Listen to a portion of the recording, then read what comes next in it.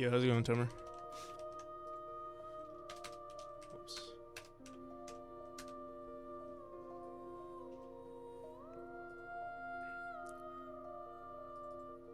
So tired. It's this was your last work day, right? Fridays. You get Fridays off. Fridays and Saturdays, right? Not sure how long you last. Yeah, I need to figure out what to do. Either I need to reset my schedule or just like keep pushing through this. Like I keep waking up like an hour later, so I wonder if I should just keep waking up an hour later and eventually it'll just reset. I'm not sure yet.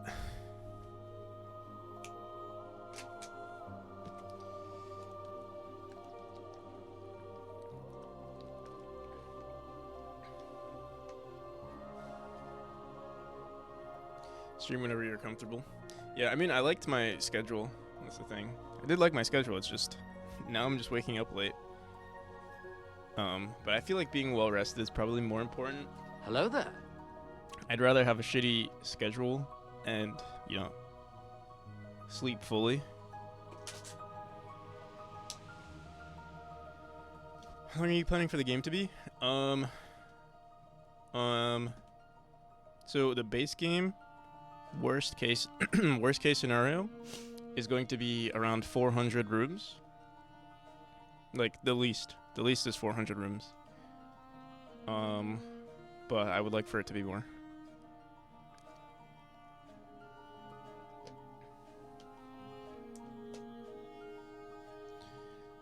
How's it going, Clonin?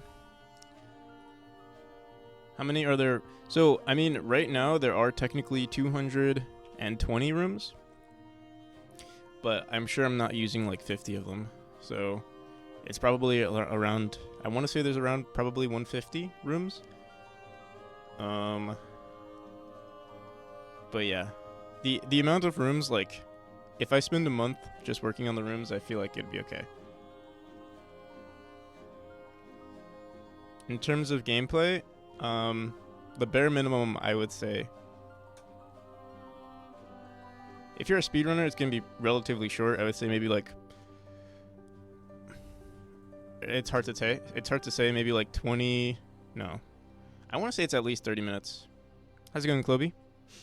If you're a speedrunner. If you've never played the game before, I want to say it's going to take around 5 hours. Considering most people, so like right now the current demo from chapters 1 to 3, I would say on average takes around 40 minutes for people.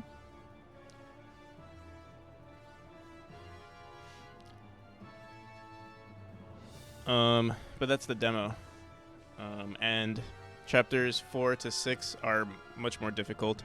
And the length of the previous rooms of the previous chapters are supposed to be expanded on. So yeah, I think around 5 hours is a good number for someone who's never played the game before. But again, I do want to expand on the game. Like, I'm not sure when it's gonna happen. Either it's gonna happen, like if I have a successful Kickstarter, it'll happen on release. Otherwise, it's gonna happen after release, where I'll just keep adding more. Like. It'll be free DLC, probably. Sub 15? I don't know. We'll see.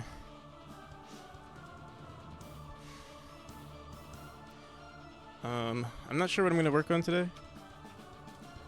We didn't... Oh, I did really want to work on the new enemy type. So we have, what, like 6 more days? 7 more days?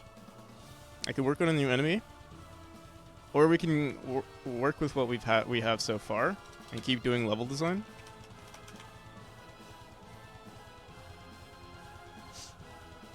Also, I decided to wear a really nice shirt today.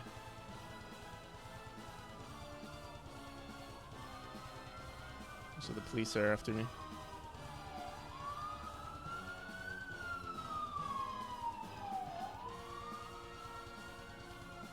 I wonder if I just leave. Should I leave it like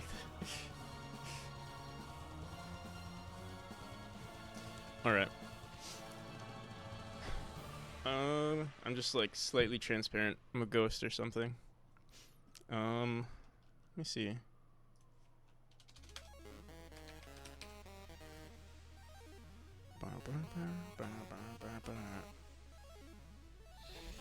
You know, I was thinking about it. I work so much in front of my desk. Maybe I should get... I see so many streamers using standing chairs. I wonder if I should get one. And then I also see people using, like, walking, like, kind of like a treadmill. Did NPC today? Oh, that'd be cool, like getting a... Dittering something pixel art themed for my stream. Well, let me see. Something feels off here.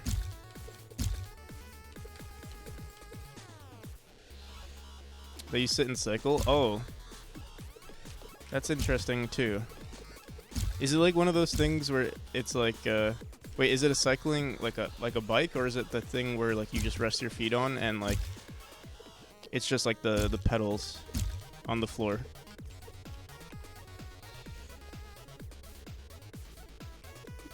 Or is it like an actual bike? Or not an actual bike, like one of those but with no handles, right? You know, actually I low-key kinda like that more.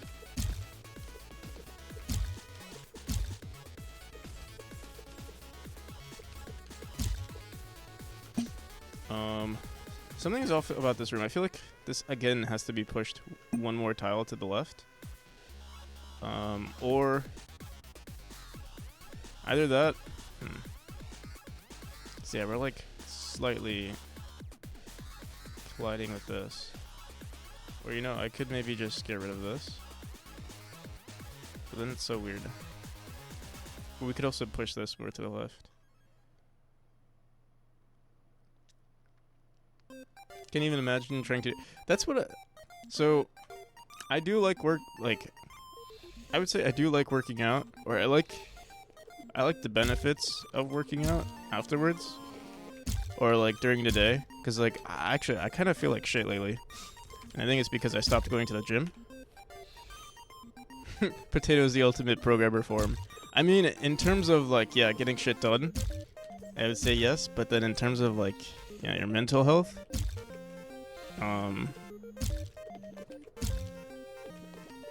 you just can't have everything, and there's only so much time in the day. And working out will definitely take a toll. But yeah, I would have really liked, like, the thing is, I would really love to bike, and I have a bike and everything. It's just, it's an inconsistent exercise form because I live in a, you know, I live in an area that has seasons, so eventually I won't be able to bike anymore. And that time is soon approaching, actually. I mean, summer's ending. Winter is coming. Depress, put on some programmer socks, and push through.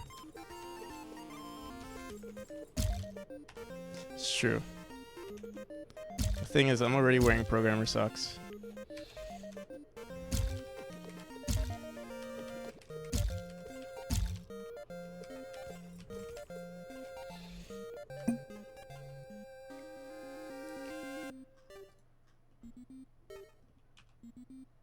Yeah. Yeah, I know what I mean.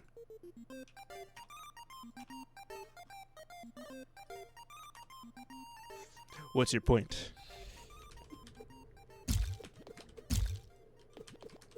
That doesn't mean I'm not wearing programmer socks. Alright, I think that's better. Try this again.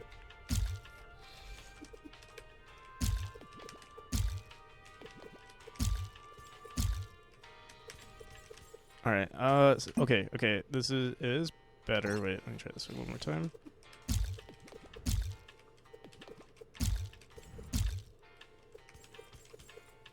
Okay.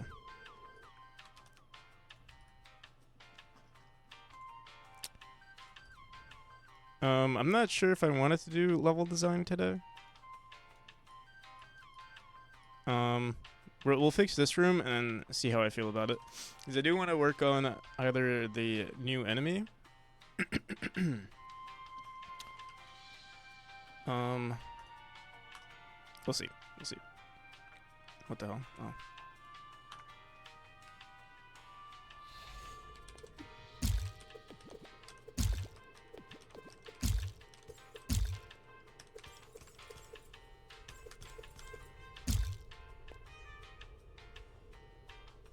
Bum, bum, bum. Bum, bum, bum. Okay.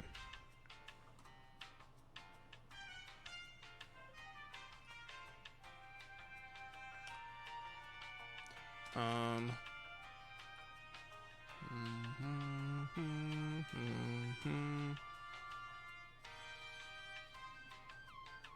let me do something real quick.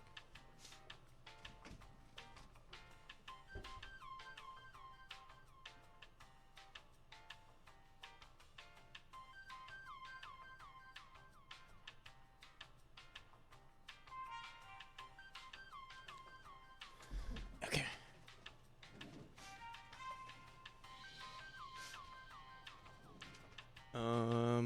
All right. This room is as good as it can be. We could put spikes around here. Don't really need to though. I guess I should put some here though.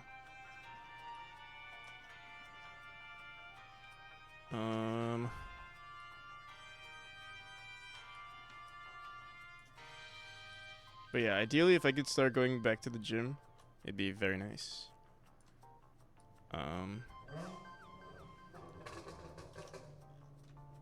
Just because I feel like in the long term it's better. I do have this habit of like I'll you know, I mean that's what's happening right now. Like I get fixated on the game and I'm like, oh, all right, time to ignore all other things.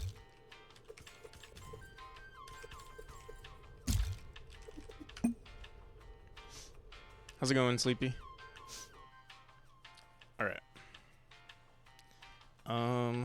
Let me see chapter 1 again. Either we're gonna do the new enemy today.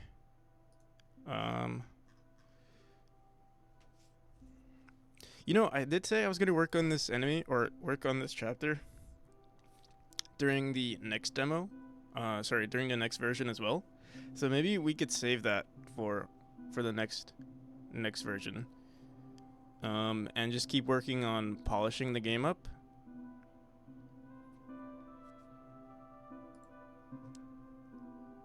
Damn it, let's look at what we've got on our list here.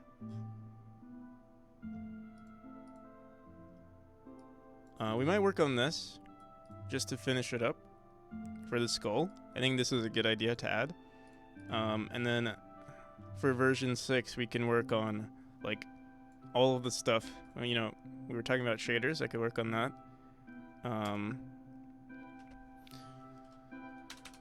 Let me see what we can do if we were to put everything into version 6, or like everything that we haven't done so far we could put into version 6. So for chapter 3, oh shit, chapter 3 mechanics.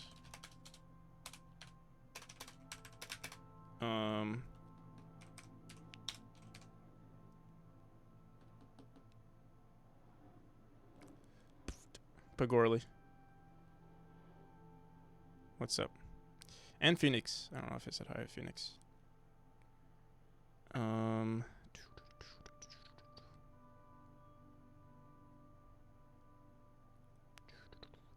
So, we'll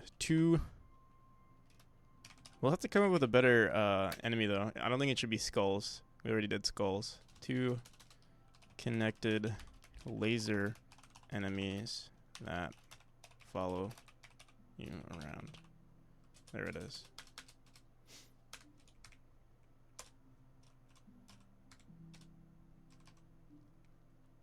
Alright, that's all we got for version 6 so far. Flying lamps, we did that. Parallax, we did that. Update foreground furniture automation. So we technically have this done, but we just figured out for chapter 1 it's not going to be automated, except for I guess the top furniture and stuff. Pilot light for pressure plates. Fill entire chapter with thorns. Maybe for this version we'll also update like chapter 2.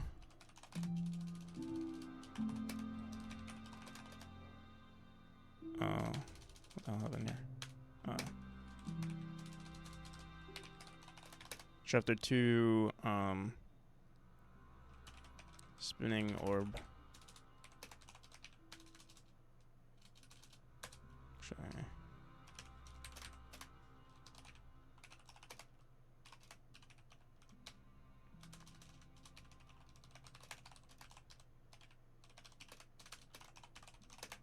so we could do something like that. What the hell happened here? Why is this not working?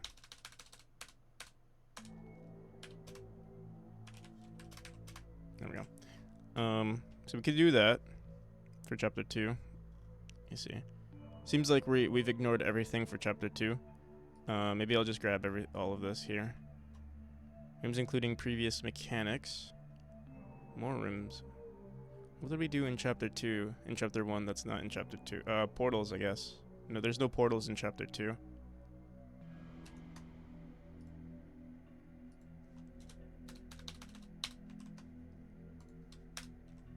Why is this like, I feel like it's... Oh, there we go. Firebox don't animate. Okay, yeah, this is a bug. Organ decorations. Don't force the player to jump on the sides of... Don't force the player to jump. Okay, yeah. Connected enemies that disappear when you hit one. Potential mechanics. Oh, okay. Patrolling enemies. Spike enemy. Include level 4. Include chapter 2 mechanics. Yeah, it would be really nice. Maybe we should do level design today. We still need to make updates to... Let me see what chapter 1 looks like.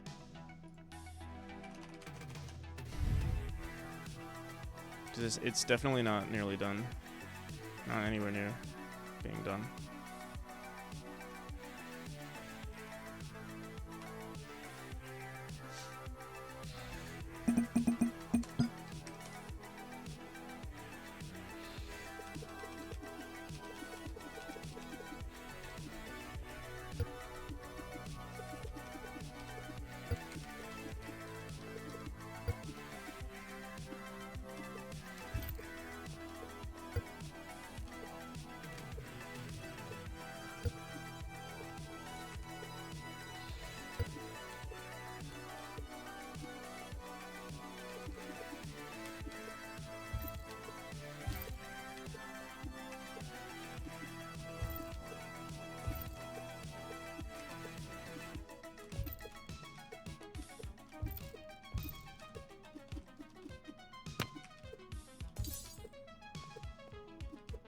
We're gonna update how those lights work, and Loki wanna finish that today actually. Just Loki, only Loki. We don't have any. Still, we have no decorations for the floor, but again, I might just do that manually. Unless we can think of something, but I still have no clue.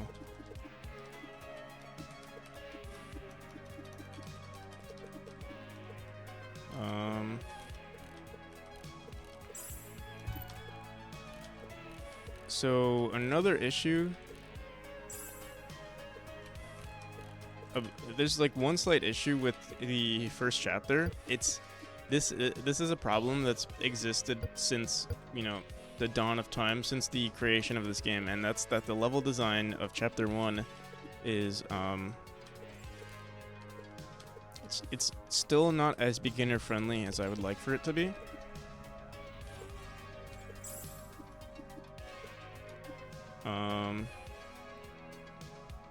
That's a problem.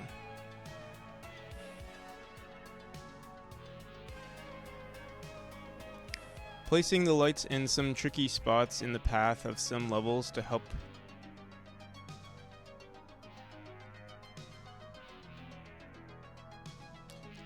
I have actually thought of that, but like, I wonder if players are. So originally I had this problem of like, oh, players don't know where to go, but I feel like now it's not really a problem. Because, I mean, it is super linear, like... There's only one, like, there usually is, like, a light right here or something. Like, this area, there's only one place to go. I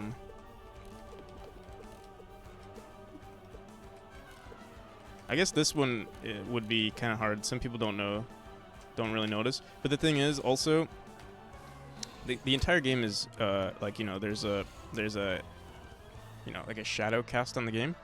And,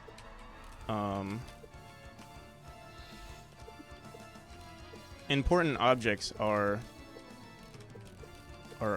unshaded, so like they're brighter than, you know, spikes are as bright as they can be, springs are as bright as they can be, you know what I mean? So like I feel like that shouldn't be a problem. I will do it though, like try to guide use the lights to guide the player on where they need to go. But I wonder for certain cases if it would be distracting, like right here, where like there is already. Here, let's see. Maybe we'll do some light designs here. Adding lights everywhere would be a nice addition, actually. Well, I think we're almost. You know what? While we're adding lights to every room, might as well like also update the rooms, like, or like let me see. Do we still have it as a favorite? Floating lamp. Okay. So like I need to put a floating lamp here. In this room there isn't much room. Oh yeah. The very vertical. Yeah, the very vertical room is they're probably, let's see. I'll actually explore it right now. Let me finish up. Do I want to put, see, is there a furniture tile map here? Furniture boxes. Furniture tile map. So I have this furniture boxes and furniture tile map scene.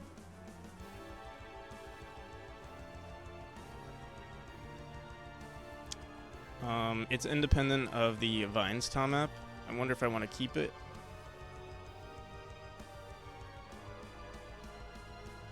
Or, oh, you know what would be nice? Just putting a bookshelf here. So, the one issue though is if I'm gonna move it to decor.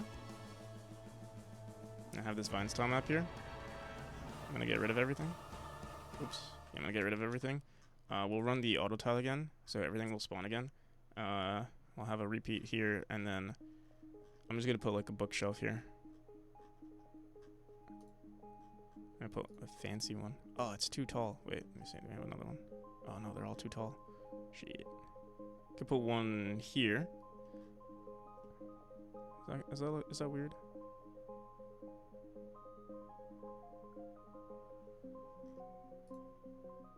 We could, I guess I could make this one tile shorter. Or I could do that too. Whoop, fuck, what did I just do? Could also do that. Or we could also just put bookshelves in the background. Yeah, let me see what this looks like in game.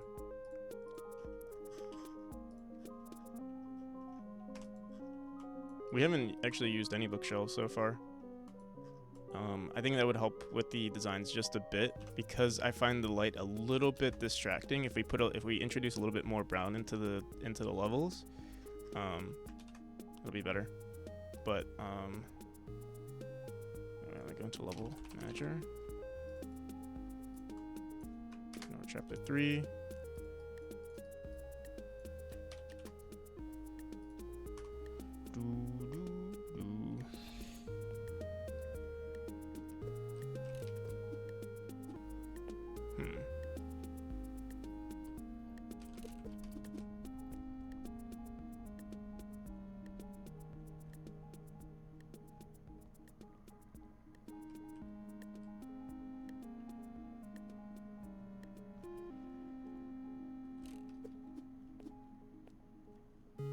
I feel like this, you know what I should do?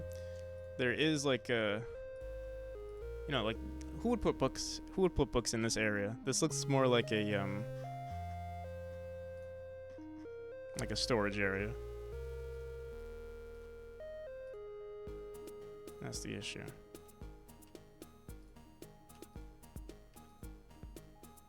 No one's putting books in this area. Only crazy people put books.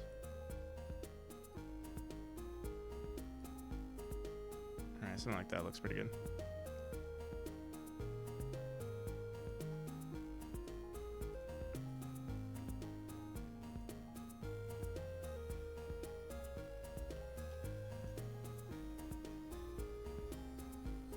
Yeah, and like, again, placing these manually looks so much better than anything we can achieve procedurally, I think. Oh, fuck.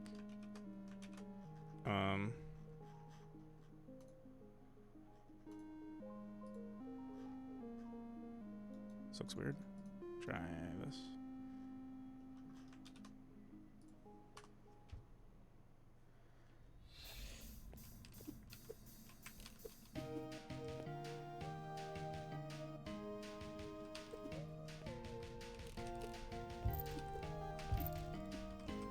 Same with this area. Okay. I wonder if there is anything I could do like to procedurally. The thing is, we would have to like check for every like the boxes would be a lot different. Like boxes you can stack. Chests you can't. Certain things you can't stack. You know, the table you can't even stack because it's not even a full. It's not a full 2 tiles, so it would float on the next one. Unless we like procedurally drew them in like, you know, in editor, like, you know, in a drawing tool or something, then we added sprite sheets or like different collections of furniture placed around. But yeah, that's another story.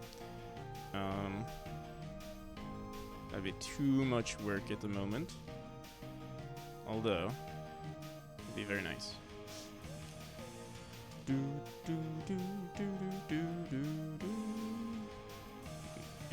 I'm actually wondering if I should if I could hire an artist to just do that. I don't think it's like that much work. It's just, it'd be interesting. Let me erase this. We'll grab more furniture to manually place everywhere. Also, I keep following the same pattern, like a pyramid of boxes, but I guess that's really all you can do. I guess we could do that.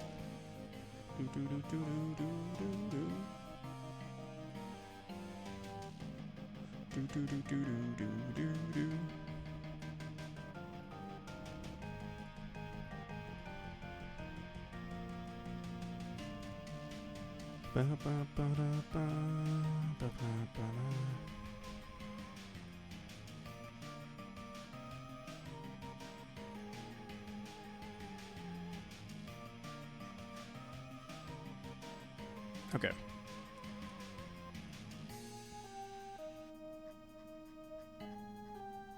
Yeah, I'm still trying to think of like ways we could procedurally place this, but it seems impossible. Yeah, how's it going, Cricket? And Dev. How's it going, Deborah? How you doing? Pretty good, pretty good. Can't complain. Poo Stack, welcome.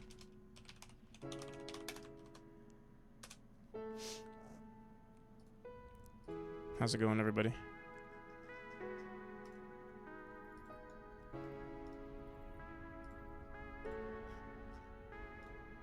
We are currently, so I've been struggling to figure out okay.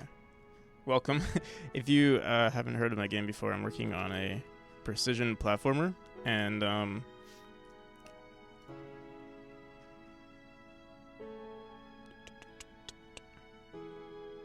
have we started the fire? What's that song? We didn't start the fire.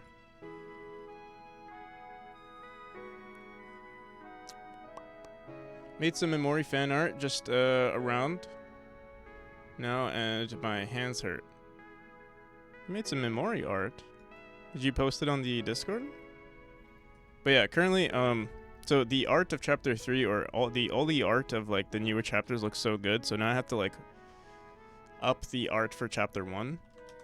I'll show you guys what I've been working on lately. But yeah, how was your stream? Oh my god, I hate when yeah, let me close. I don't know why it does that. I don't know why Twitch thought this was a good idea to like add people as like Oh, add them to as a guest or something. It just like blocks the chat. Posted it on Discord. It was always burning. It was always burning since the world was turning. That's some boomer music for you. Ooh, really cool.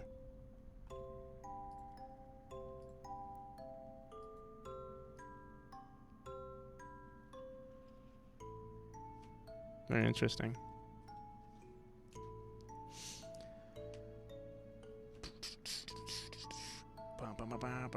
But yeah, Cricket, what you been up to? Had to ripcord out of stream.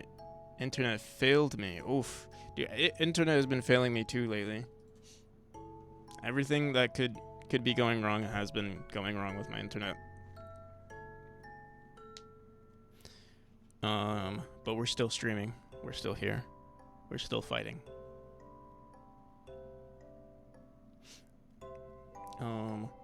Yeah, it looks pretty cool.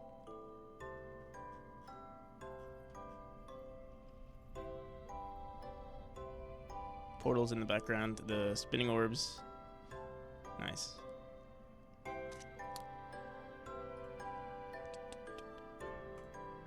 Did I show what we were working on? Give me 1 second. So we added these floating lamps, which I think look really cool. Put it in decor. They're only slightly animated, but I think it's good enough because otherwise it would be too distracting for the game. And I actually might even reduce the animation, because it might be too much. Also, this room needs some updating too. Who played my game recently? Papa Phantom played my game, and I noticed. I mean, eventually he got it, but I was scared that he wouldn't, because you have to jump here. Also, like, it's I keep trying to teach this to the player. They keep going up here, dashing onto the wall, jumping over here, and then they jump across, and they don't know why it's not working. I don't like, and I spent so many rooms earlier trying to teach that you need like the first room right here. You're forced to dash, and then you can't do anything else. You have to jump across. And we do it again. You dash and you have to jump across. But I mean, I guess.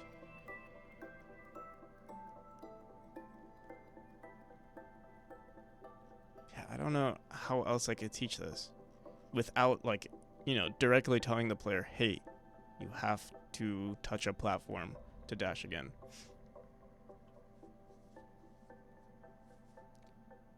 Sort of feature lock by Sunday to focus on stream and polish. Feature lock as in, like, not work on anything new and just stick to what you've got. Are they blind to that as a hint, though, because of the visible space?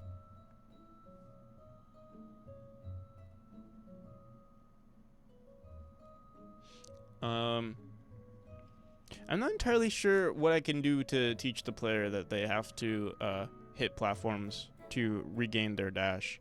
I think eventually they will figure it out. I guess I'm just frustrated that they haven't figured it out by now. I guess this could be the pivoting moment where, like, this would be the first, hurdle.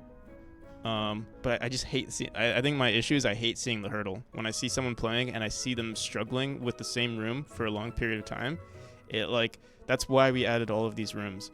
This room is a replication of this. Where is it? There was an older room that this was based on.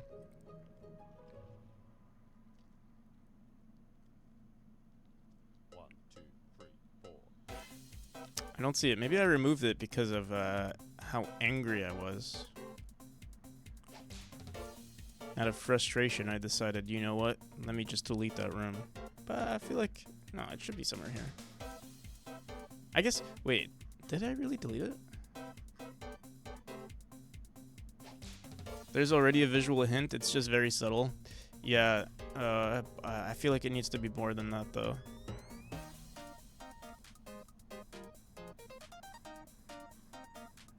Or I just keep rewarding the bad behavior until, like, maybe eventually they'll figure it out, so, you know, subconsciously.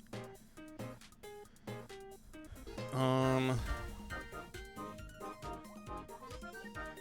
maybe I need a better visual cue to show that they have a dash. Do. No more jumps. You can't do that. Maybe I could do that. Make a sound if you try dashing when you don't have a dash. There's like boom, like a sound cue. That's like error, you know. That wouldn't be a bad idea.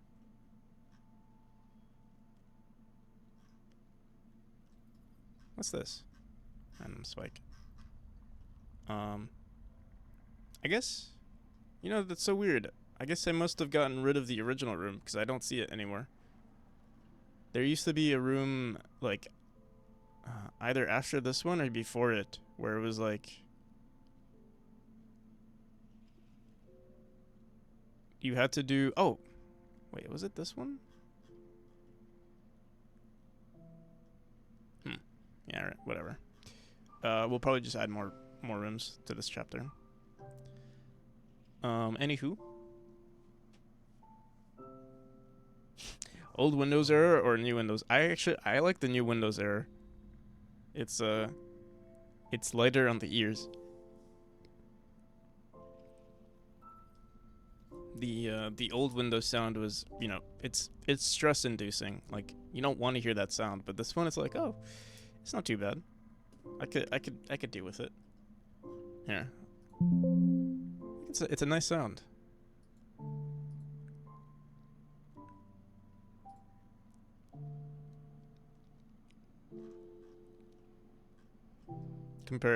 What the hell is this? Dude, you know, actually don't know what's causing this. Shit. Warning, too many errors. We had, you know what I think it is? I think I'm not pausing the game on Alt Tab. What the hell?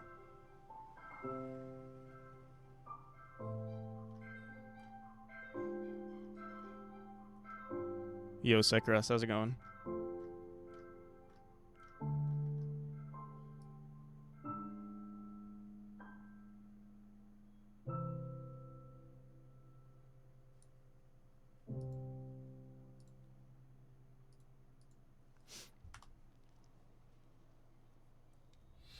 But yeah, let me see. This is the only issue that I'm like. The one thing I want to fix with chapter. Oh, also, either we want to move the z index of these. I low key want to put the furniture or like the particles on the lowest z index, so they don't interfere with the gameplay. But they should spawn on top of the furniture. Gotta mosey out, unhitch his horse. The women folks needs maybe so. Yeah, it's been swell. Giddy up. All right, see you later, cowboy. I'm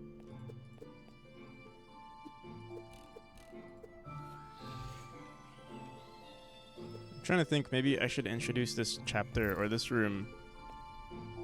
Maybe I should introduce this room sooner. New candles, yes. You like them? They're not perfect. Right now they're based on the direction to player. Probably do it based on the direction of the player. Cause yeah, right now sometimes like it looks like the direction to player technically I guess was a little bit higher. We can change that right now actually. I think it's a quick fix. We say current speed. Let's just say motion dot normalized. Move direction we'll say is equal to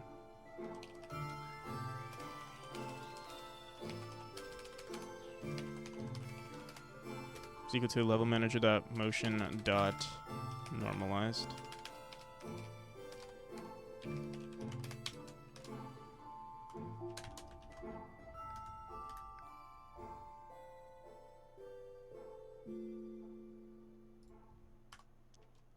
That way if the player, like, depending on where the player goes, it'll also go. So if we jump up, it goes up. If we dash up, oh, fuck. Fuck. But yeah, it's not perfect yet. Why normalize and multiply by the length? By current speed, you're right. Current speed, oh, because current speed is not necessarily, I guess we could do it here. We could check if the speed is, if we wanted to fix this.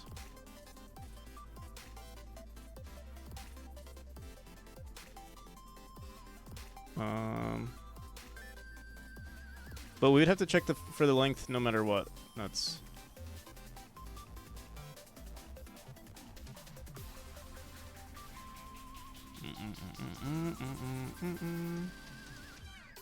This is going to be redone anyway. What we're currently doing is also kind of weird.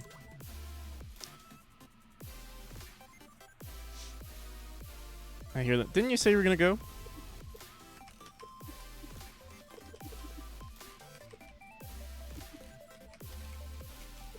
I'm just kidding.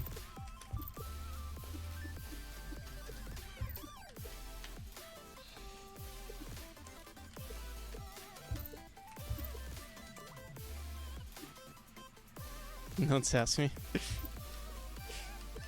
Alright, peace. Peace, Cricket. Thank you again for the raid.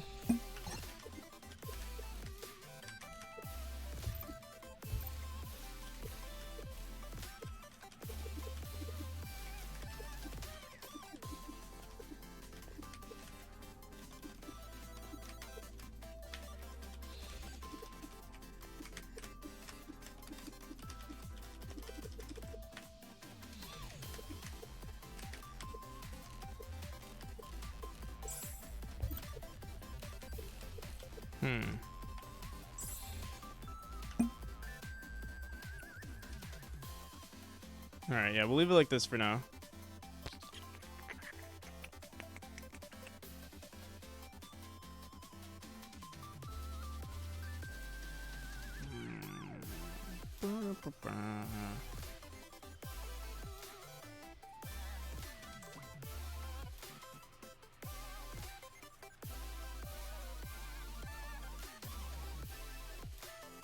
So yeah, this is still a problem.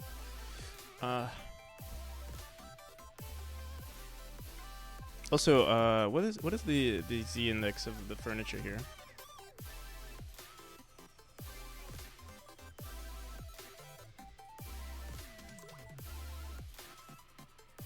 Vines tile map Z index. It's set to 3. Let me set it to 2. Not sure what our particles are at.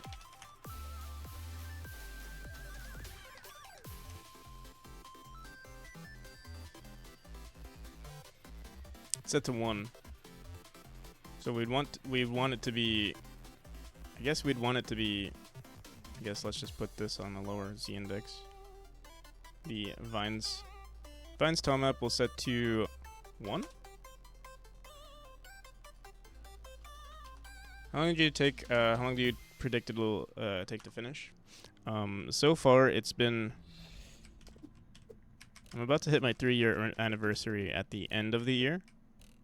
Or like, I think in November. But the development of the game was a lot slower in the beginning, just because I was still learning a lot.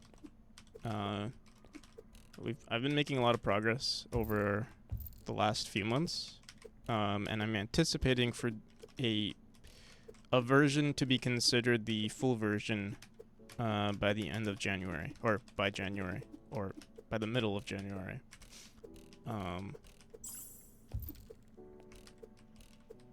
So yeah, but I do plan on, I do want to still work on it afterwards, so yeah.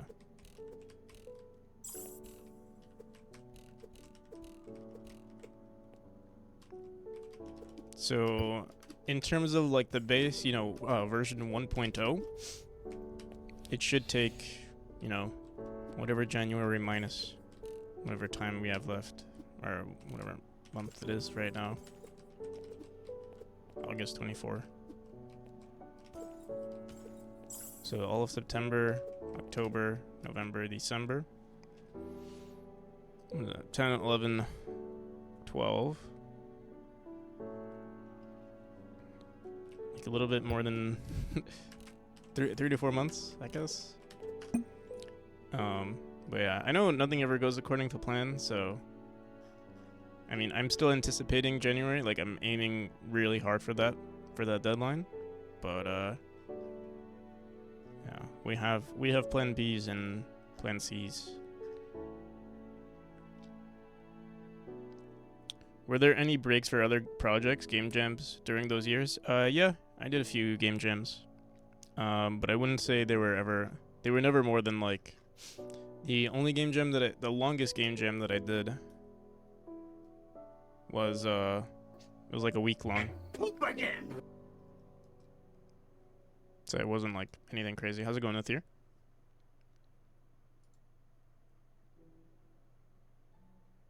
Game jams are by far the best way. Yeah, I agree. Definitely agree.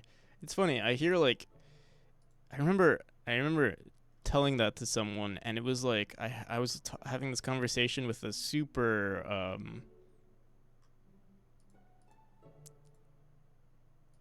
I don't know, someone who was like super stubborn about like developing their game. And I mean, they had a game that they developed, but they were like they really wanted to have an argument with me because I was I was talking to some some newbie game dev, and they were like, yeah, I really want to get into it. And I was like, yeah, do game jams. Like, that's the best way to learn how to become a game dev.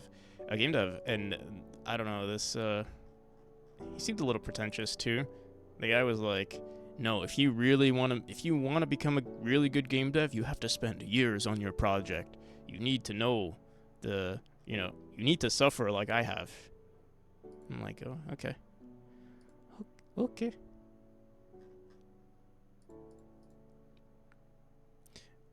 Can never finish a jam game.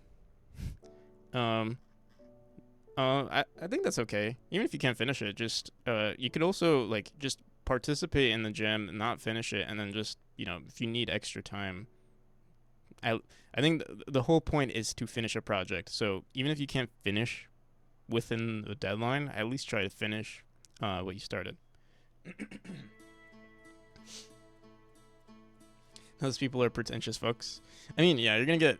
I think in general, I mean, you're exposed to the internet. There's every type of person out there. So. Oh wait, this is the furniture tile map. So what we've been doing lately is I keep grabbing the vines tile map from this,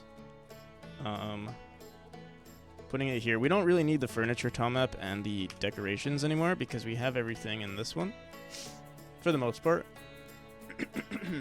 Hello there. Yeah, how's it going, Half Moon? So an aspiring game dev tried to tell you a game dev how to learn game. No, I was talking to. I mean, also, to be fair, I wasn't even that experienced. It was like a year into my game dev journey. I was like talking to someone who never did game dev, and I was like, yeah, game jams really help. I mean, that's how I start. I didn't start with a game jam, but I started with a really small project, and I mean, it helped me, learn the ropes.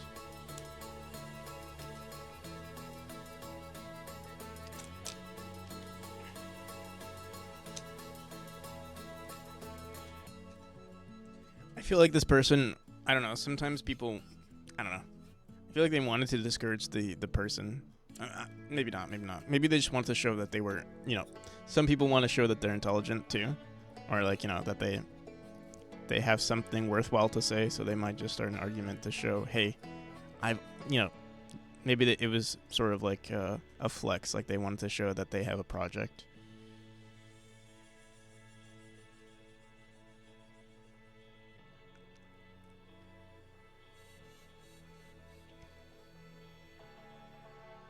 Loud talks, no works. Yeah.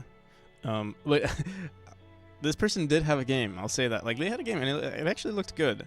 But I think, sometimes, I don't know if you guys have noticed this, and I'm actually worried. and I won't say this is every game dev, but I feel like the larger the game dev, or like if they have like a really big project, you'll notice some of these game devs are like. So I noticed some big streamers or like some big game devs who are like have really large names or like just really relatively big titles for an individual to have on stream. Sometimes I feel like they're very grumpy, which I mean I get, like if if you're doing this for a long time, you're stressed for years. They tend to be a lot grumpier. I wonder if that's gonna happen to me, because like right now it's pretty chill. I also don't have maybe the same struggles as someone who maybe there might be game devs who are doing this. You're already there. Maybe he was really constipated. Yeah. I'm pretty grumpy. Yeah, Sekiros is pretty grumpy. No, but yeah, I see some grumpy game devs, and I'm like, and it's always like they always have really impressive games too, and so I'm like thinking like, oh, is this what I have to look forward to? It's like you do this long enough and you just start to hate it. Like you have something really impressive to show, but at what cost? It's always like the smaller game. I'm not gonna say every game dev, because there are a lot of game devs who are working on super large projects, and are pretty cool. Like sometimes I look at what's his name, Irish John Games, and like sometimes I look at a stream and I'm like, oh, he's so stressed. Like you could see it in his eyes, like he's just working so hard. But he's pretty cool though. Like you can see the stress, but you could also see like, I don't know, the passion in his eyes or something. I don't know. And I'm also not gonna name anyone who is like that, but like, then you'll see some other devs who are working on other really big projects, smaller than project that Irish John is working on, and you can just see like, I don't know, maybe they just don't have patience for their viewers or something. I don't know.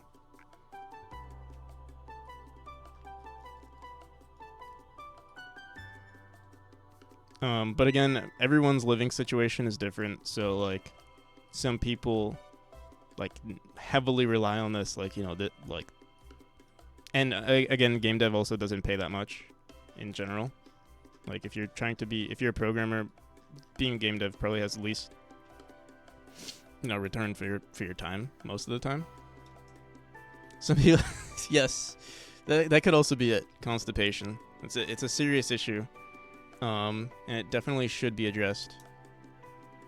That's why I take the time to, if I have to use the bathroom, we're gonna pause the stream, or I'll show my poop stream notification, and I will use the bathroom, because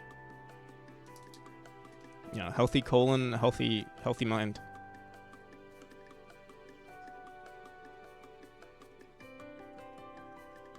That's why I'm always grumpy, yeah. It's a serious issue for game devs. Probably the number one cause of stress amongst game devs. That and Godot bugs.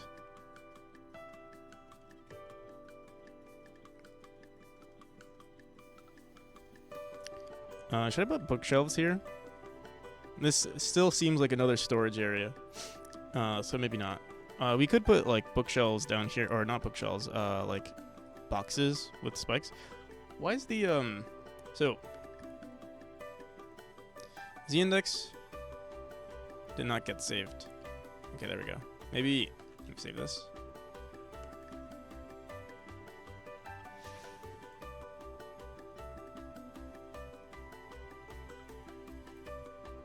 I tell them it's probably because they're constipated. Is constipation an issue? I remember earlier in the year, constipation was an issue for me, but it was because of my diet. You can't say a ho in this tier. I'll allow it.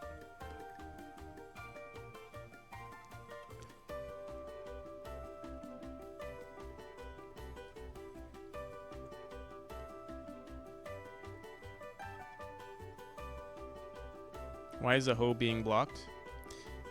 Because imagine how many women streamers are out there and how many, you know,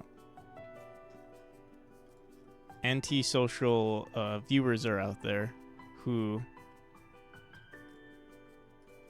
you know, maybe have had no interactions with women and don't know how to react to someone, you know. What am I trying to say here? You know, they have no riz. So then they start insulting the streamer. I would assume, like, that's why. I'm sure there have been many reports of the usage of that word. Fair enough. In short for asshole, people say a-hole, not a-hole. I don't think anyone says a-hole. But yeah, the thing that got blocked was not the a-hole part, it's the hoe part. Although, yeah, why can't you say hoe? Hoe's an actual word.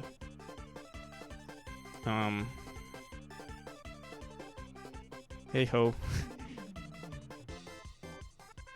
See, actually, hoe, usually in slang terms, hoe, like the way Pustak spelled it is actually the way you say hoe. The way you know, the insult hoe is spelled that way.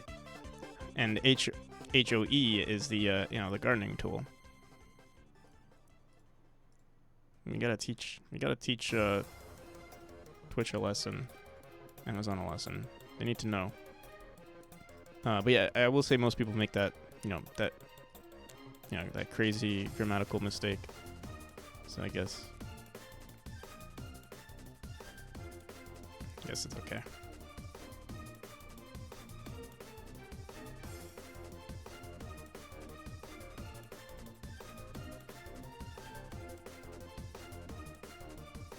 A hole is fine, yes. The buttocks, the colon is okay to say. The gardening tool is not okay. The more you know.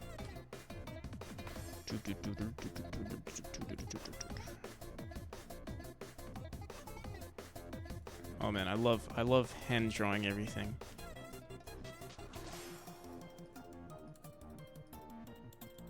But I think it'll be worth it.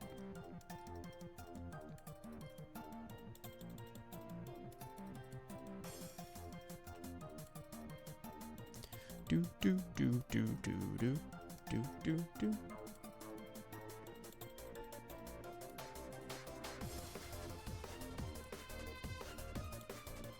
The Gorley, you're such a colon. All right, I'll see you, Tomer. Peace. Thanks for sticking through. Do do do do.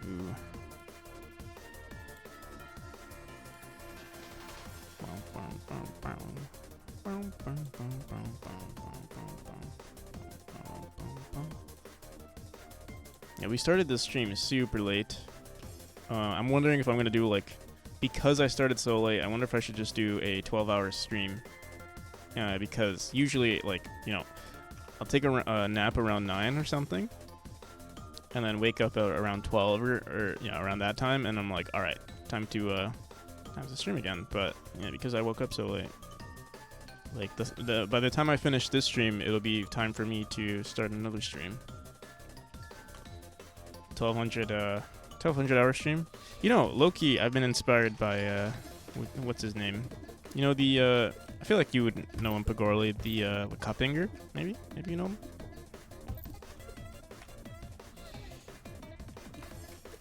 I think he just did a 100-hour stream, or close to one.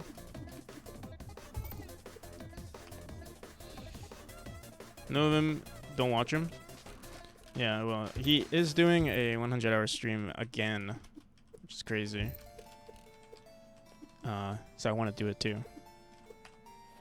Oh yeah, the furniture, definitely, I don't know, hand placing furniture just looks so much better, obviously, compared to procedurally placing it.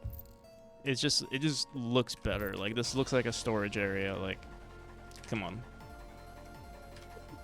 It's just time consuming. Now I have to go into every room and just. Yeah, I'm an interior designer at the moment. Let me get rid of this.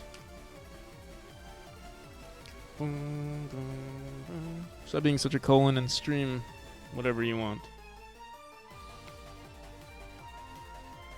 I want to be a hot tub streamer. That's what I want to be. This game dev stuff is not working out.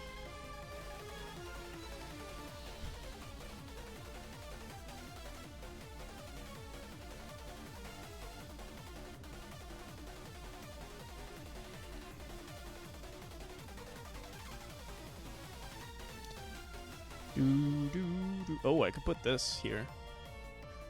Forgot we have this. Put one at every. Oh, it sucks that they're not like. It's.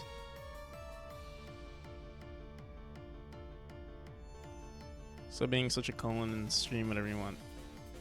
I feel like a kid who just learned a new swear word. That's not a swear word yet. Oh yeah. You like feel cool about it. You feel like you've hacked the system. You're saying something that's bad, but it's not actually bad.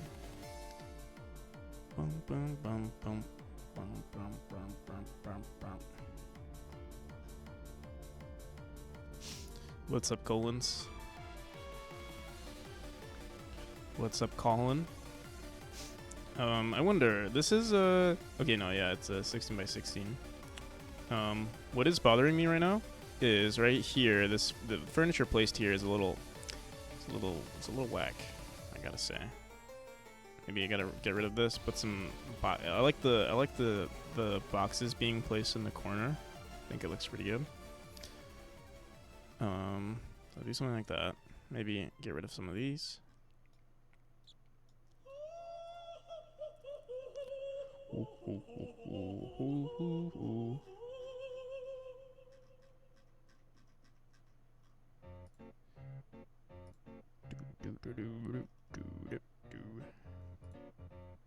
Not much pancreas.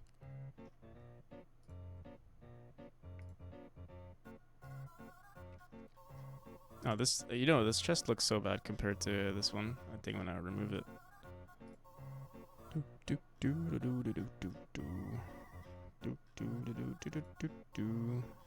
All right. You guys like this design? Should I put a? I wonder if I should spam more torches everywhere or more lamps everywhere, like one right here. Oh no, we can't place it in. I mean, we could.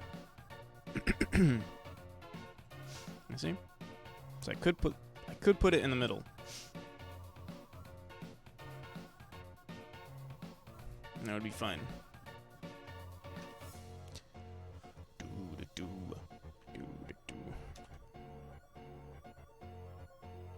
I could place another one here if we really wanted to. Oh.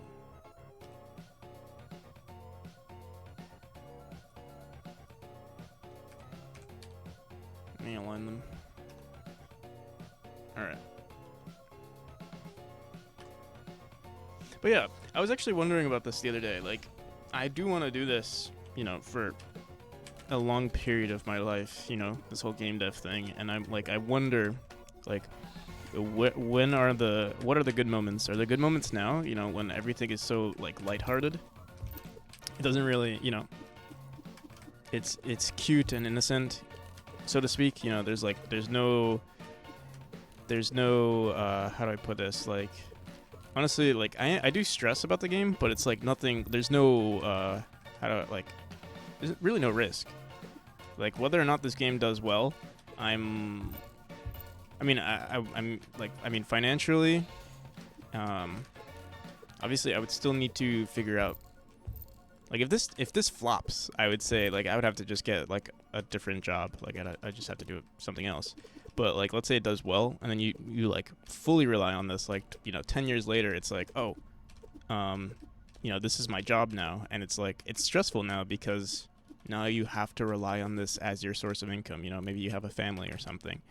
And then that's when it becomes worse, because if you don't succeed, then, you have people that are relying on you. The good moments are the friends you made along the way. Maybe the true treasure is the friends you made along the way. You rely on me? See, that's why actually I stream sometimes, because I'm like, Pigorly. Time for me to go to the dentist. Alright, Sekiras, peace. Hopefully they don't hurt you. But yeah, what was I on about? Yeah, like, I don't have anyone to rely on me, so it's easy for me to do this and, like, not care. I don't want to say not care, because I do care about how this game does, but, like, it's like, oh, worst case scenario, the game just doesn't do well, like, big whoop. But, like, if I had a family, it would be a different story. I have children to feed, my kids are starving, and I'm out here making games. See ya, Sekros. I guess, yeah, I think that's what I was trying to get at, is that, like, yeah, if you have kids to feed, or, like, if you're not set financially, you're not, I don't know if you guys know the subreddit, FIRE, financial independence, retire early, I think is what it's called. Yeah, if you're not a part of that group of people, doing, passion, like, if you have a passion project but also want to profit from it, can be very difficult, especially in game dev, just because like, it's a very saturated market. So, like, also, I don't want to discourage anyone from doing it, because, like, I mean, I know it's a saturated market. I don't care. It's a saturated market, but there are a lot of gamers out there, so don't feel discouraged. But yeah, the main reason I stream is because of Pigorly. Yeah, there are a lot of niches you can fill. For sure. And people, I feel like there's this common misconception, like, oh, a certain population of games are dying. So, like, for instance, let's say you want to make ASCII games. ASCII games are, like, they're kind of, it's like an old, or like text games, for instance, are very old. No one really plays, like, the modern gamer doesn't play text games anymore, but it's still a growing audience, you know what I mean? Like, I mean, for now, it's still a growing audience. Or make a manager game, they'll play anything. Source, I like manager games. Yeah, I like manager games, I would say, but the issue with me, like, I feel like a manager game is very similar to programming, right? It's kind of like, I think that's why I really like RimWorld, or, like, I've never played a Factorial, but, like, that type of game is very satisfying to me, because it's like, yeah, it's kind of like you're trying to optimize your whatever situation you've been put into. That's basically programming. And but then I feel like that ruins I don't want to say it ruins it, but, like, I like playing those games. I wouldn't want to make that type of game, because then it would, like, ruin that type of gameplay for me. You know what I mean? I would never want to play a manager game, because I'd be like, oh, I already made my own, or, like, I'm making a manager game myself. Like,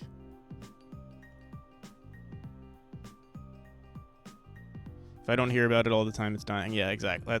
That's what people usually, like, pixel art, for example. A lot of people are saying, oh yeah, like, why are you making a pixel art game? Like, the new COD is where it's at, or, like, the new have you seen the new updates made by Fortnite or something? Like, something like that. Like, yeah, Fortnite is obviously one of the most popular, or battle royales are still very popular, but that is the main, that's, like, probably one of the top niches in gaming. But yeah, as an individual, there are so many things, so many like, markets that you can fill, and something, I don't know, 100K per year is not much for a studio, but for an individual, I don't know. I'd be very happy with 100K. I'd be happy with half of that. Work, doing something I love, so, like, making a game and only making even minimum wage, dude, I'd be happy with minimum wage. working on my game, and I think that's like an achievable goal. And obviously, once you set those smaller goals, then you just expand from there. But yeah.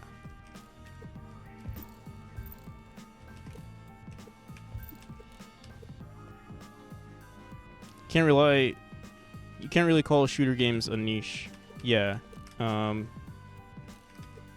It's not niche. I guess what I mean is like they usually call niches, like, at least in like, I don't know, in like in SEO and stuff, they call everything a niche. So like, how big is your niche, But it's I guess it's an overused term, or a misused term at this point, because most people are like smaller time people. So it's like, oh, yeah, everything's a niche. Most people's things are a niche until it isn't.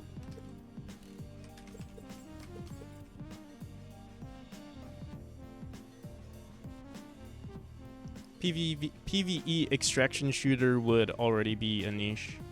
Yeah, so I mean, like, what's a niche? What's that game that a lot of people are playing? The PvE extraction shooter? Deep Rock Galactic. I feel like everyone's been playing that lately. Yeah, I keep saying this, like, I'm really loving the art. I feel like every time I update the game, I'm just like, wow, it's so pretty. And I'm gonna say the same thing in like a few months from now. Something about this, like, I'm gonna look back at this and be like, wow, this looks like shit. The lights are bad, but yeah, we're updating it. We're still taking our sweet time. Rockin' Stone Brother.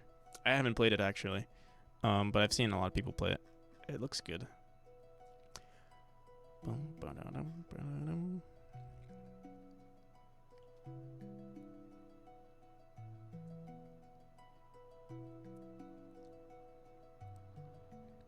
It's great if you play with friends, yeah. That's a shame. That's a shame. All these games, they require friends, apparently. No, I'm kidding.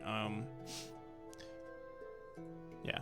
Honestly, co-op games, I feel like, I don't know how many people are making co-op games, but I feel like it's a pretty good market to get into. At least acquaintances. No, I was joking. I do have friends. I have friends.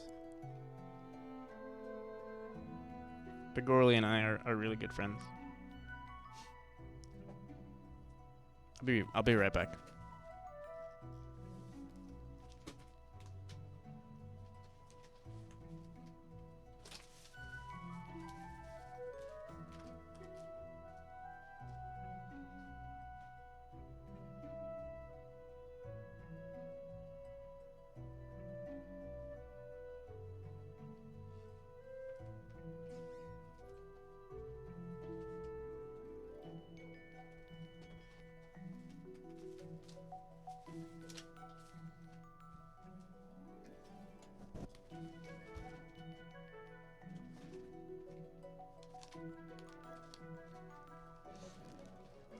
What happened to my camera?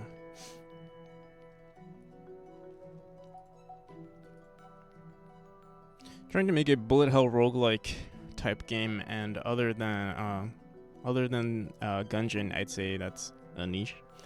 I mean, there are a few games like it, but And now for something completely different. So I also, like, low key, I really want to make a Metroidvania. I think I would have to do it with like a team to work on a Metroidvania, because it is kind of oversaturated. But Metroidvania just sounds like so much fun to work on. I mean, it's platforming plus combat, I mean, I would say I'm a pretty good platforming dev, and combat would just be the extra layer, but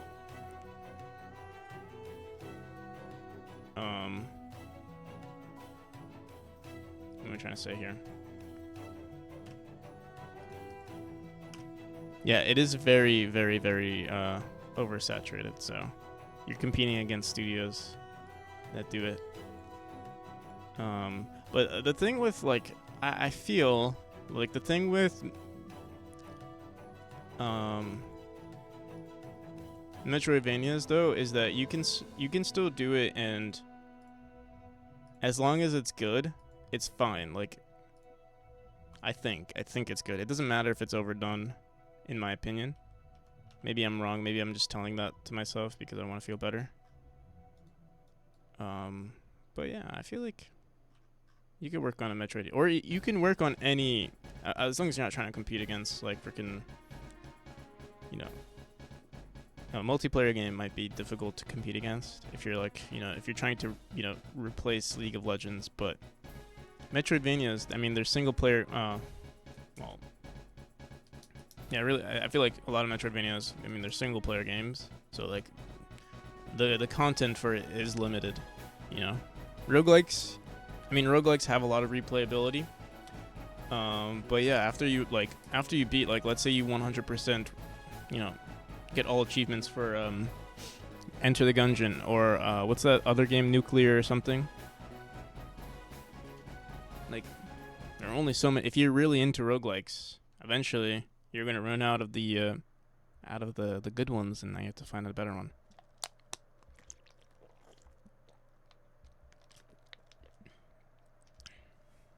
I'm the type of game that looks like 3D games, 3D and hisses,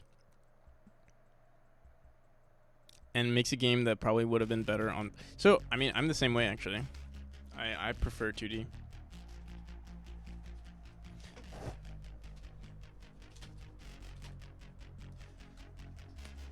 My attitude towards it though is that I think 2D games are better, like or have the potential. If you're a smaller studio, or you know, just an individual, you can make a better 2D game. If you don't have like the artistic skill, for like me, for instance, I don't have the ability to make my own art. In terms of mechanics, I feel like I can still maximize. There's so much possibility in 2D that like, I feel like 3D would be limiting myself because I can't maximize on everything. Whereas with 3D or with 2D, I can get closer to maximizing everything.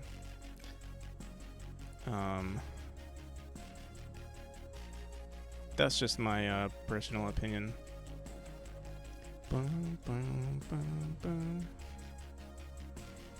That's just like your opinion, man.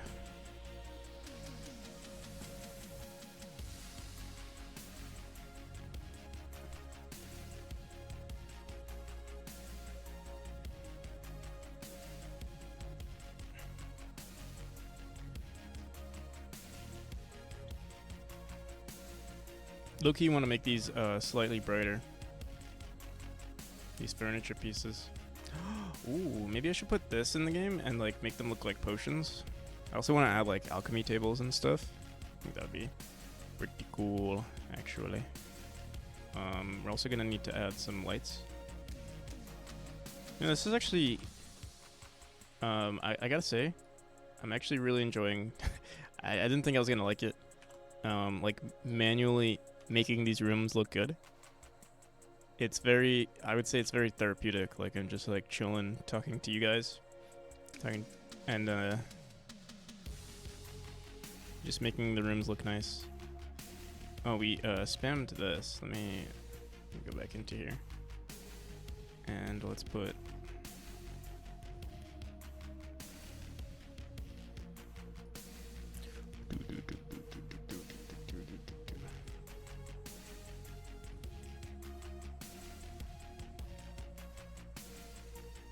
I wonder if I should put like another piece of furniture that isn't this. We could put like, so we have a bunch of stuff. Like I could put a table technically. Wonder. Could put like a table and then let me see. Could also just put a bench here.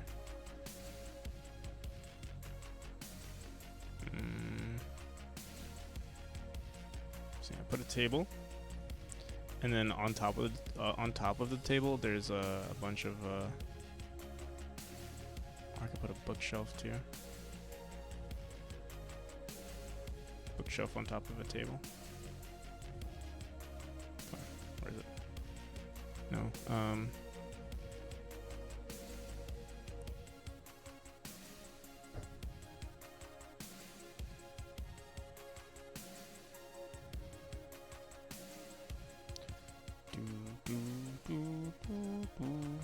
I just realized there's an extra pixel sticking out on top of this table, but it does stack pretty well on top of this one, so it's like doesn't matter.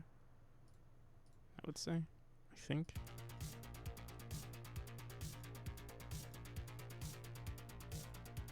Oh, what the hell? Oh, dim. We have to do it like something like that. And wait, why is this? I guess it is stacking. IndieMan64, welcome. How's it going?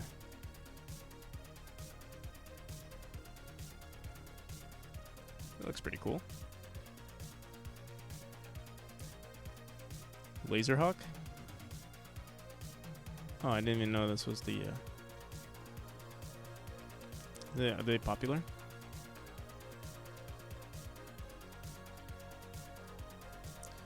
This song reminds me of if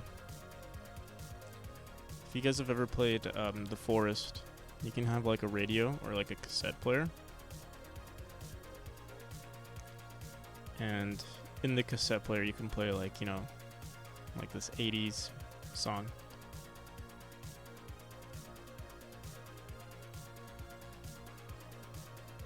It's the only album I know. There's, oh, I see. Is it a part of a game?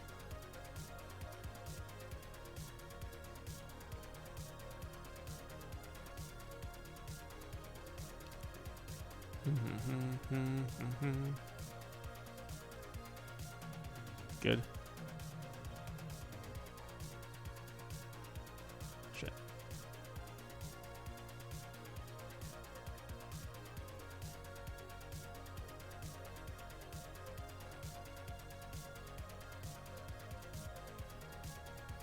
So your game in the corner? Indeed it is. It is my game.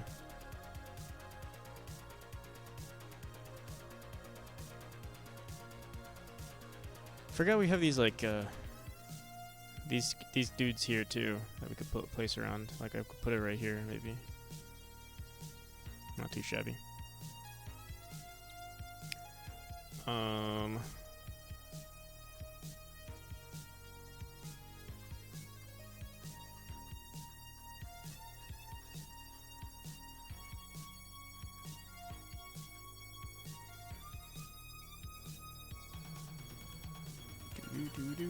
Do.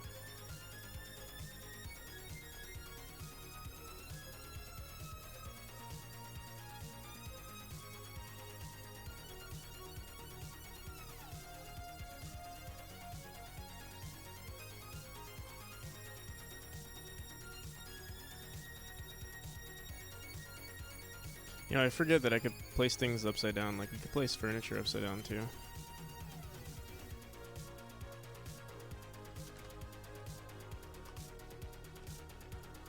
Thank you.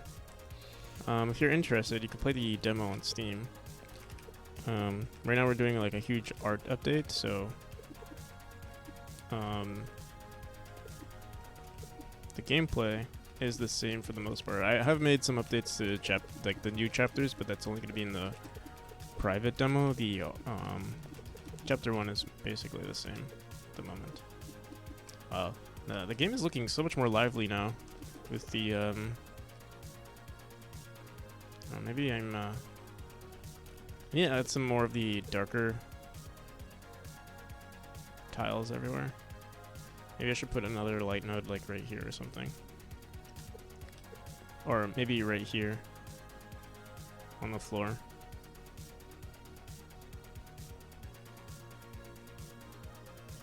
Yeah, I think I should. Because otherwise it looks weird. There's 1, 2, 3, and then it feels like there should be one right there.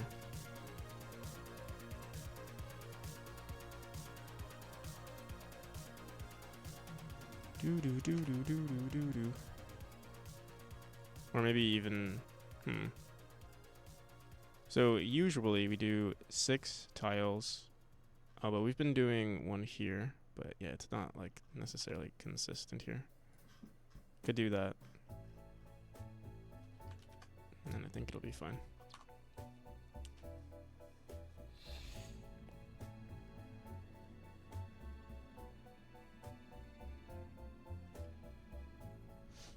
Add some variance to the blue walls. Yeah, so there currently already is. This is like just a storage area. So here we go. This is. We'll definitely try adding more. Like maybe like for instance, like a sewer thing on the wall right there would be pretty cool. But let me see if I could find a good. So you can see there's wood planks right here. It's not too noticeable, but yeah, there's bricks than wood. Originally we made it darker though, but we do also have there's bookshelves too as the background. I haven't put it everywhere because well, yeah, these areas are more like bookshelves, but as you progress through, this looks more like a storage area, and then as you get further up, we'll probably bring back the bookshelves to make it look like a library. Although, maybe not. I'm not sure yet, because, like, maybe we'd want to introduce a different type of area. A lot of bookshelves here.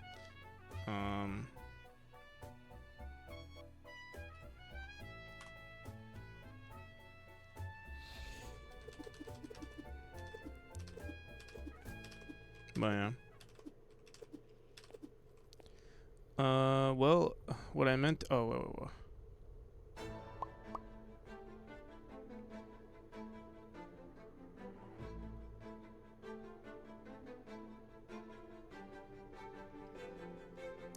What I meant is the walls where you aren't walking. Below the walking area.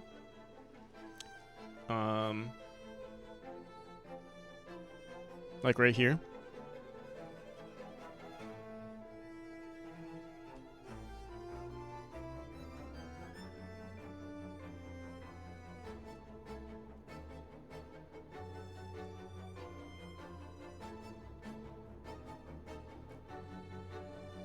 Oh, accents on these? Like for the walls that are unimportant? Or on this stuff?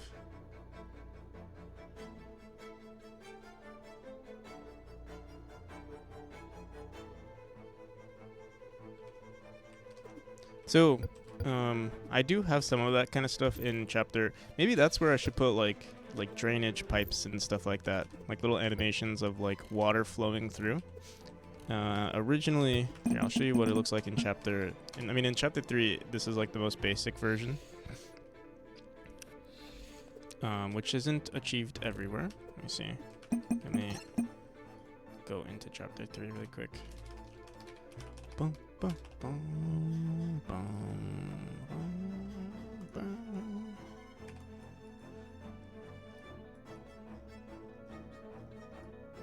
Like I have details like that. That's about it.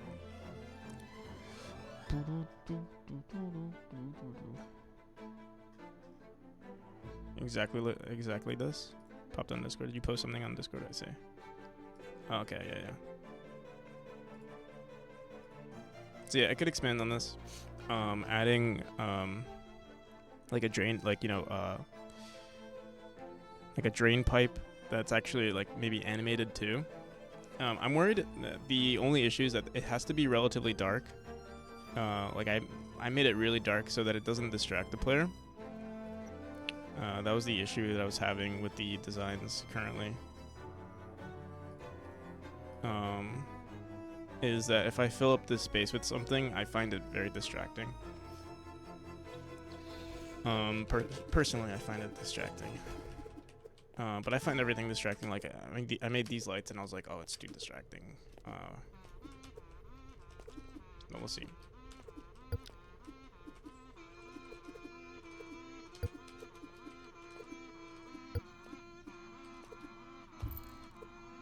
another thing to add to the large list of things to do.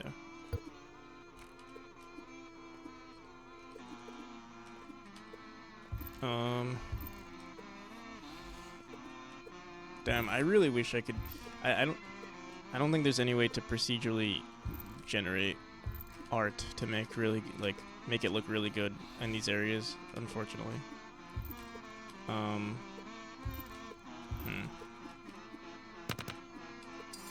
Sorry for adding more work. No worries. It's good. It's good to have. I don't know. I feel like eventually I'm going to need. So like there's obviously there's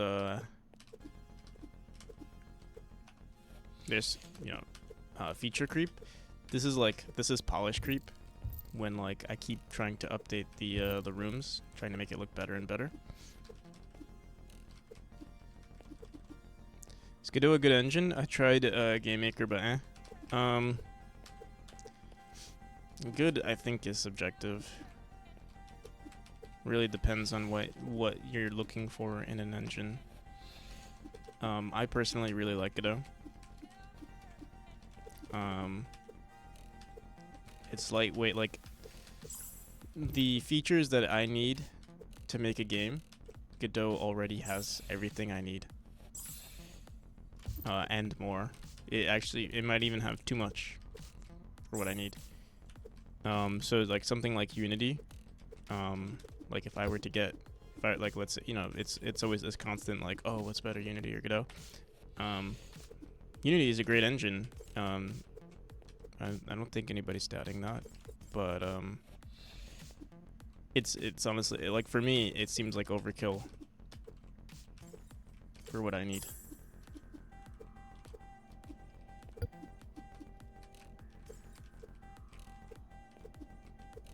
But I would say I'm more minimalistic. I'm more minimalist. It's crazy because like I keep adding more and more to my game, but I'm still minimalistic, I would say, because like we're still maximizing on a pretty low resolution. I mean, this is 320 by 180, so eventually there's going to be a limit. Eventually, there's only like what, 320 by times 180, and there are only so many pixels you can put into the screen. It's only 57,000, so no matter what, eventually we will be limited. How do you make pixel perfect? So in terms of like movement, it's technically not pixel, like, to make pixel perfect movement would actually ruin the gameplay. But in terms of animations, you can make pixel perfect literally by just lowering the resolution, or you could do certain things. Like what I do is like the movement is not technically, like, you can still traverse, sub-pixel movements, but certain elements of the game will like lock you to the nearest pixel. For instance, entering the wall climb or hitting a spring will reset your position so that everything is perfect. Well, actually, this is a little jank at the moment. But yeah, stuff like that, or entering the wall, or like jumping off. Like, there are a lot of fixes to reset your position so that things are consistent in your gameplay. This is like my approach for things. I won't say that's like I don't know if it's the best approach. That's just the approach that I made. But I don't know what other people do. But that's my approach to pixel perfect. Is freedom in most cases, but then in like elements where like things need to be consistent, your position gets completely reset, or kind of like recalibrated to be perfect every time. So if you overshoot or undershoot, doesn't matter. You won't be punished at the sub-pixel level.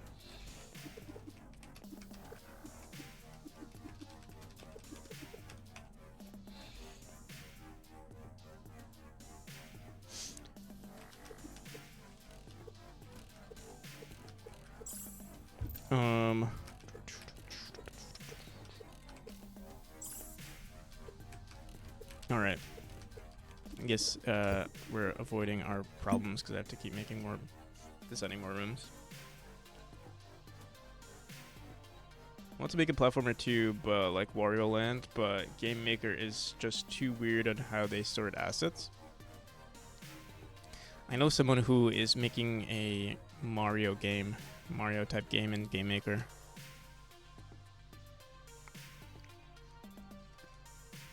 I'm not entirely sure what's wrong with Game Maker. I don't know if Wario Land has like different gameplay that would ruin it, or let me see. If it's anything similar to Mario.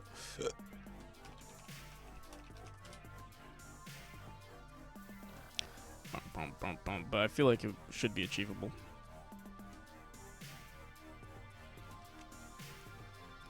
How they sort assets. So yeah, I'm curious what you mean by sorting assets.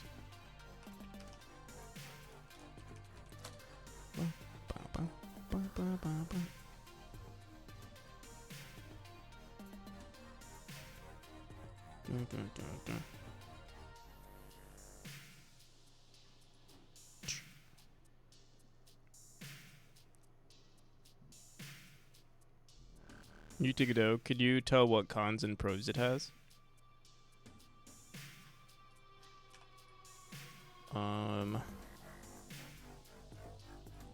So I would say the biggest pro I would say is probably that it's a super lightweight engine. Like you can run this on the freaking, I mean, you could technically run this on a Raspberry Pi. I would say I would say the biggest problem is probably that it can't scale super high. Like you can't try to recreate, I don't know, freaking Escape from Tarkov. Most definitely you cannot, but like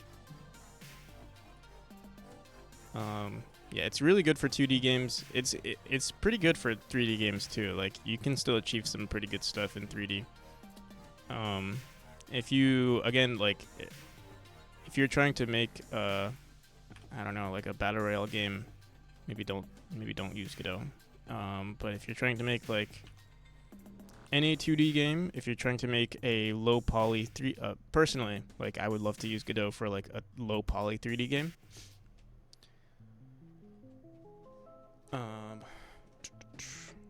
But I mean, you can still there are some pretty good looking 3D. Let me see. Good looking 3D Godot games. Honestly, there might not be too many because Godot is still relatively new. Most developers are using Unity. I'm trying to think.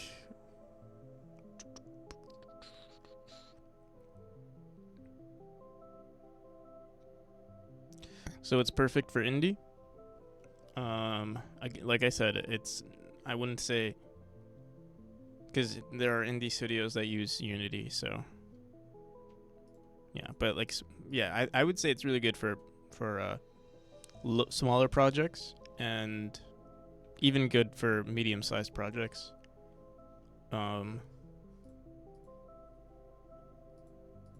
There are some things specifically to like GD script and stuff that are like done inefficiently, but you could, like, if you plan on making something that's like, you know, super intensive on the CPU, you could, you know, technically like write up your own classes through the engine. Like, you know, grab the source code and write some stuff up in C++ or whatever, or C#. If you're making like, maybe I think you could make a decent, like, bullet hells are probably sometimes CPU intensive. You might want to write it in C# or something, or write some other stuff in C++.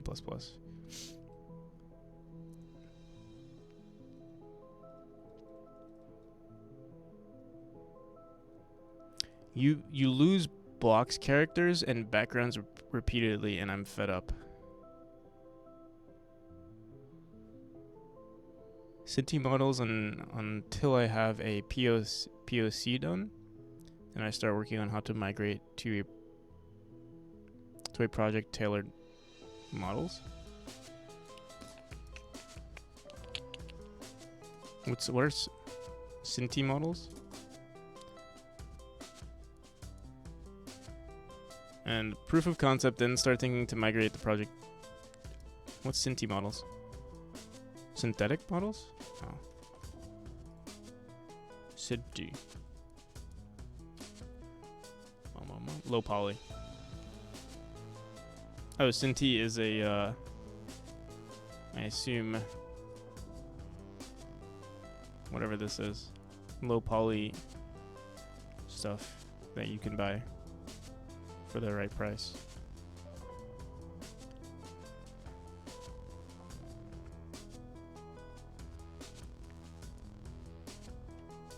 Got a bunch of them on Humble Bundle. You know, I should go on Humble Bundle more often. Boom, boom, boom, boom. It looks like the engine is deleting my work. Are you sure? Because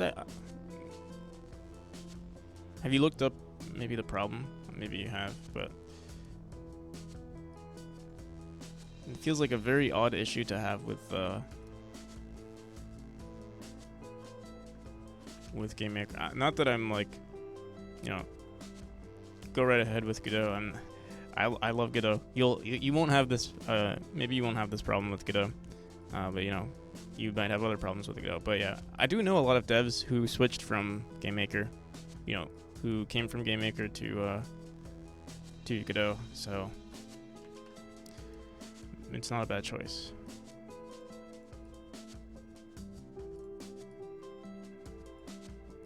And the community is also really great, I'll say. Better than any community that I know for like game development, Godot specifically. I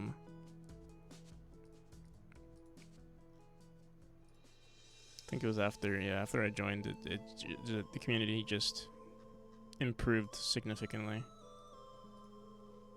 I think that's what happened.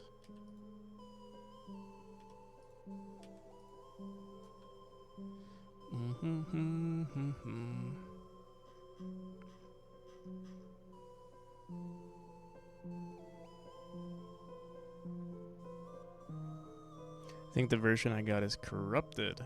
Oh. And the result occurs. I see. Yeah, I mean, try out. How big is your project?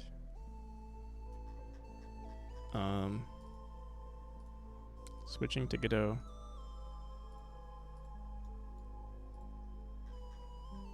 Obviously there'll be some learning curve issues. There will be a slight learning curve. Alright.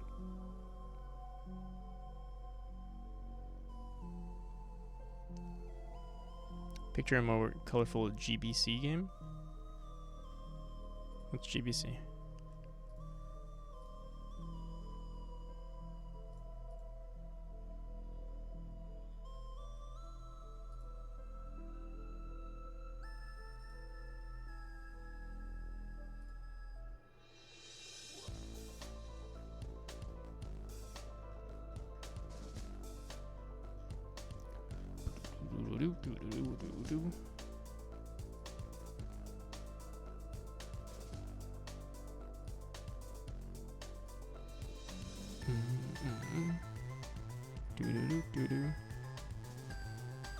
Look, you want to put a table here, but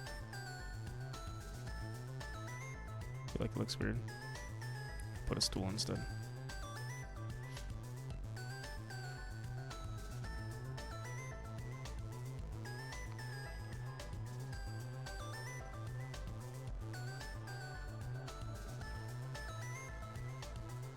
Ooh, that would be pretty cool.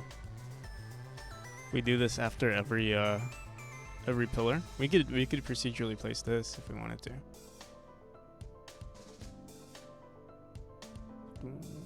Maybe even closer, like I could do this.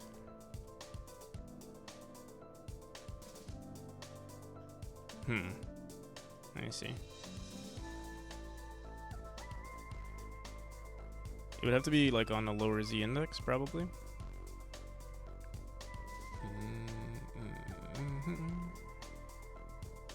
I keep grabbing this vine tile map because it has every decoration imaginable, but I feel like we might want to fix this later on. Where is it? Where is it? Right here.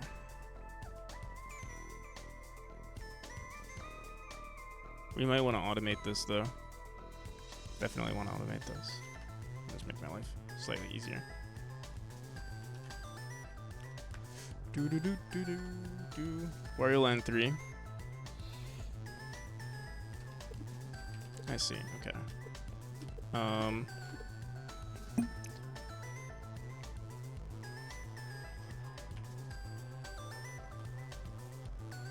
check it out in just a second.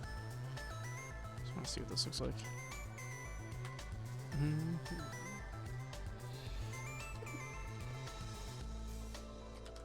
Oh, yeah, I don't see why I wouldn't do this. It's pretty cool. Obviously, certain areas it doesn't matter, but oh, and like certain areas it might be too much. Am I annoying? You're not annoying me. Do I sound annoyed?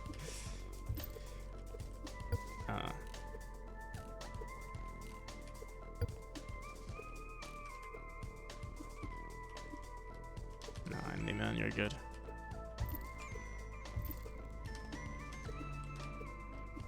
I like the ability to read emotions. Oh, I see. So you're one of those neurodivergent fellas. Welcome to the club.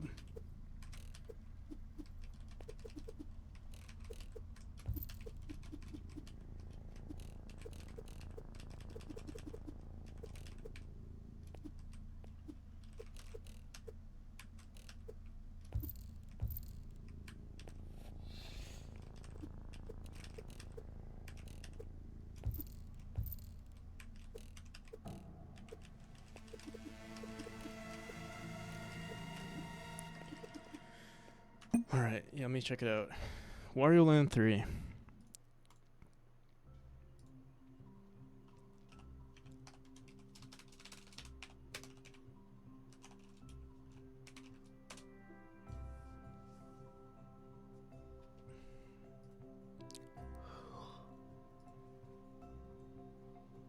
Game Boy Color. Oh yeah, this could definitely be achieved in Godot. Do you want like the like by default movement, usually if you're using like character body in Godot 4, you are moving at subpixel levels, but you could code your own movement too, like it's not a problem.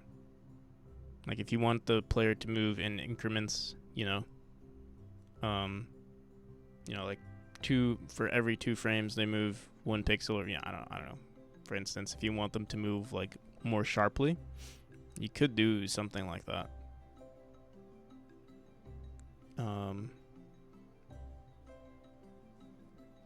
Yeah. I personally don't do it, but my game is different. But yeah, you could do this.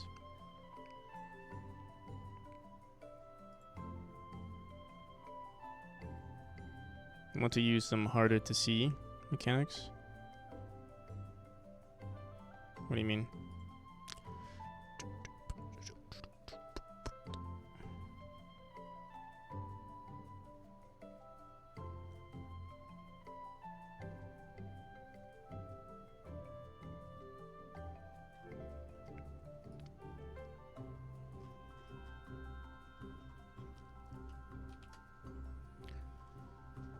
All right. So I think in the morning, should I do this in the morning stream or should I do it right now?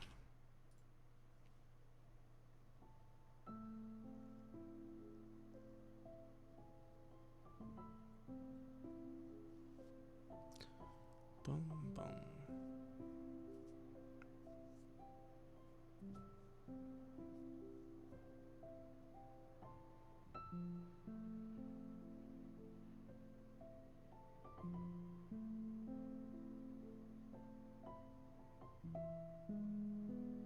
The big treasures you collect change other levels. I see. Yeah, it doesn't.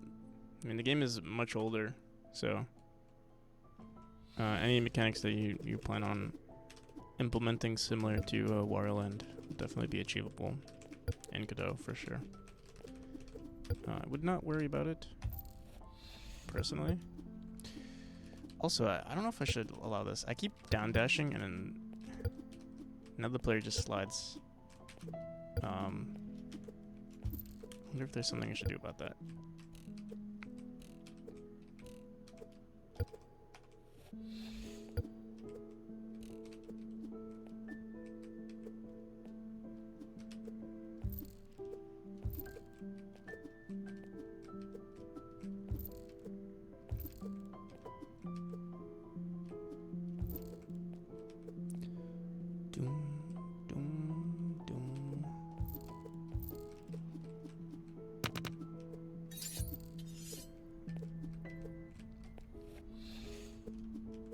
Alright, so I really want to procedurally place those the statues everywhere. Should I work on that now?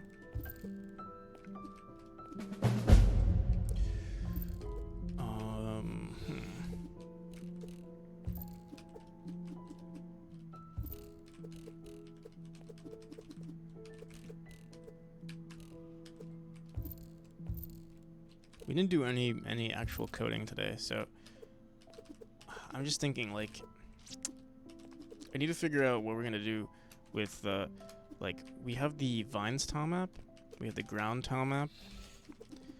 Let me see something. No, the vines tile map, we have technically a furniture tile map now.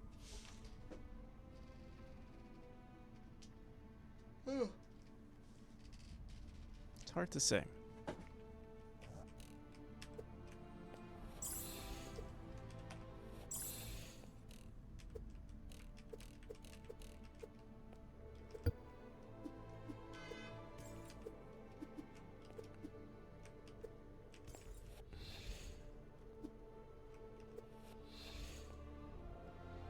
The song that was playing now sounds a lot like In the House, in a Heartbeat, John Murphy. The song that was last playing was a song by Celeste, or by Lena Raine. It's the Celeste soundtrack. It's really good. In the House in a Heartbeat by John Murphy.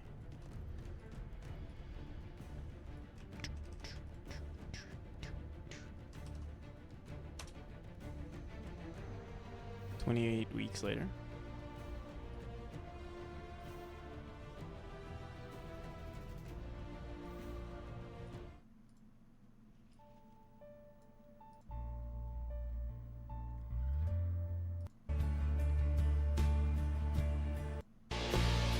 Kinda hear it, yeah.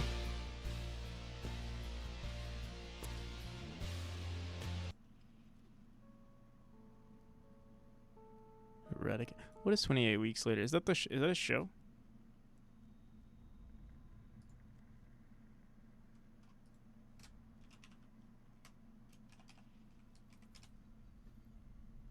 Horror thriller. Oh.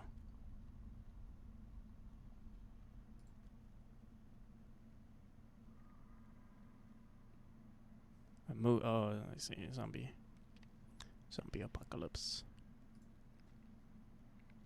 With oh, you're still here? I'm still here. Nice job, dude. Subbed. Thank you. Looks really fun to play. Thank you, Dr. Bones.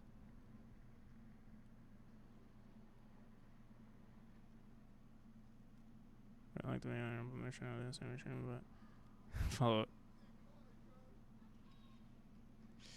There's no follow-up, I'm sorry.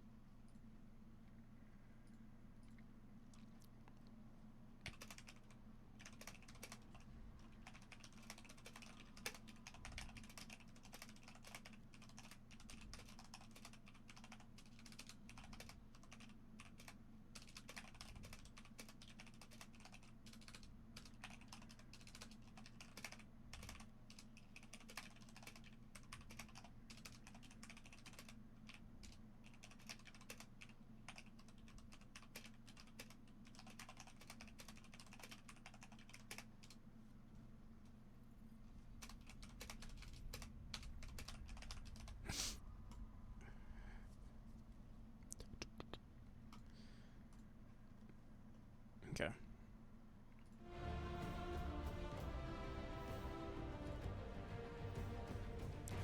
But yes, Big Whirly, I'm still here.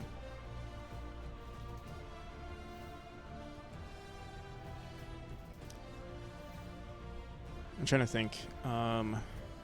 If we put this on...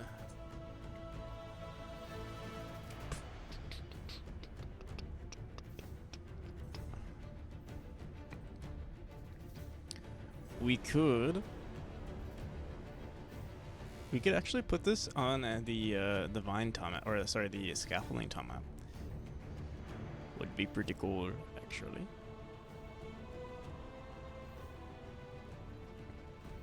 It would be very easy to add to the vine top map, actually, because we would just check. Oh, where's the collision? Put it right there. Boom, place it right there.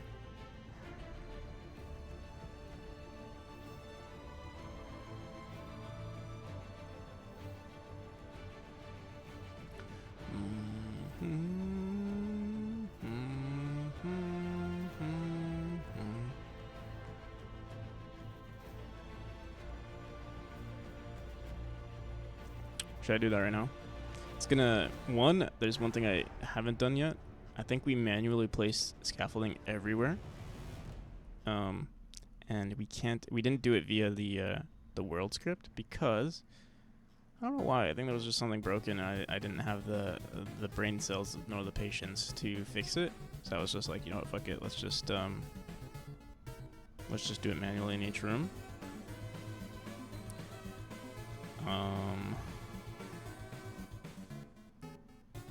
But yeah, I wanted to do it though, especially for the later chapters. It's gonna be annoying to replace the backgrounds. I'm just trying to think. All right, how would we achieve this? Let me see. I remember we tried doing this and it was just broken. Like it didn't work. We said run tool, add decorations. Maybe we should try this in a different room though, to make sure it doesn't break it. The thing is, it will break something. It can break something. Like crash our game. Actually, I think it did crash our game, and I was like, fuck it, I don't want to deal with this. That's what happened last time. Let's try it out. Hopefully I have the brain cells to do it right now. So first let me duplicate this chapter. Let me back everything up.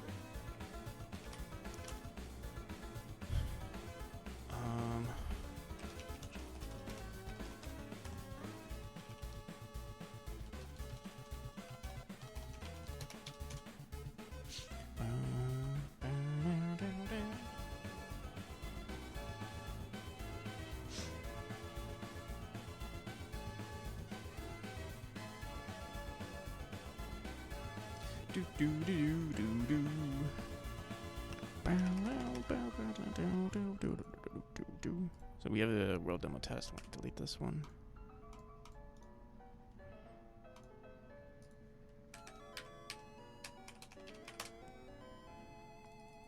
So we're only gonna try it on like 1 or 2 rooms. That way, if it breaks anything, it doesn't. Oh, you know what I think it was? Originally, when we were trying this, I don't know if it was because it was just running so slow, or maybe we just broke something. We'll see.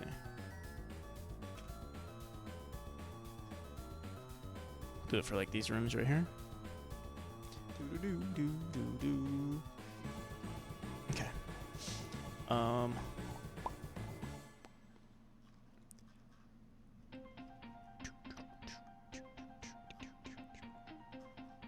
So if we go into a room, our script, I forgot how we do this. We do this on the auto tile.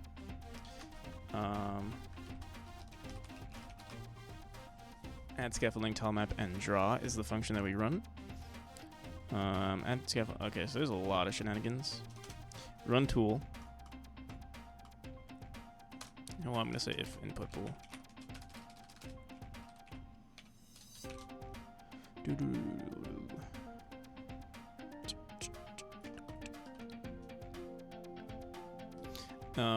Okay, so if getTree.getEdited scene root does not equal self, check tile map bounds. find wall decorations, reset tile map, and randomize scaffolding placement. We'll try running this. Randomize scaffold. Let me see what randomize scaffolding does. Also, this is kind of annoying that it does this. 202, let me see.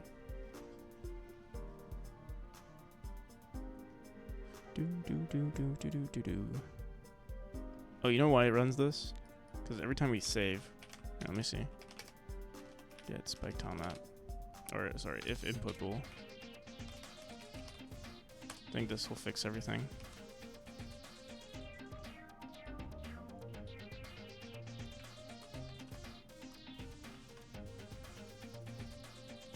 Var transition tile map is equal. I don't know why I have that there. So yeah, let's get rid of this get spec tile map. Trying to add scaffold. Again.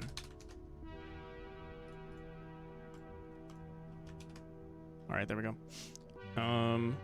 So yeah, we don't really need this run tool anymore. But I guess it is a good check sometimes if we don't want to make sure that it runs. Or if we don't want to save. It's like a double check, but yeah, let me see. So if I go into our script here and we say if room auto tile 2, we say this. Let me do this, and we're gonna say wait, before we do that, go back into that room.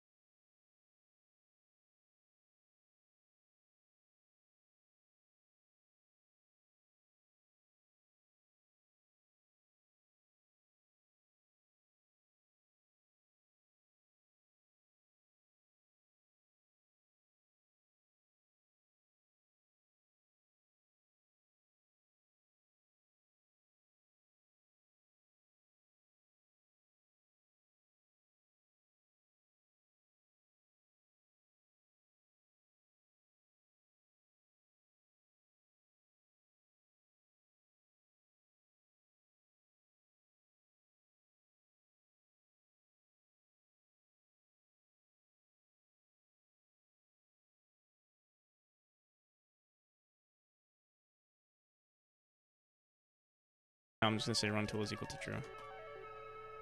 Well, I guess Let me see.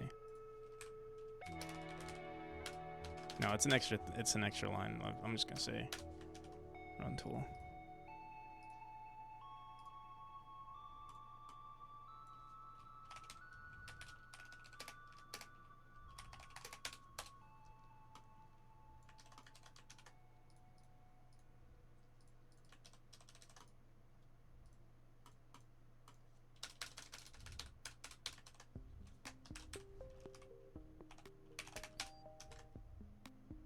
All right, so I think we tried this before and it crashed actually. I wonder if it might be because run tool is set to true, but by default it's set to false. So like, yeah, I don't know. We'll see. Let's give it a shot. So when we run check polish rooms, or when we run polish rooms, it should add the scaffolding. What I'll do to test it out is we'll remove scaffolding tile map. You can see it's not there anymore. And we just say check polish rooms and polish rooms. Yeah, so it seems to have crashed. It seems to crash our game, or maybe it's taking a really long time to calculate. But yeah, I think maybe we're running a loop or like a while loop somewhere. We'll have to see. I don't remember doing anything like that though.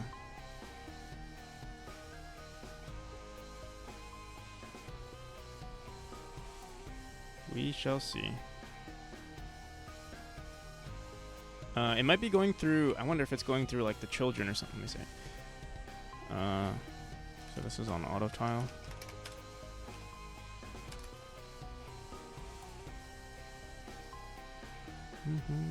What's this? So we do all this stuff. We say check tile map bounds. Find wall decoration tile map. Find wall decorations. Right. Reset scaffolding tile map. And randomize. It's so weird because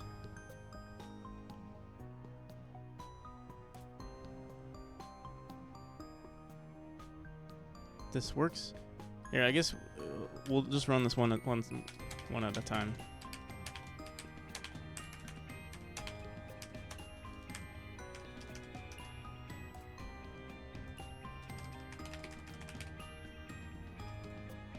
We're gonna crash again, but that's okay. Alright, so check polish rooms. Oh wait, let's not do this here. It actually doesn't matter because we won't save, but just in case, I'm gonna put it and run it here in our 2 rooms. So yeah, we want pillars to spawn here. We have this add scaffolding script or export value. I don't think I use it though.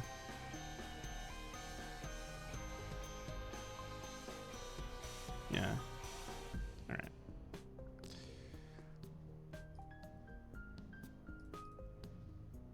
So check polish room. All right. So polish rooms works so far for everything, or like for this. You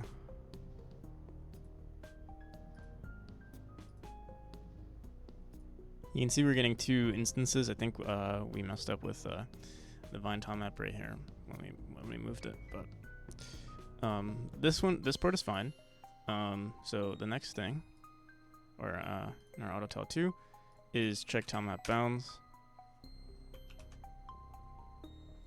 Let's just look at the code real quick too. Maybe we can avoid crashing. For cell and use cells, cell min. Yeah, that seems like it should be fine. Wall decoration. Find wall decoration. Here, I mean, let's just run it just to make sure. Check polish rooms. So yeah, that works. Find wall decoration tile map. For child and get tree, get edited scene root dot get children. So we're getting edited scene root, which is it's looking through the main scene, the edited scene root, and we're not finding anything. So it's iterating through all of the children, and then it says if has node is equal to false while decorations node. We're creating a new instance and we're adding it to the scene root, which like just breaks everything. So yeah, this is probably what's, well, I don't know if it's crashing the game, but it's definitely wrong. So we need to check where this is being called from. I do have to use the bathroom now. It's that time. I can't be one of those constipated game devs. So I'm going to use the bathroom. Leave a nice little thing for you guys to look at. Yeah, I'll be back.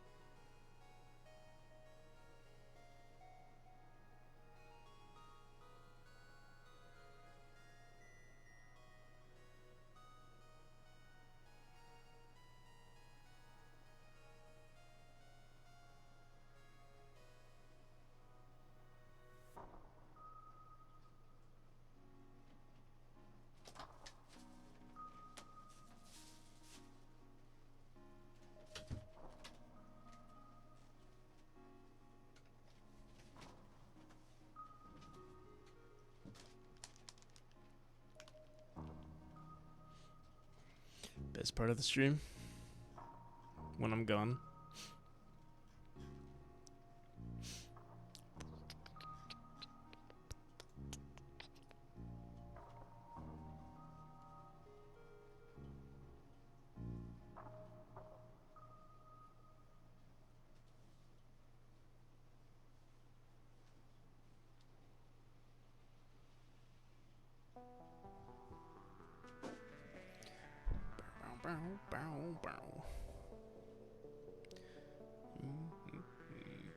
Alright, so, yeah, the script is messed up. Where was it?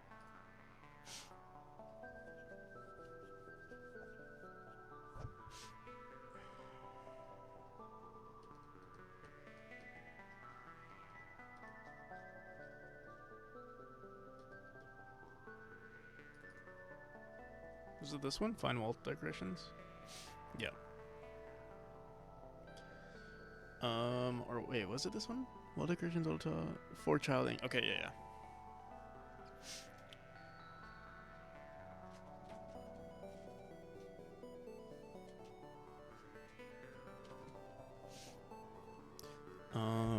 If has node, we don't want to say get tree that get seen edited root. We want to check what the parent is. I'm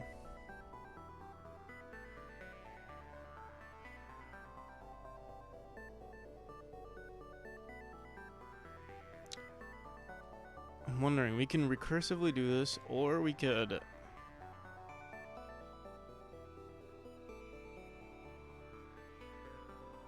if has node is equal to false, instead of saying get scene edited root, I wonder if we could just get parent.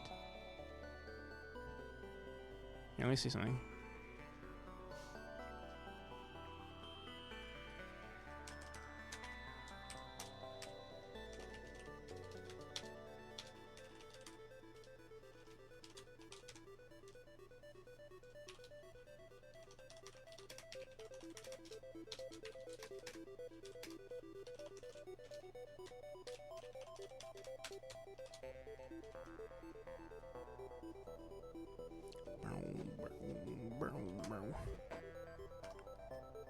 Oh, what am I doing?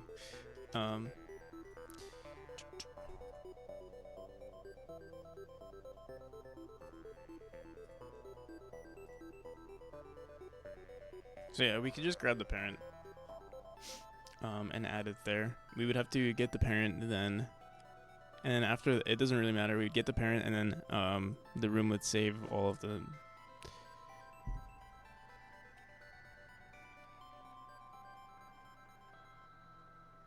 I'm wondering, because originally we set the owner to I think through the script it would set the owner automatically to the main scene, so this would be it, and we would just have to check if world node is the parent, and if it is,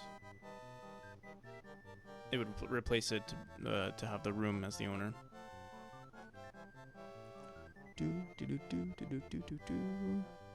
So yeah, that's what we have to do. I don't know if I want to do this today though. I think we'll do this in the morning stream. Save it all.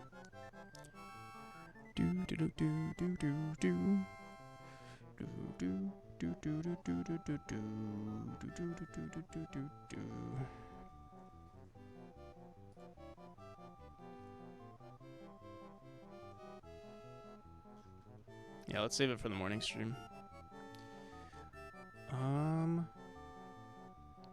Should I call this a short stream, or should we...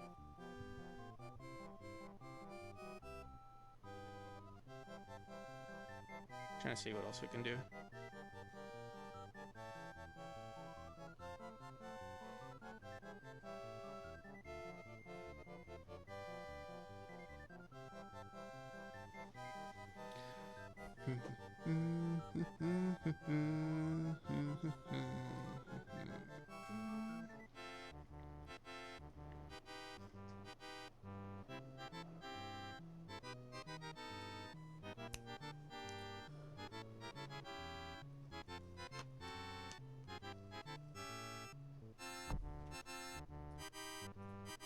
Or should I just do it right now? Fuck it. Let's do it right now. I have nothing better to do.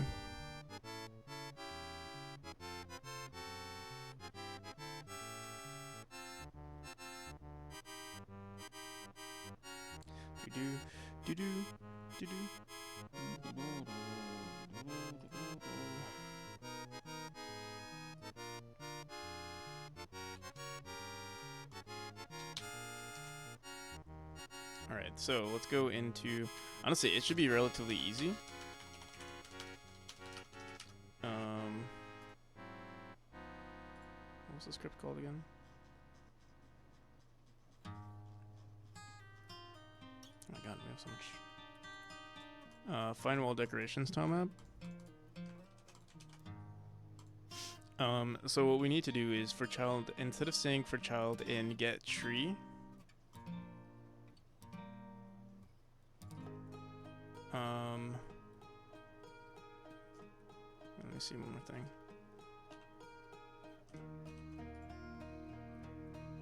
Okay, if we're not the scene root, okay. We already checked if we're not the scene root.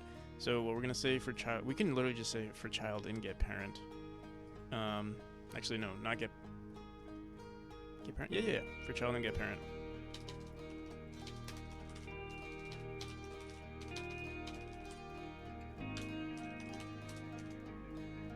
And then instead of saying get scene root, get parent.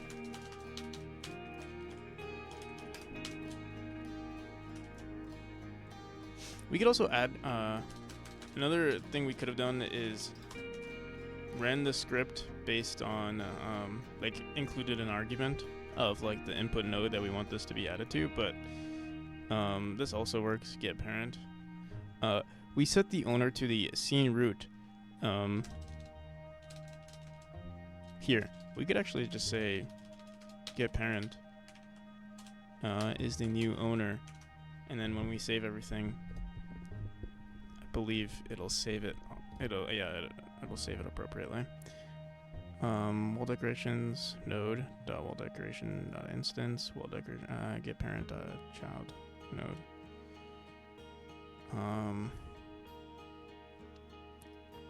Is that everything? I wonder if there's anything else that's broken here.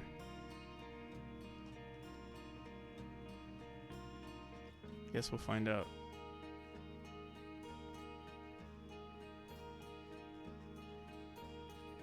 Moment of truth.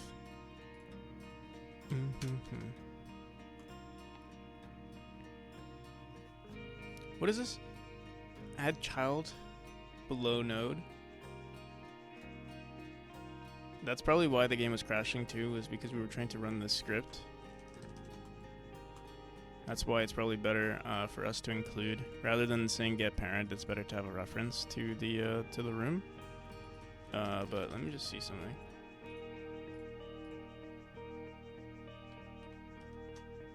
Wait, what? Add child below node? It's not a script in our room.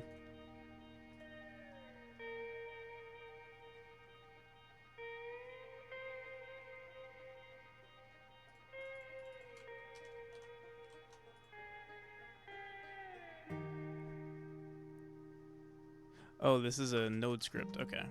Never mind.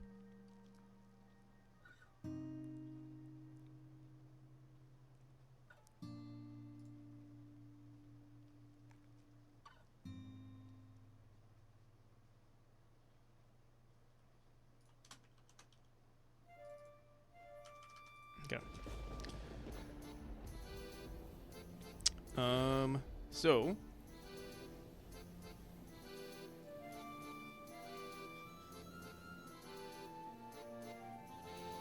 this is not gonna run anything yet, but we're gonna see if it still crashes. I actually don't know if this is gonna crash. All right, so what's this?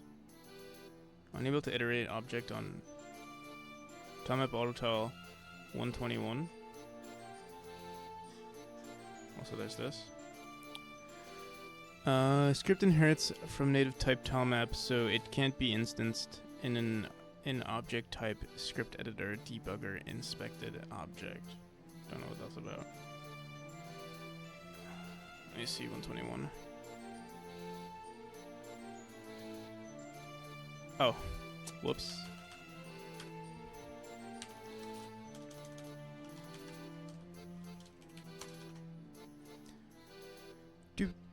Do.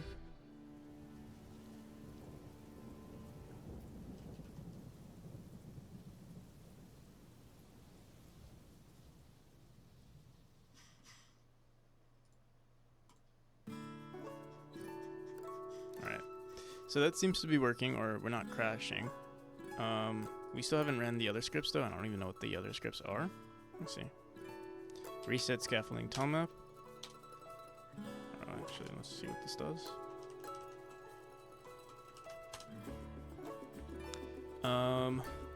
Wall decoration node. Get child sets LV. Okay. That should work fine. Reset randomize scaffolding. Oh shit. Randomize scaffolding placement.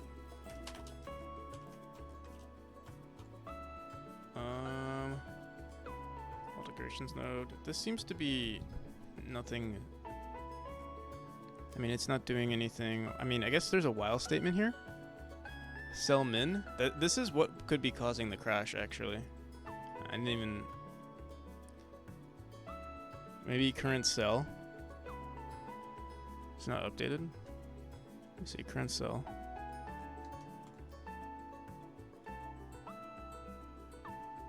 While current cell is less than or equal to cell min.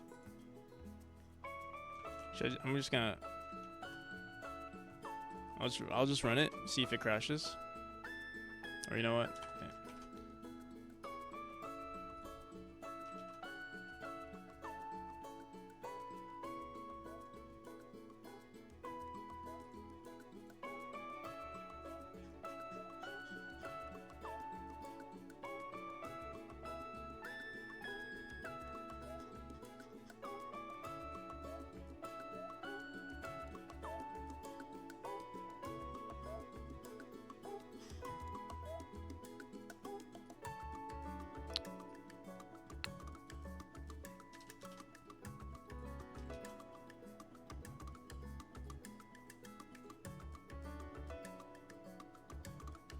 Yep.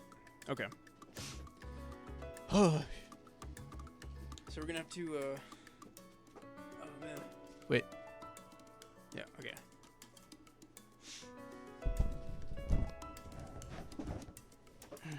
Okay. Come on.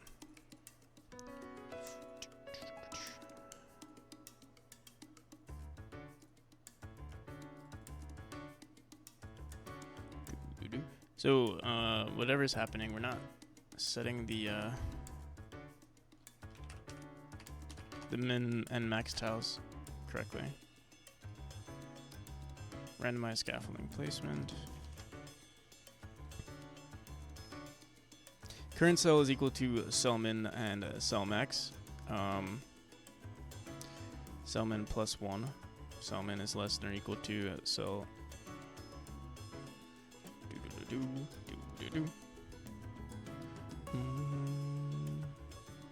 And then we say.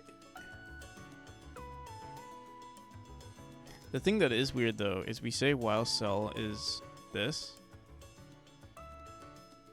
While current cell dot x plus 4 is less than cell max dot x. Alright, let's print this out.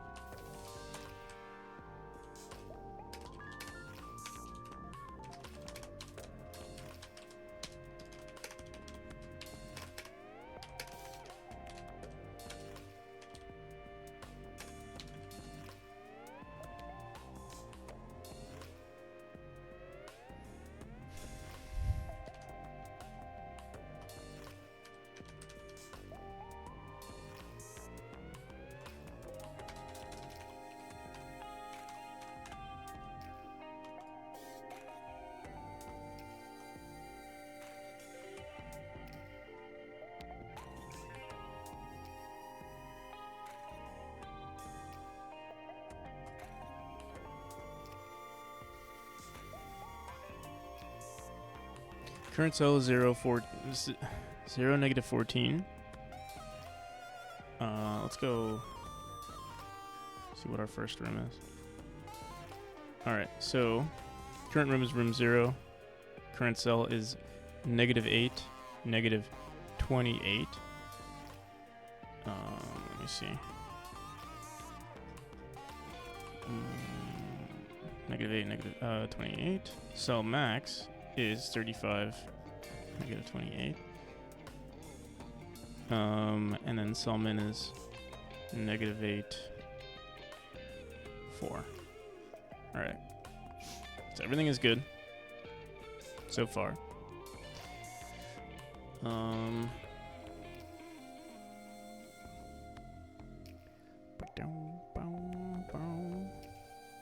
We've removed all of our scaffolding in these rooms. We didn't polish, we didn't save anything though. So the current cell is negative 8, negative 28. Cell max is 35, negative 28, and yeah. So these values are correct, actually. So what is wrong? Scaffolding type. If scaffolding type is equal to 3, we say do this. Cell min dot x, and we say while x current cell. We must not be updating current cell, if I had to guess.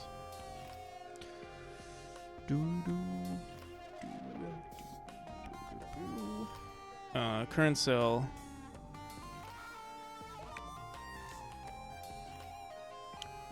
looks pretty Celeste. It is Celeste.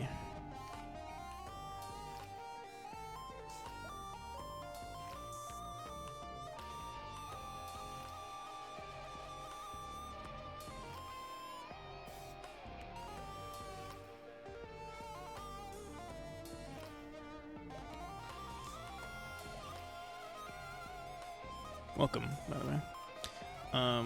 Trying to figure out current cell dot y is equal to cell max dot y, and then while while current cell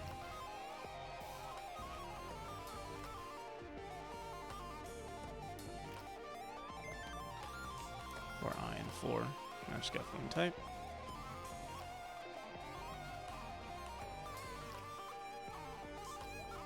Something is not updating correctly. The while here is fine. Wall decorations node.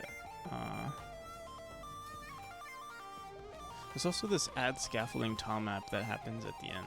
What is that about?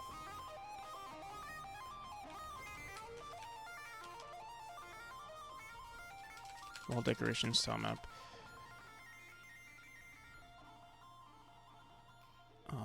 X+4.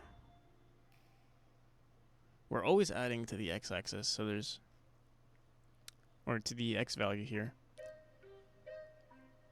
If it's equal to 3, we say plus equals 20. If it's equal to anything else, it's plus equals 7 through 10.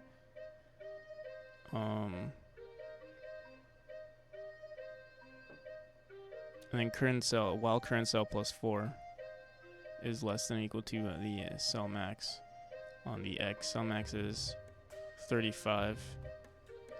So it should be fine. Yeah, I don't know why I'm gonna do this, but I'm gonna do it anyway. Just to make sure that it seems like maybe I should comment out. I'm gonna comment out this while statement real quick.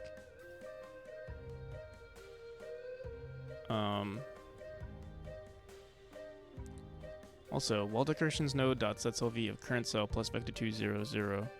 30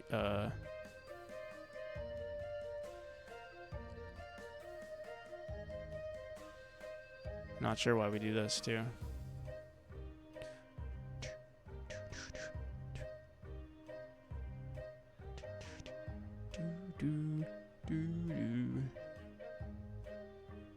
Let me comment this out.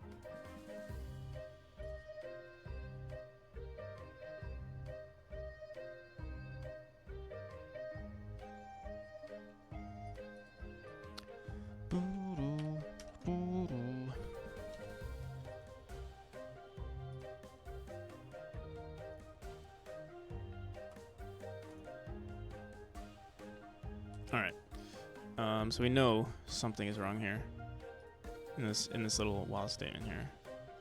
Pretty sure, yeah, okay. We can maybe uncomment everything. Skip skip this for now. All right. So we'll go through the x-axis first. I'm trying to think, what the hell? So less than our cell min. If current cell dot y is less than.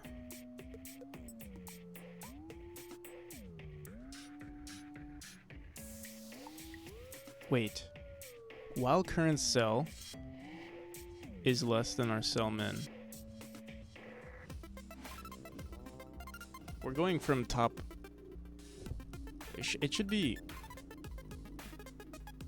It's always going to be less than if we're going from the top right. Yeah, what the hell? How'd this even work in the past? Wait, unless I'm...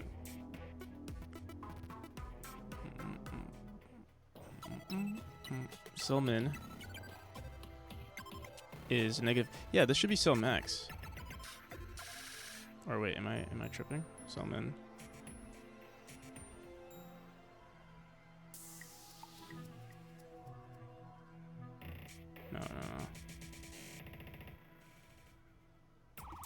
No, never mind. I'm dumb. It is supposed to be cell min. I'm kind of confused here. Wait. Start out at cell max is negative 28.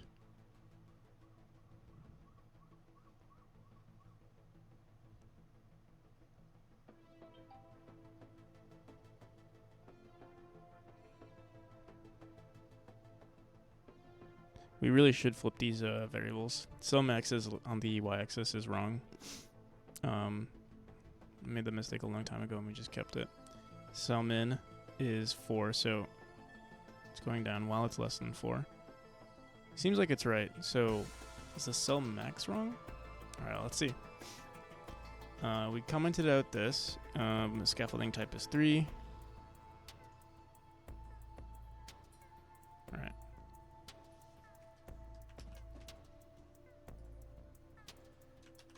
The thing I don't get is why it doesn't crash in the room itself. Like if we run this here, it's completely fine.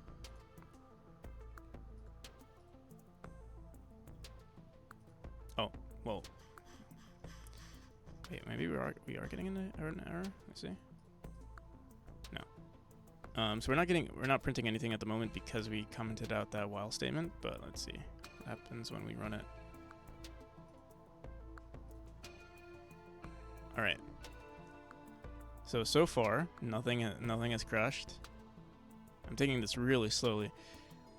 So this while statement for I and 4. Where's I? Oh no, for I and 4. Yeah. What the hell?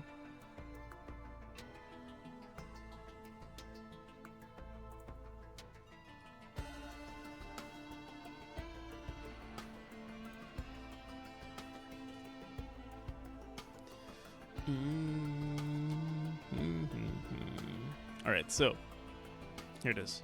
We run this in our shit. Here, let me comment this out so we can.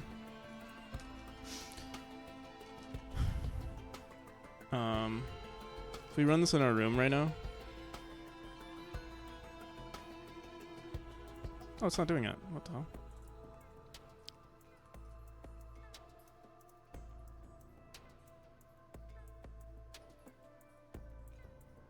What are your thoughts about it? I don't know what that is.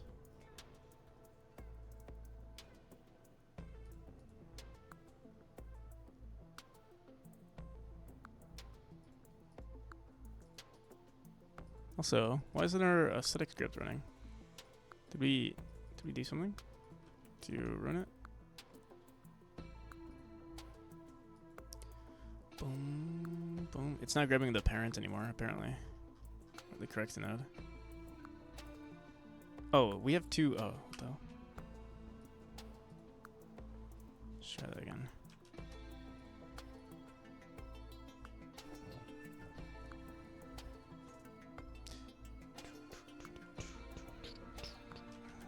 We broke something.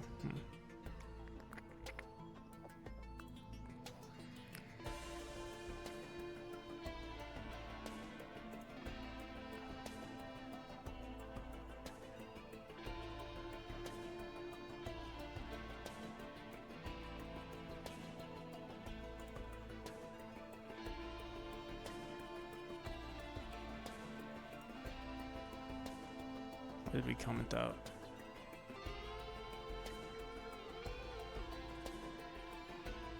Oh. No, no shit, it wasn't crashing. Oh my god. Alright, we have to do this again then. Alright. Here, we can make sure, let me just make sure it works in a room again. So yeah, you can see it works perfectly fine in the room. I'm gonna comment out this again. This entire while statement. It seems like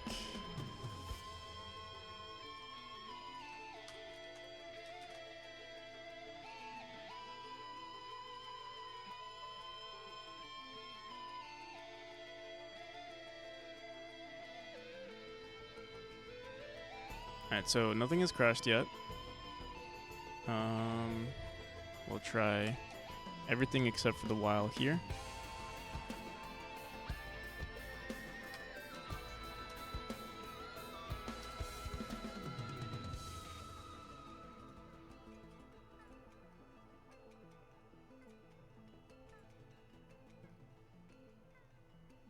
Alright, so yeah. What the hell? This while statement just doesn't work.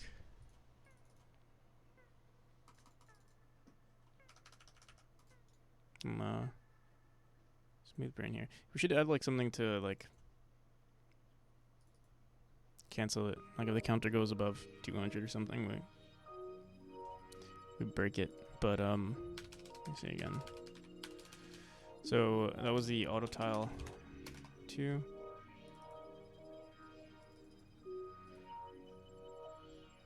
While X, while current cell. RNG, is it somehow possible that RNG is making this 0? Like we're not adding anything at all? Yeah, let's do this.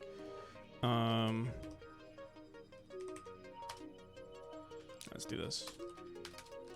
Var.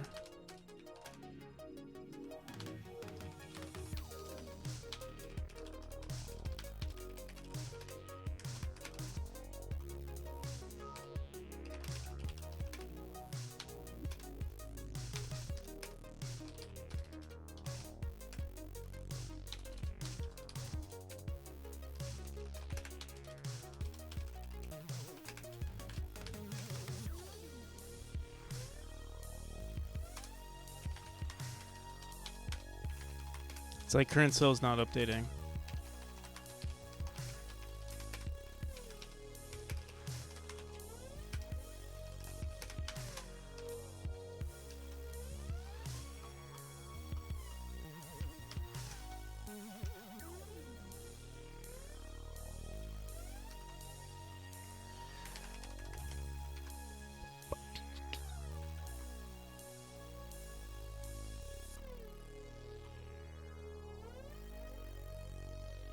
Dude, what the hell?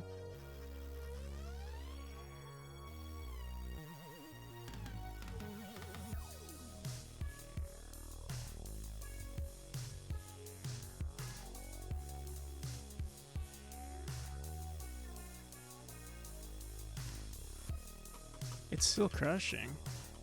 That like while statement is just not working.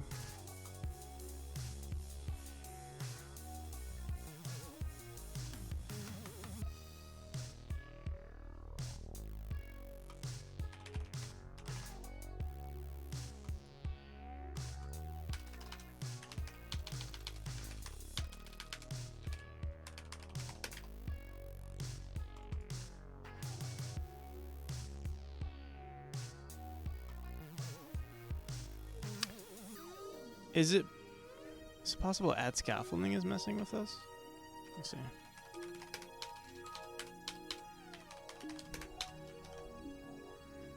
That's the only thing left.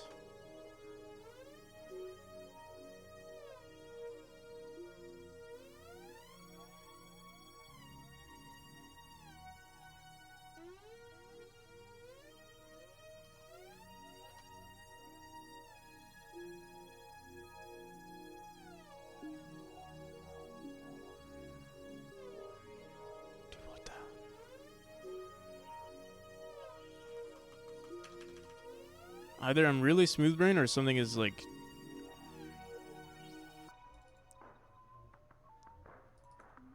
maybe something is wrong with the with calling this from the world scene. I don't know. That's again tile 2. Let me just see what the hell is going on. Doesn't make any sense.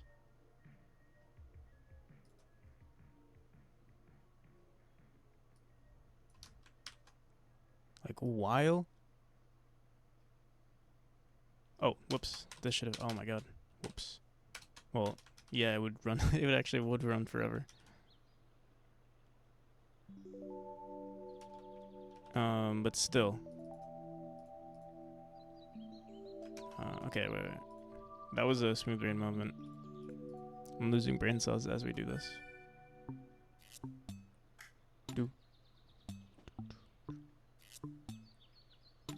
Okay, but it's still broken. Okay. Come on, close for me. Hate this. I just want it to close.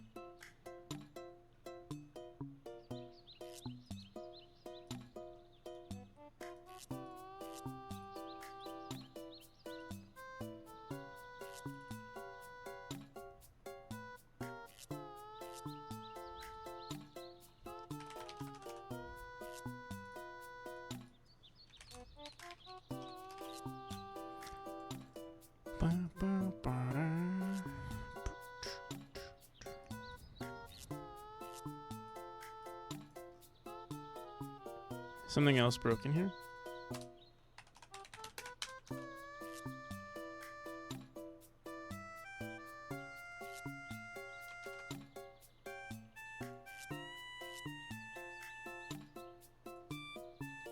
Oh, okay. The while statement, yeah, it is what's breaking the game. While counter. This is, I don't get it. While counter is less than 1. It's less than 10.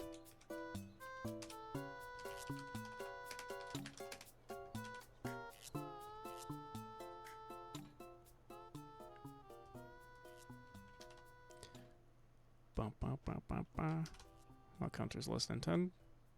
That's it. Don't crash. Oh, we're running this on world demo. Whoops, don't do that. It doesn't really matter, but... Oh, it could be that there are a lot of calculations, but yeah, let's go back to world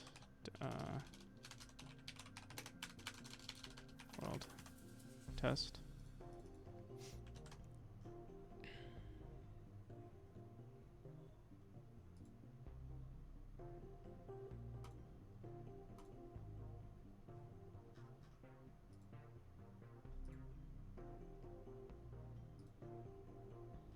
Yeah, there's a definitely a smooth brain movement right here.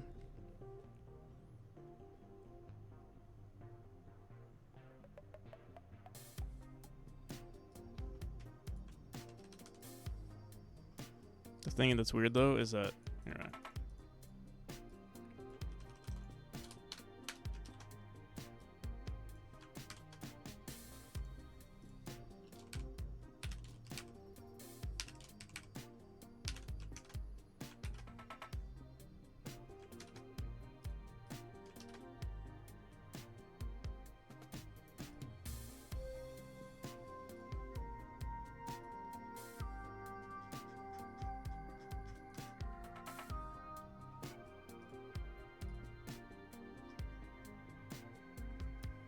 current cell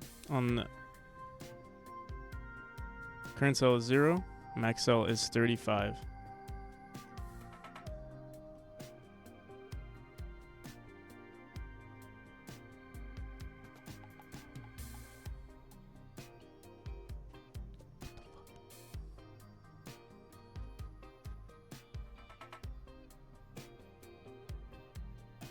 Current cell is 0, cell... What the hell? While current cell plus 4 is less than max cell. Max is 35, current is 0. We're adding plus current. Let me try this.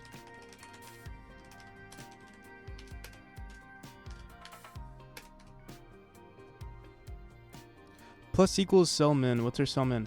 Cell min plus 20. I think that's where we fucked up. Cell min plus 20. But the thing is, cell min plus... oh! I think I got it. We keep resetting it. Here. But the counter should have worked. I don't know why... Oh, I should have said and. That's why.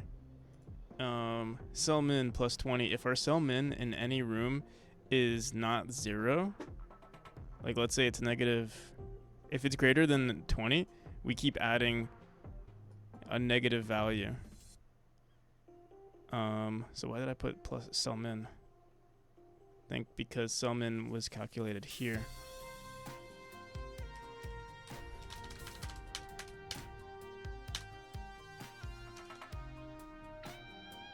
So one of our rooms, oh, you know what it is? One of these rooms has an origin. It's this one right here. This room probably has an origin of like, or its cell min is negative 40, so we keep adding negative and it's going down that way. It keeps going back and back and back and back forever. Oh my goodness. Oof. Oh. It was a smooth rain movement, but goddamn. All right, hopefully that's all of our problems. And also, I'm smooth rain for putting an ore here.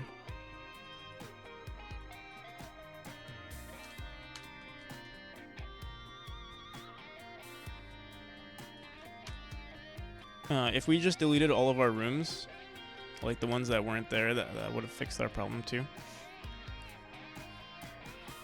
I should have looked through all of... I mean, if we looked through all of the rooms, we would have seen there's one that has a cell min of -40. Let's see. Yep. -40 right there. That's what's causing the forever loop. Wait, but what is weird though... Wait. Oh yeah. It would start from here. Because we're not calculating this right now. Okay. So we can get rid of this. Get rid of all of this. God damn. That's I don't even know what to say about that. Alright, everything should work the same now. I hope. Let's see.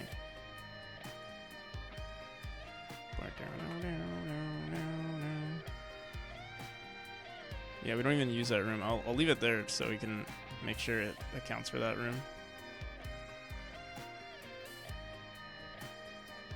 So, check polish rooms and polish rooms. There we go. Oh my goodness. And it applies to these rooms too. There we go. These rooms. Alright, cool. Only took half a year. I'm also curious about the, like, here, let me save this. Save for sure. Save rooms. I just want to make sure, like, all of this, these rooms got saved properly. I don't know. Here, wait, let me also... So you see we have a scaffolding tile map? I want to make sure we still have a scaffolding tile map everywhere. Like, there's only one scaffolding tile map. Yeah. It's in the decor node. Sometimes it could be somewhere else. I think we always have... Do we always have a wall decorations auto tile? We might not. Let me just delete this for now. I think... Let me delete this first. So we don't have a scaffolding anymore. I'm going to save it. Let's go back to this room. Let's run the script again. So check polish rooms. And see everything has been added. We'll save it, save the rooms. Go back. Oh wait, if we keep the room open, it ruins, yeah, it didn't save. But, shit, yeah. So, we'll run polish rooms. Again. Test. Why are you testing? Is my stream lagging or something?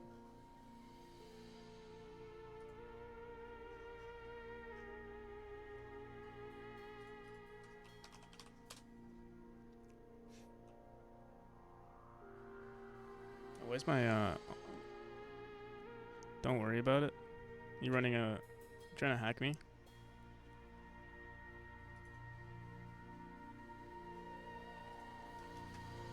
Alright, so we removed it. Polish rooms. Save for sure. Save rooms. And then save. Alright. Now, let's go into this room. The scaffolding is there. And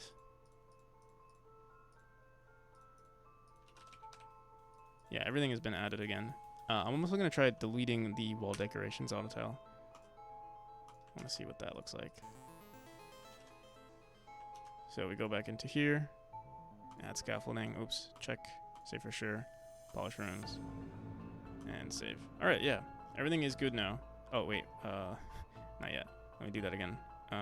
Polish rooms and save rooms. And go here. Yeah. Alright, everything is good. All is well. It's put into here instead of the decor node, which I think is fine. Eventually, I think we might run a script to like move things around, like reorganize everything. But for now, I'm cool with how it is.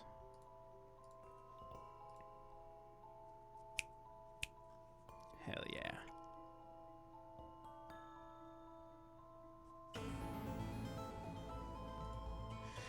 Do.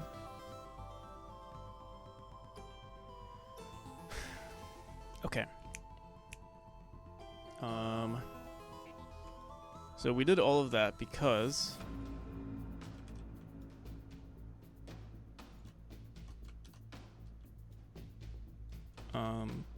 we plan on putting these guys right here into the tile map. I'm wondering, should I put it into the... Where is it? Where did it go? Oh, it's here. So we could either put it on the wall decorations tile map, which has like a bunch of random shit, actually.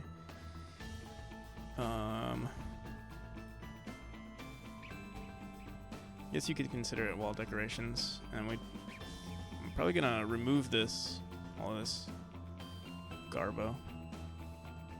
So we have this, Yeah, I feel like this should be put somewhere else.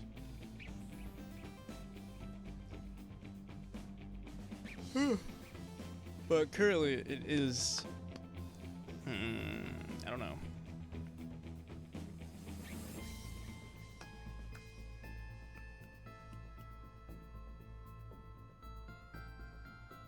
Because we also have the auto tile background. Do. Alright.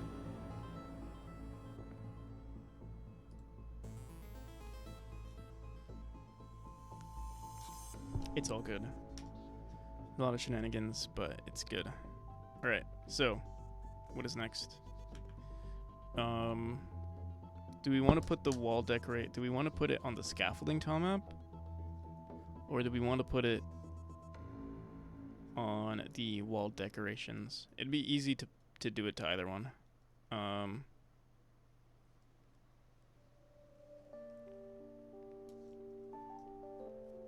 In fact, we can make an atlas, or I guess...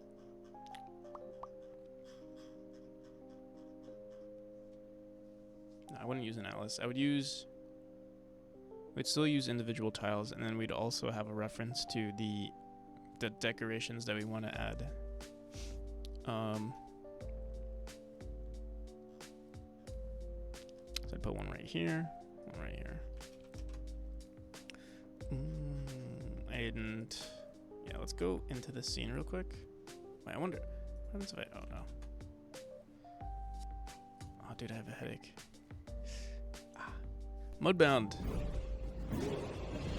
Thank you. How's it going, Mudbound? How's the Pico game coming along?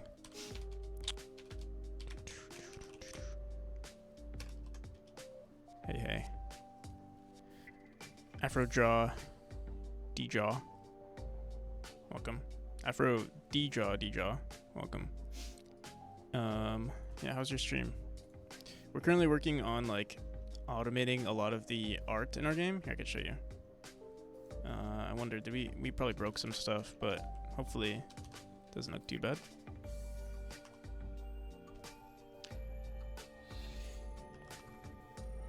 Thanks for the educational stream, Mudbound.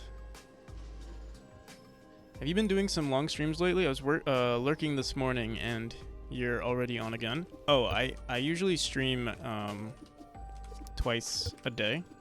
So I have like a morning stream, or like I usually have like a nighttime stream. But also my sleep schedule is just like crazy at the moment. So yeah, usually I'm streaming at like, I say on average I'm streaming 8 hours a day. But those 8 hours are like pretty random. So sometimes it'll seem like I stream for a really long time.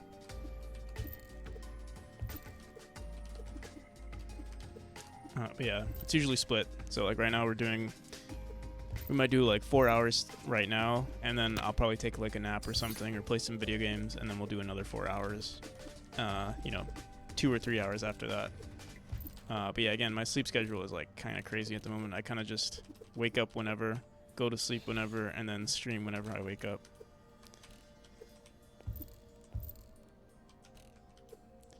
Shit, look at the clock. Need to get some sleep. I'll see you, Devereaux. But yeah, for anyone interested in my project, I'm currently working on a precision platformer similar to Celeste. We're currently just working on art stuff, so you can see like I just added these little lamps that kind of like move with the player. It's a little cute. They're not perfect yet, actually. Right now I'm currently working on automating. You can see this like little it might be hard to see on the screen, but there's like a dude standing here. Let me increase the brightness.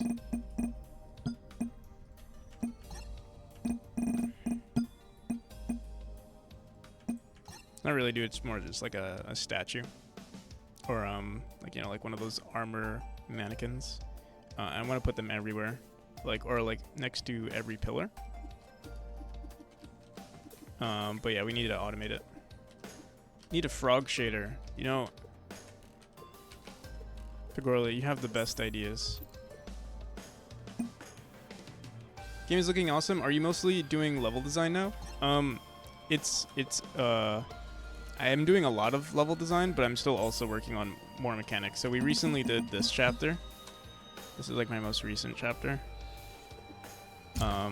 Also the most recent room.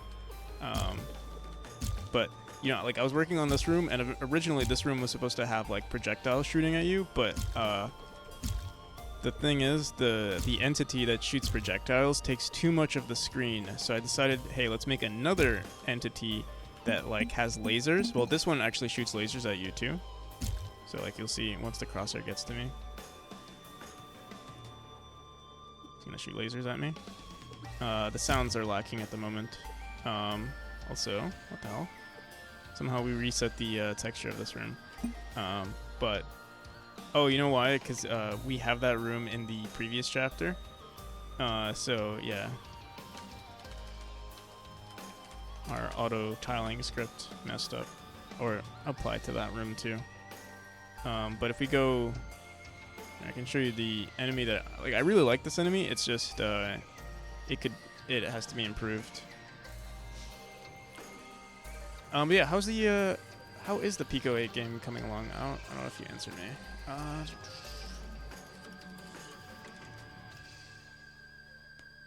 Maybe you did. But yeah, it's a combination of the thing that is nice is switching between level design and like programming, or level design and art. It helps with the burnout. Because if I had to do, you know, level design every single day, I'd probably get sick of it. But I mean, honestly, I don't do it enough. I should be doing more level design.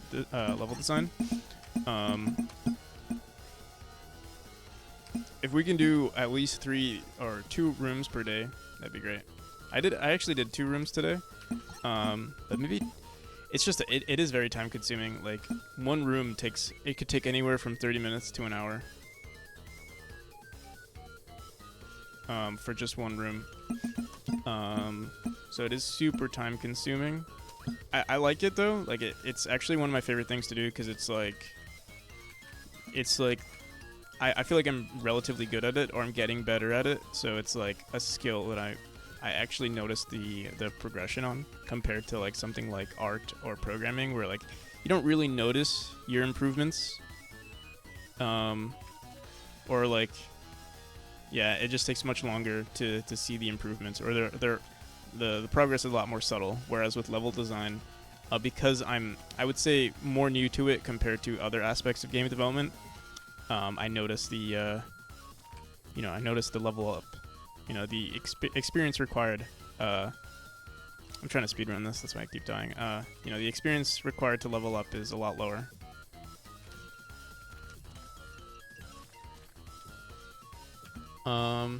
It's coming along, thanks. Fixing bugs and tuning up the AI a bit now.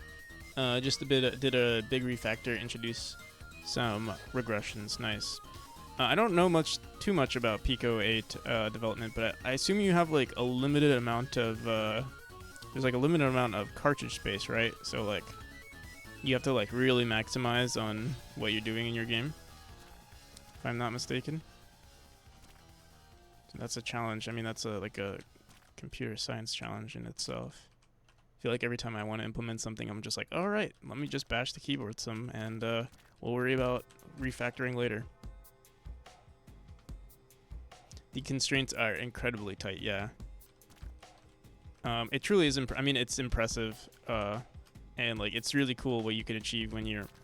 It's like I was just talking about this.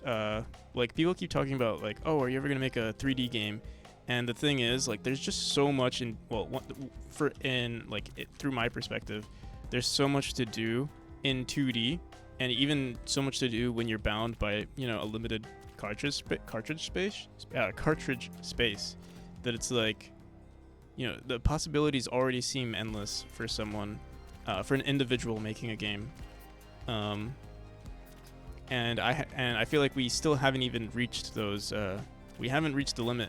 We definitely haven't reached the limit on Pico 8. So like we definitely are not even close to the limit in just regular 2D games, and that's why I don't play. That's why I don't make any 3D games, because it's like there's just still so much to do. From my perspective.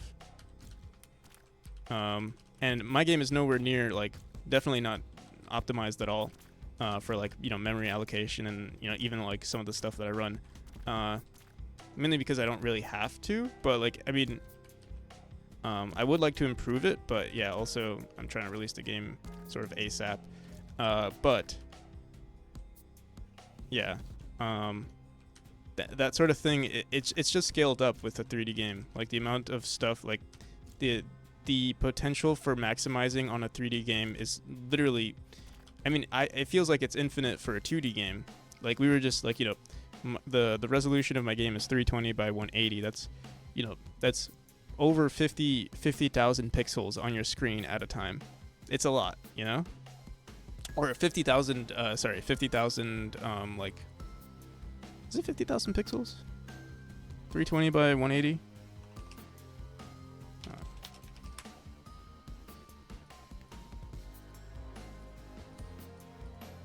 Yeah, like 50,000, like it's a lot to deal with, and like 3D obviously it's just, obviously you're not using this much, but like it just puts it into perspective. There's like the possibilities seem endless for an individual, even for a company to maximize on like a 2D game, and that's why I don't do it.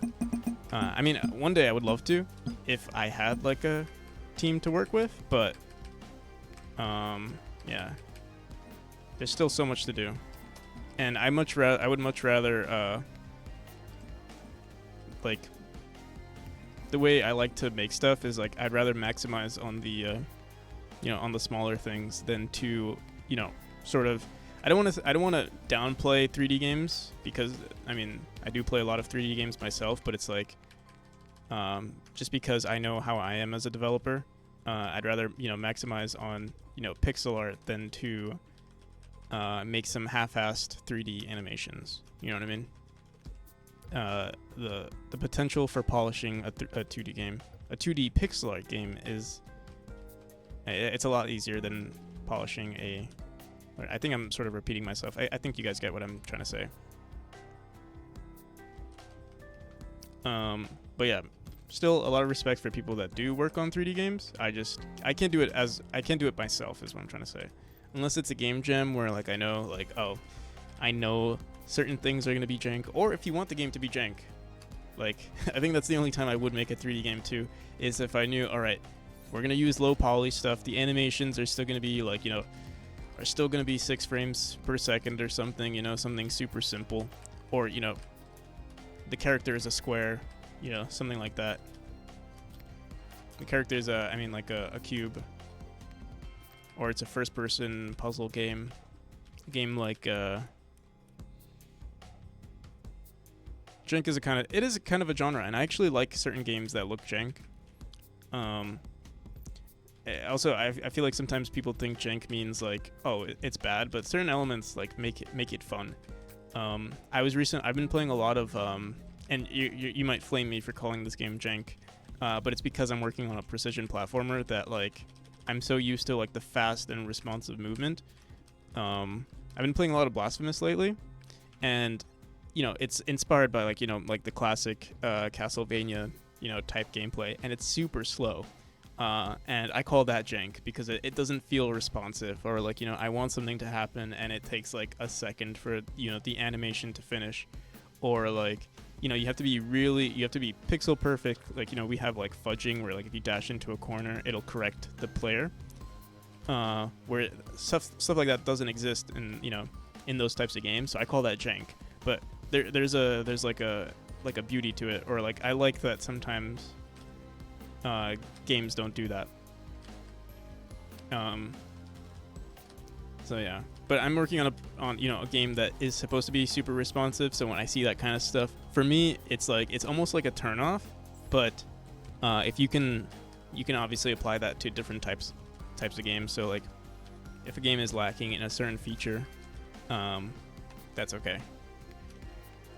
It's a part of the you can just call it, hey, it's a part of the design. Get used to it. It's easier to avoid mistakes.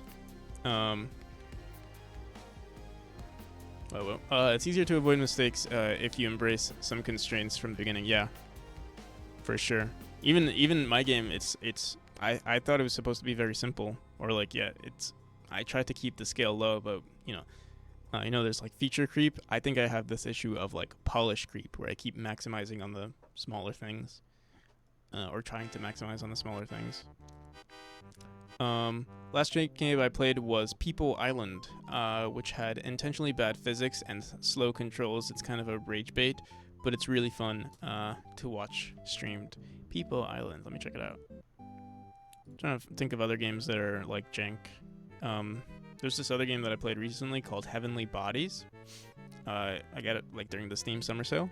That one, but I wouldn't say it's jank. It's kind of like Surgeon Simulator, like that type of game where like you have like to control all the fingers and the hands, and it's like intentionally. But I don't know if that would be considered jank, because like.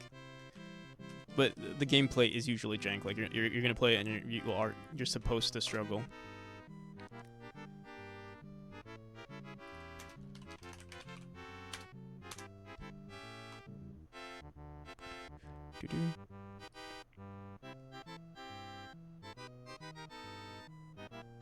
Oh, this looks funny.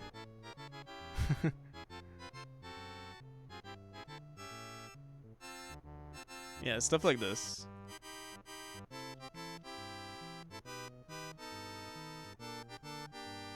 You suck.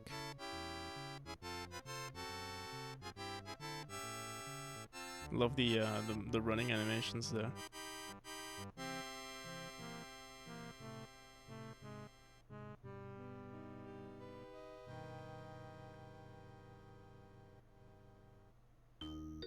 After people in Twitch. Oh, I see.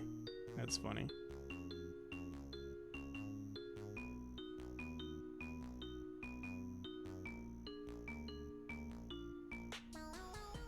Oh no. Oh, you suck, lol. Oh, this looks great. So yeah, there's beauty in the jank.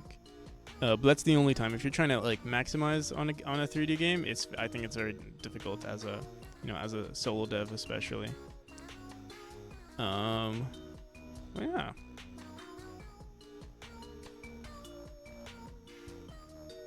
I think a good example of like, I don't know if this game was intentionally supposed to be jank, but was it Only Up? Like, I think that's a good example of like, I feel like there are a lot of like, I don't know if Only Up was supposed to be sort of, it is like a Faudian, so maybe there is like memery involved, but like someone who tries to make a game like Only Up, but like they're taking their game very seriously, like it's not supposed to be jank. That's when it like that's a good example of like the struggles that I would have with making a 3D game if someone was serious about making like a 3D animated movement game. Or like I'm actually seeing some pretty good games being developed by streamers, and like in the earlier stages, it still looks pretty jank, and I'm always wondering like, oh man, how are you going to polish this game? There's just so much to do. But yeah. This game looks like a lot of fun though. Maybe we should. How much is it? Maybe we should play it one of these days. People Island. It's free. That's the best price.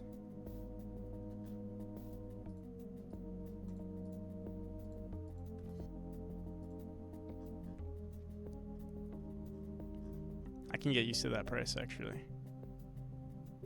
Gorilla Tag. Yeah, I might as well download it. Maybe one of these days someone will see my desktop and be like, oh, didn't know it was free.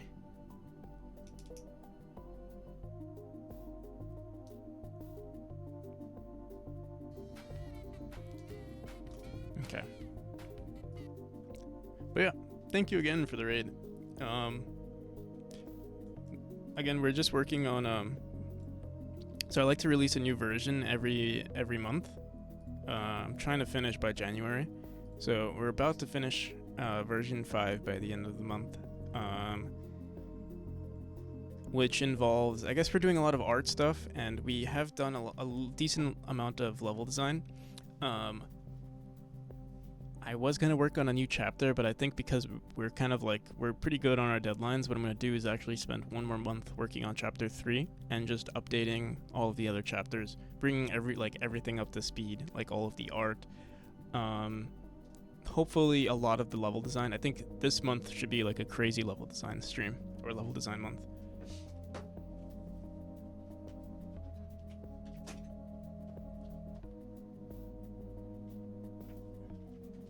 Including art and stuff. Level design and art. That's actually the title of this stream, but I don't think we actually... yeah, we did. I'll put like designing rooms. So I like to automate like placing stuff, but today, I think because first impressions are really important, my first chapter, everything is kind of like handcrafted for the art. What I mean by that is like the furniture is hand placed in the background. So like I place each of these individually. Like I'll put specific particles in certain areas, or like we'll draw the bookshelves in the background, placing boxes everywhere, furniture pieces. You know, the only thing that is currently automated is like cobwebs placed in the corners, or like the banners placed on the ceiling. We might reduce the frequency of that. And right now there's like, originally we had furniture being spawned here automatically.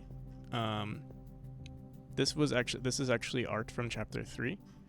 I don't really like, I would like to still procedurally place something on the floor, but I don't know what it's gonna be.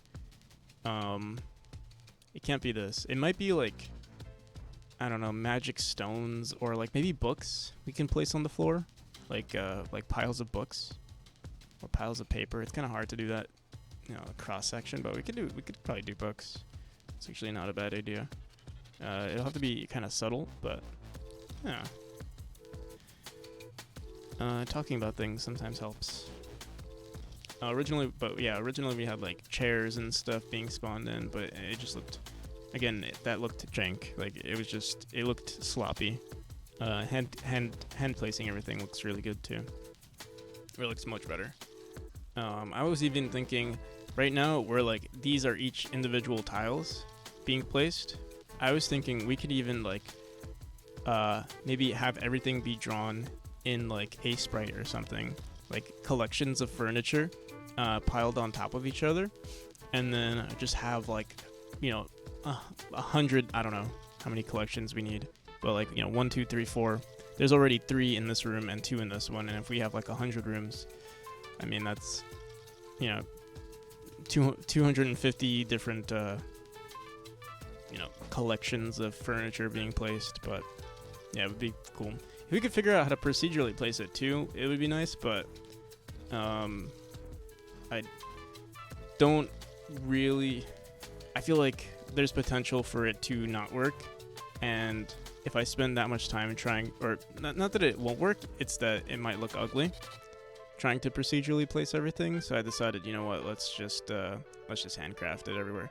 All the other chapters look pretty good without me, because this chapter is more like supposed to be a library or like a human-made structure. Placing it by hand is the best. But like if we look at like if I show you my other chapters, they look completely fine.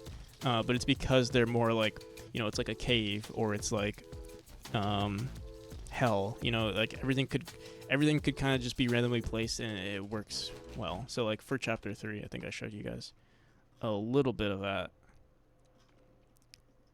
Also helps that there's like teeth everywhere. But like if you look at this, here we can even just go into a room and you can see how like everything is just randomly placed.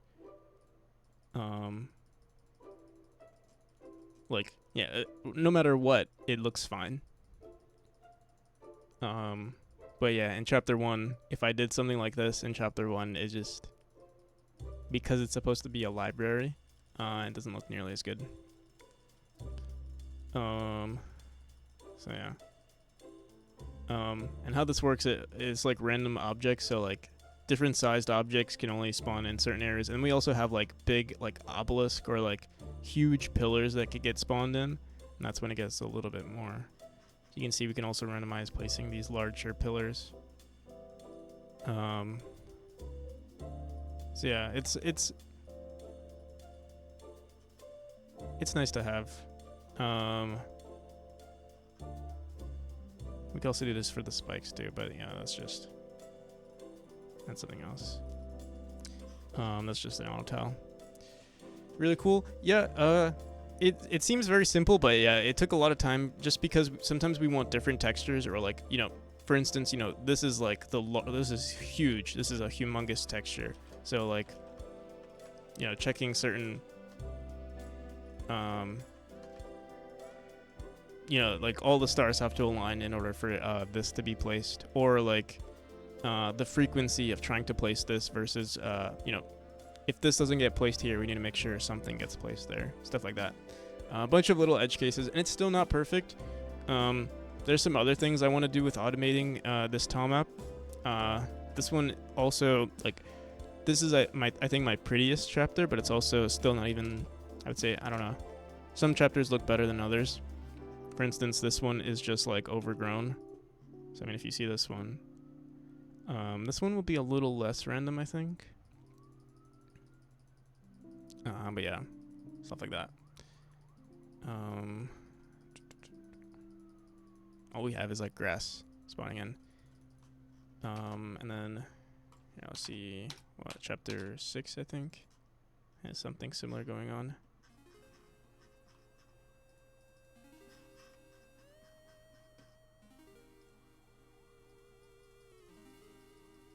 We have like a bunch of other furniture that I'm about to add to the game, or like a bunch of other decorations. No, yeah, thank you.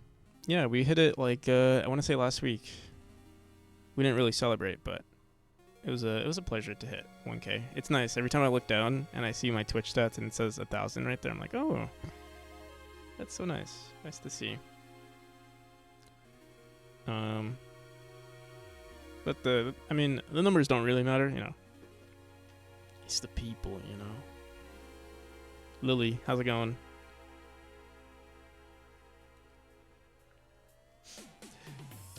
Do. Yeah, actually, thank you, Red Cabin. Shout out Red Cabin. Red Cabin is like a super impressive game dev working in Unity, but he's actually acknowledged that Unity is, that Godot is the better game engine. You'd be surprised. Like, he's working on a really impressive game made in Unity, and to hear that from him was like, wow. I know I made the right choice picking Godot. Yeah, there are clips. There's video evidence of Red Cabin saying Godot is the better engine. He kind of, it almost sounded like he said it in the form of a question, but he said it more than once, so like there's no way, you know, how can you say it more than once and not mean it?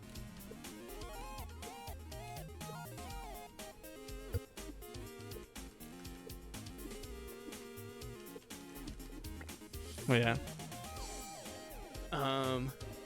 the 1,000 people, yes. With the Godot, yeah, you had the Godot pin and everything, like, you know, that's gonna be held against you. You know, like, you know how people get, like, canceled on the internet for, like, saying random stuff? You're gonna, like, one day, someone's gonna bring up that clip. I don't know exactly how you'll get canceled, but someone's gonna hold that against you.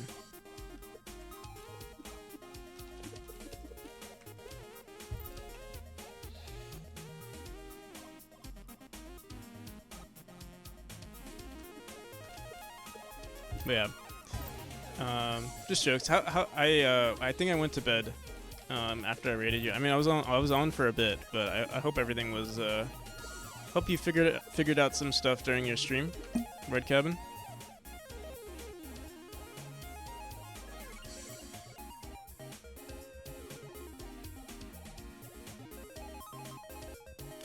All right.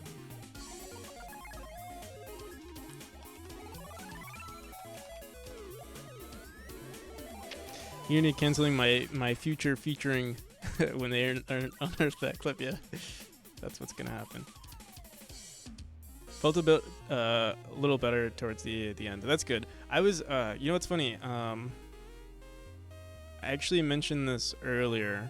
Like literally, I think the day before, like yesterday, I was having a similar problem where like everything just seemed to be shitty. Like it was just like, you know, I mean, there's just so many problems. And what I found is like, you know, I mean, it might be easier said than done. I think your project might be larger than mine, but usually when I just push through those moments where it's like, you know, like everything just like seems like, you know, the cards are against you and like, I don't know, like there's just so many problems. If you just push through like that week of like just struggling through the problems, usually, or trying to fix the problems, usually, yeah, they all get fixed. All your problems go away. Again, easier said than done, but from my experience, whenever I feel like, you know, I'm not making any progress, I just push through it, and then, you know, 2 or 3 days later, or even a week later, everything solves itself. I'm sure you already know. I mean, you've already made Space Scavenger, so like I'm sure there were problems even with that game too. Just gotta push through. Yeah, exactly. Yeah, it's impressive. Here, wait, let me send I can send a link to Devour. What's this? Banish you? Is it? Oh yeah, I remember. I was supposed to get this game with some friends. We never did though. Space Scavenger. There's Space Scavenger 1, which is good.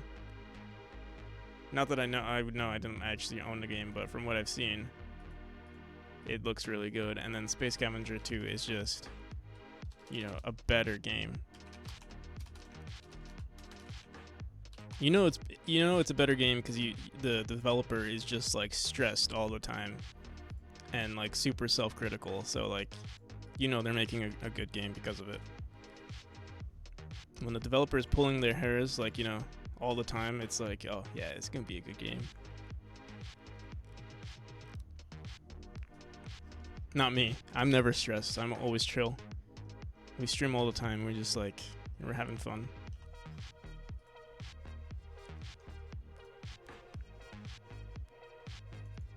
All right. So what else? Yeah, we've been doing. So we fixed the automation. So I want to do one more thing, but I think we're gonna do it during the morning stream because like I'm feeling pretty lazy. I think we're just gonna do some more light level design and like art, make it chill. We did do a lot this morning, I think. So yeah, we can relax during this one. I mean, yeah, we're already 3 hours and 30 minutes in. Like, it's time to sit back, relax, enjoy some light level design. Or, again, it's not really level design. I guess you could put it under the same, like, category, but it's like me updating the handcraftiness to the room. Again, this usually won't happen for level design in my game. It's just for this chapter I have to do it because it's like a man-made structure.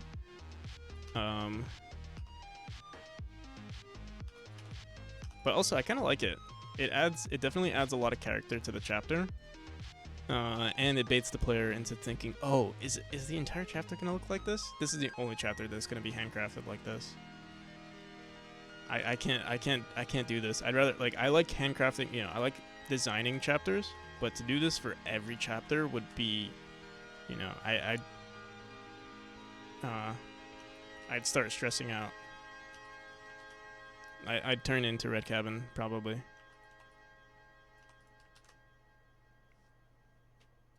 No pressure to accomplish anything specific, just tinkering with stuff. Yeah, we did finish. We did accomplish something. What did I do, dude? Where has the time gone? All we did was we fixed the automation for like placing pillars throughout every chapter. I guess we were just doing like level design stuff. Time really does fly when you're having fun. Yeah, we don't stress around here. No, sometimes I do stress, but like I try to try not to show it on stream, but sometimes it will happen.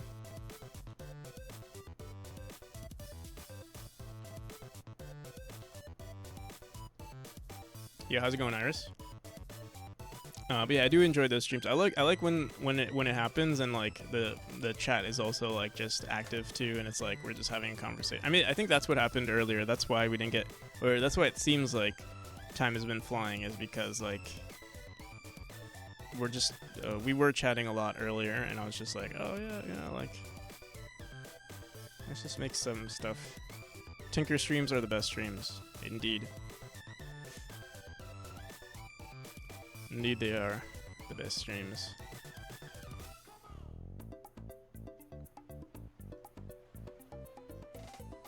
I want to add more furniture here too. Also, yeah, I'm gonna get rid of. I wonder if I should get rid of these. I'm gonna get rid of it for now. Furniture boxes. We're gonna put everything.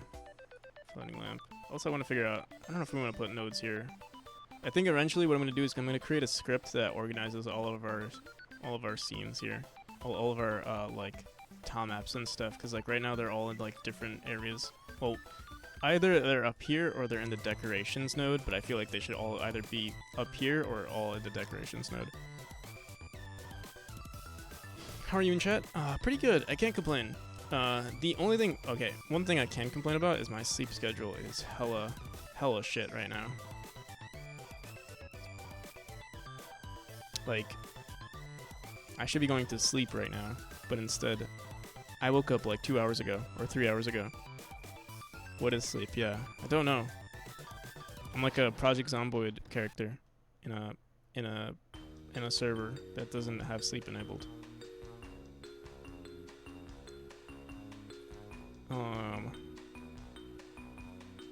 But yeah, like, I think I slept. It's so weird because like. No, I guess it makes sense. I think yesterday I woke up at 5 p.m. But it's so weird. Like, I woke up at 5 p.m. Like, okay. So yesterday I went, or I guess it was 2 days ago. I don't know. I've lost all time of like all concept of time. But the last time I went to sleep, that wasn't this time. I went to sleep at 7 a.m. or 8 a.m. and then I woke up at 5 p.m. I want to say, so that's 9, 10, 11, 12, 1, 2, 3, 4, 5. That's 9 hours. It might have been even earlier. I might have gotten like close to 10 hours of sleep. But I also, so I streamed after that 5 hours. So I went from 5 to, I want to say like 9 p.m. And then I took a nap for an hour, and then we streamed again. And then after that nap, I ended my stream at like 7 a.m. And then from 7 a.m. to 10 a.m. today, I couldn't sleep. Or I think it was closer to 11 a.m. when I actually knocked out. But I was just in bed, like staring at the ceiling. That time is for reading. Indeed. No, this feeling all month sleep problem for me. I lay in 16 wake around 2 20 to 1, yeah. I think that's like my only, there's some other issues I have in life, but that's like the main issue right now is that my sleep schedule has been inconsistent. I think if I went to the gym, this would solve everything, because I would just be more exhausted. I think that's what my problem is. My body, like, even though I stare at we work all day, my body isn't exhausted, so like I have all this extra energy and I can't be consistent with it. My brain is still, trying to do stuff. The cogs are still turning. Whatever cogs I have, they're trying to spin.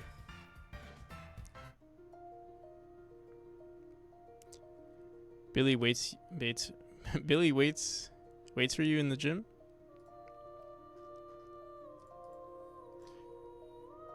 Who's Billy?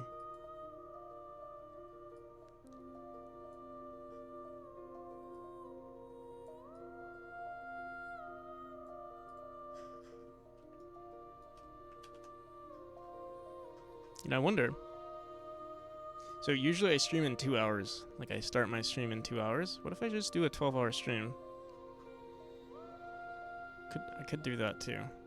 I was literally just thinking about ending the stream like 30 minutes ago, but now I'm thinking, what if we just full send it, and then hopefully that can help reset my schedule. Or what I do is I stream until like 7. Or no, I stream until 5, and then I go straight to the gym. And then like we really full send. Could do it. We could do it. We're already 4 hours in. Well, another 4 hours. Well, another 4 hours would mean, what's math? 12, and then you will be tired so much. When am I not tired? 12. Then 2 a.m.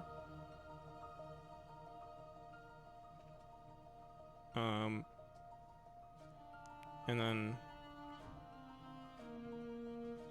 3. So that would be an 11-hour stream. Okay, it's looking good so far. Thank you. But I could also do some other things. Like I'll stream and I'll keep working, but you do lose some efficiency. Like that's that's why I do like taking a break though, is because I like to like just relax my brain and then come back into it. Like, but if we're doing, let's say we don't do any programming, we just do like level design, just strictly level design, then it would be fine.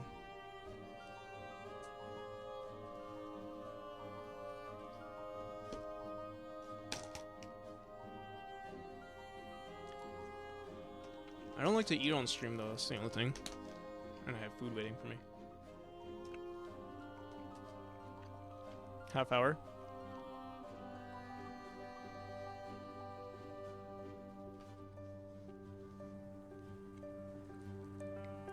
I'll think about it. Let's keep designing rooms and then we'll see what happens. Also, abs fried rice. Abs fried rice. Thank you.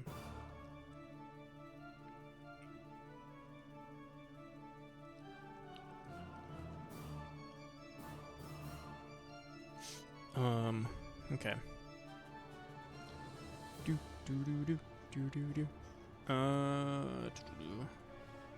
Let's see.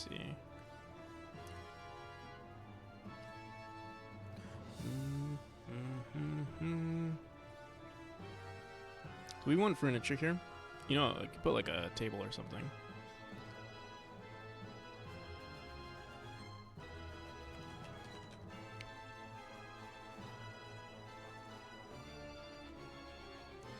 How long have you been working on this project?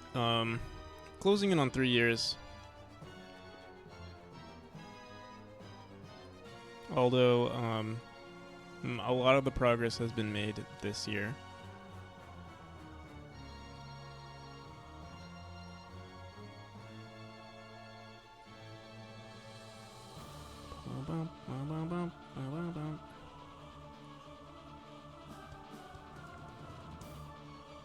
I'd like to make books. like small books to put on the table. I think it looked pretty cool.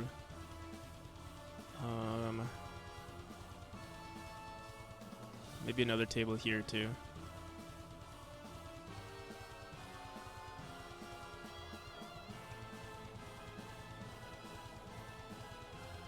Awesome, thank you. Yeah, I'm trying to release it in January. You can find, by the way, for anyone who is interested, you can peep the Steam page.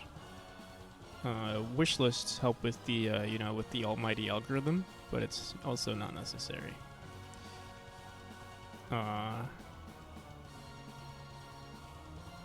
We'll do fine no matter what. No, I'm kidding. Yeah, it's greatly appreciated, but yeah, only if you like the game. Yesva, how's it going? Thank you for the hydrate. That's fried rice. Also, thank you for the follow. Thank you for the hydrate, and I won't hydrate.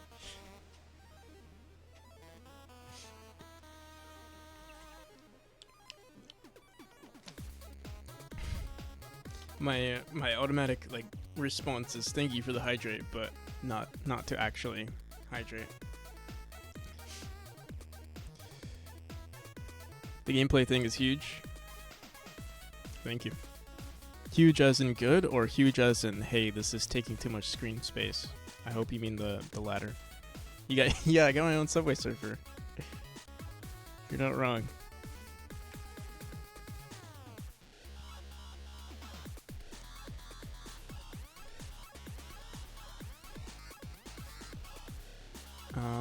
Where were we? Which room were we just designing? Oh, this one right here.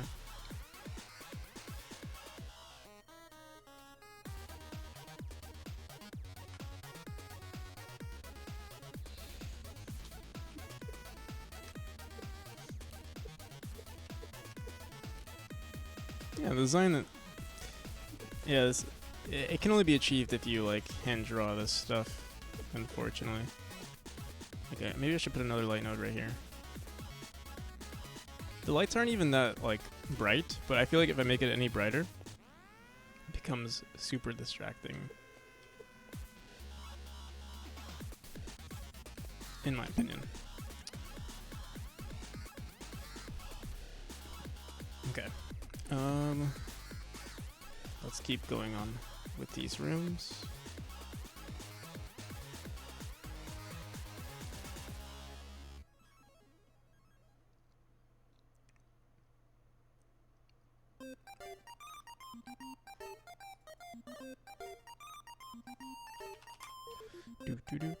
Do.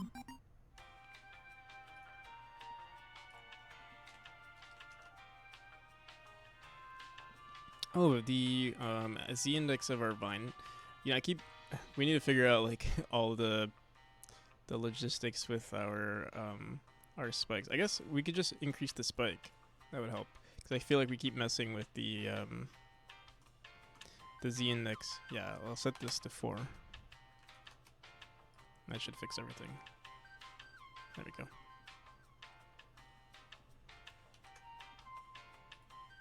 I feel like I'm always oh, this is too low, or this was too high. So I keep moving the vine down, but then it's colliding with something else.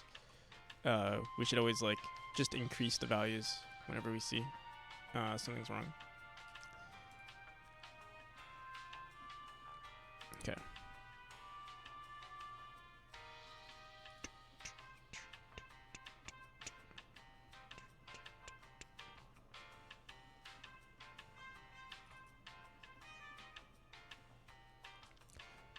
Do.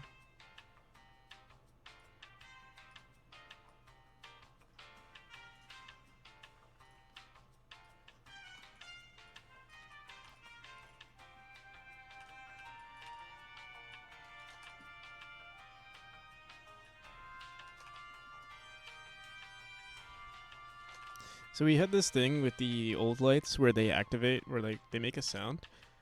I wonder. So these currently are not connect it. Like, this is a completely different node. It doesn't have like a, it's not a part of any group. Originally what we do is if this checkpoint is next to a light, it like makes a sound. But now we have 2 lights here. We could completely ignore it, remove this. Leave that the way it is. But I feel like having a light node makes sense right there. It's like, it's attached to the pillar. It's like perfectly supposed to be there, I feel. We'll see.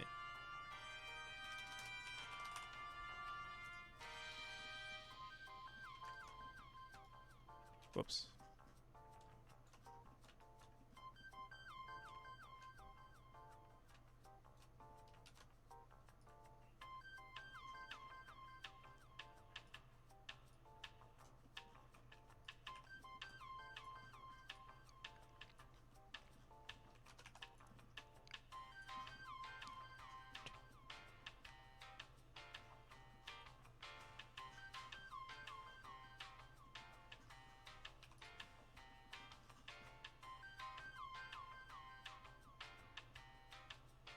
Alright, I think this looks pretty good. Where's our player?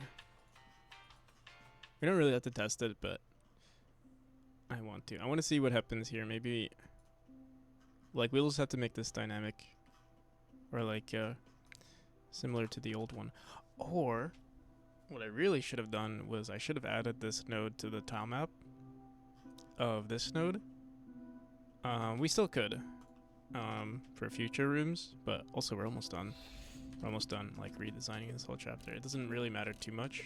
It's actually better that we put the node there, because we calculate it. Oh, ooh. Actually, I might even redo this entire, I might redo how the light nodes are calculated right now, because it might be better to use a tile map to place them, but then on the tool script, what we'll say is, oh, if you have a sprite there, just put the actual version. Oh my god, I'm terrible. So yeah, we might do something like that.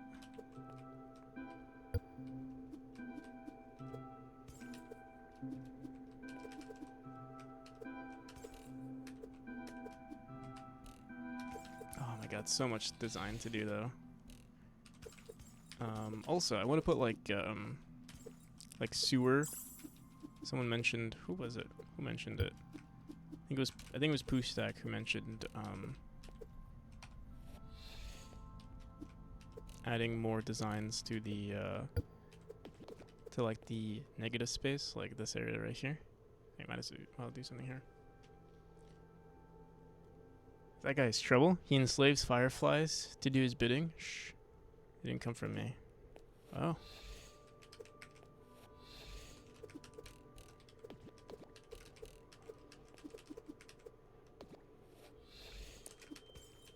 Uh-oh. Godot looks pretty nice to use. It's pretty nice to use, I would say.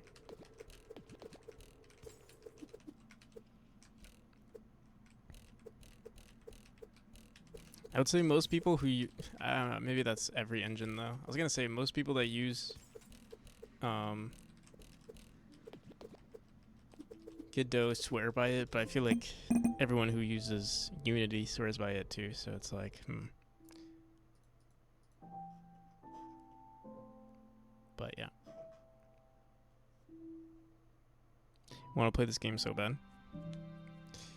In time, my friend. I mean, you can play it right now. But yeah, it is a little outdated. Not the gameplay is not outdated. The art is outdated in the demo, but the gameplay is the same. I swear by MS Paint. I mean, so do I. I love MS Paint. This is where all the magic happens. You know, this.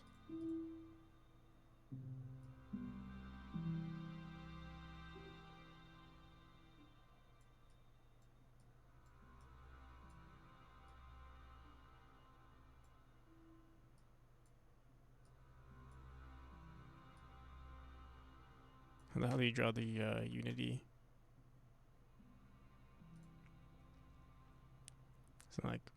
It's like a weird. You do this. Oh wait, no, it's like.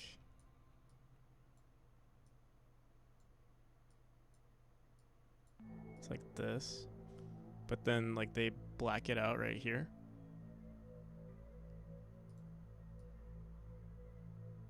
Like that. There's some shading too, but it's not important.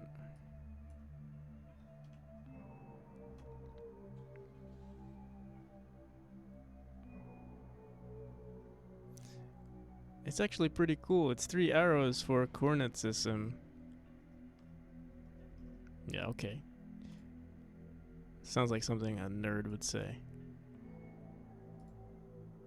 Oh, we still have this playing.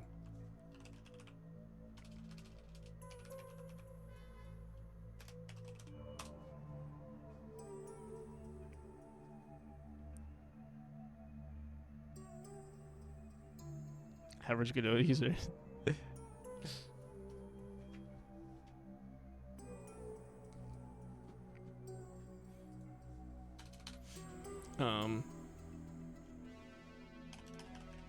What's the average Godot enjoyer?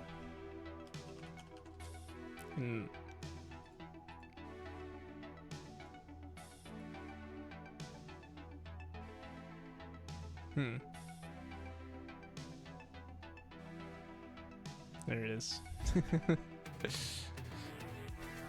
Oh, that's actually so good. I gotta make this an icon now. I've been trying to up my my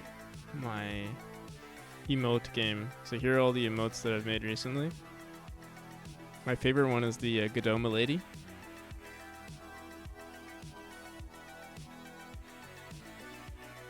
Have you heard people put ketchup? That's interesting.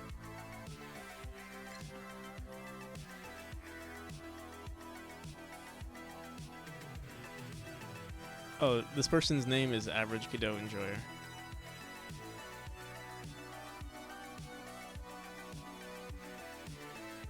Yeah, we need to have a someone has to have made the meme, right? What the hell? Why do I have so many messages on Factory Reset? Credits for August 11. Papa Phantom mentioned me. Interesting. What's this? My game schedule. Oh, cool.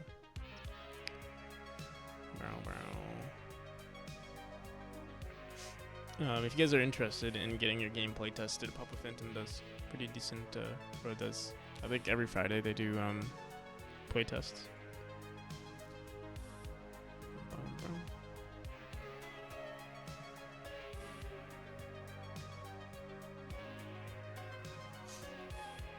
You should make the emote NSFW. I don't know if you can. I think that's allowed. What's the meme? Like average something enjoyer. Yeah, that's. No, isn't it something else? Average fan. Oh yeah, average fan, average enjoyer. Is that usually what it is?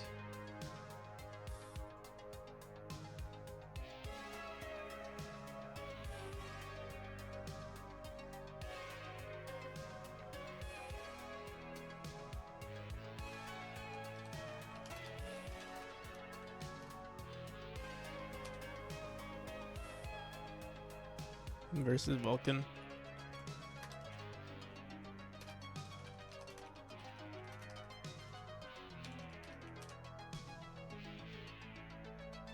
No one's made it yet. Guess Godot's not. Oh, I wrote Unity. Yeah, no one's done it yet. Someone must.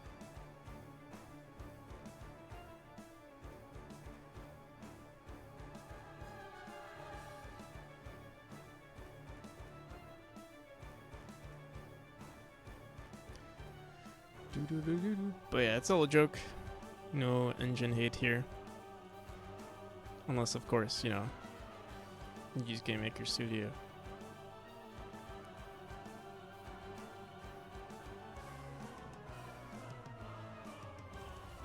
Do you know what the Adidas acronym stands for?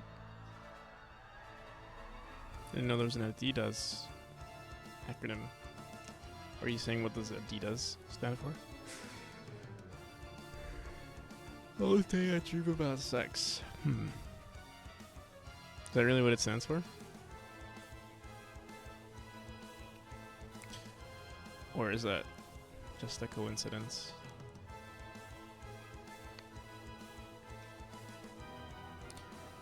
Do do do do do do.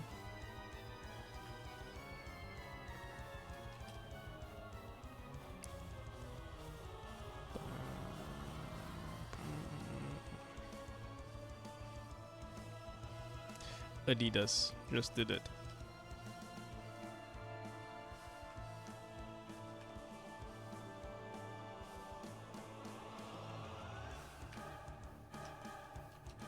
Adidas, it's already been done.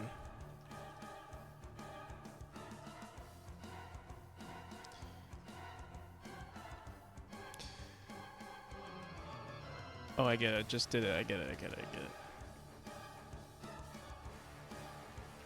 It's a sex joke.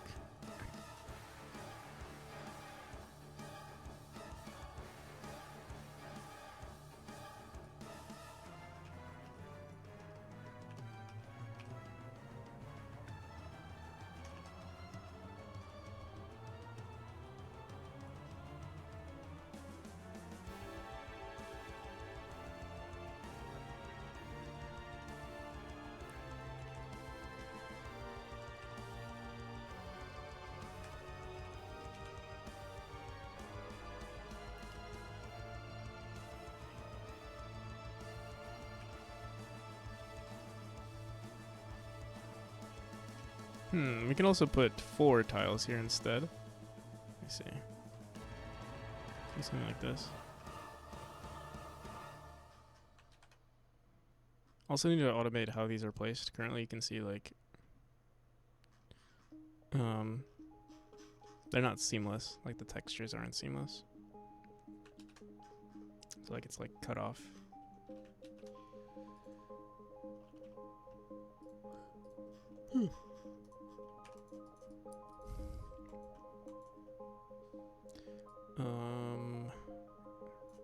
I'm sure all of these rooms look good. I don't know why I'm testing it out because, yeah, just in case it's bad.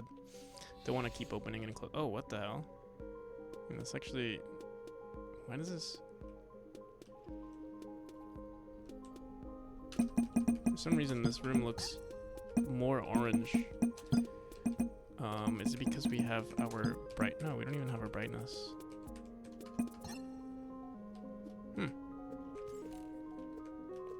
Was it always like this? Let me see.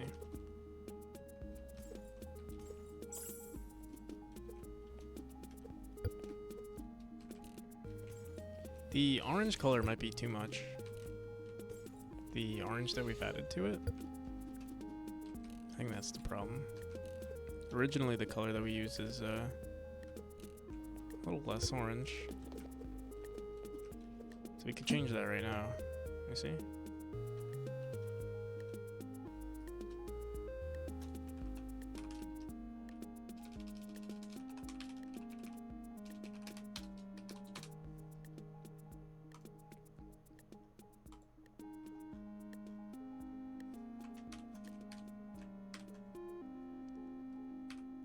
I believe it's this one.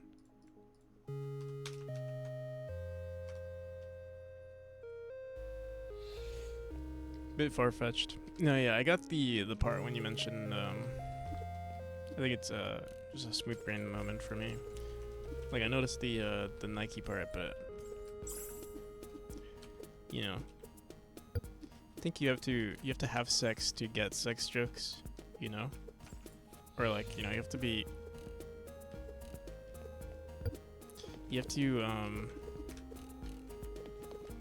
damn, there's no way for me to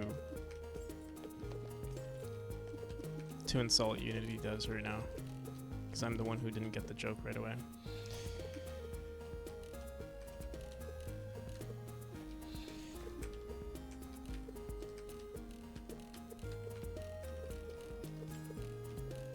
Maybe if I was actually Godot, if I used Godot a little bit more, I would have understood. I would have gotten the joke faster. Yeah, there we go. Win. Win right there. Awesome comeback.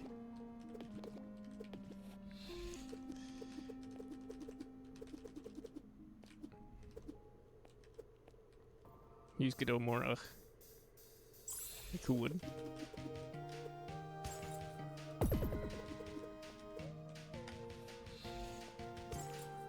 You know how Godot is a good engine? You have people who don't even like Godot and they use it. Like, that's crazy.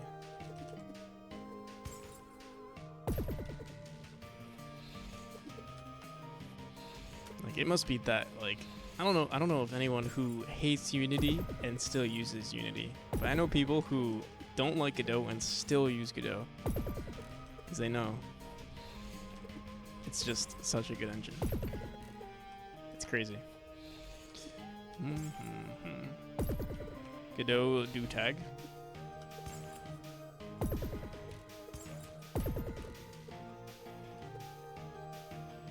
Not a lot of people.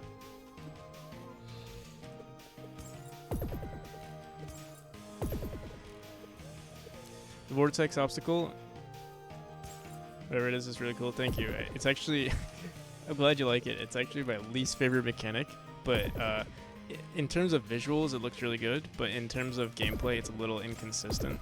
I plan on refactoring it though, or like just redoing the mechanic. Yeah, it's my least favorite just because it's not like a trajectory that you follow. Like, it's not kind of physics based, it's based on the last direction, or like it's bound to 8 directions. So people might be going, like, they assume, like, because I want to make it consistent, it's bound to 8 directions. So like if you're close to this area, you'll always, you know, move in the left direction, or if you're close to the next 45-degree increment, you'll move in the up left direction. So you're bound to 8 directions, but it gives you this illusion that you're not bound to 8 directions. So I need to make the movement either like in an octagon so the player knows that it's bound to 8 directions, because I feel like a lot of people think, oh, it's just going to move me like a regular, you know, like a regular spinny thing, but it doesn't. So that's why I don't like it. I do like the concept of it, but it needs to be updated a little bit. Bound to 8 directions sounds NSFW. You're really into the you're really trying to push the NSFW stuff lately, huh? Talk about NSFW one time and now it's like I'm trying to turn my stream into a, I gotta like actually turn my what's it called, freaking thing to adults only. Is that what you're trying to do? Trying to make my stream adult only?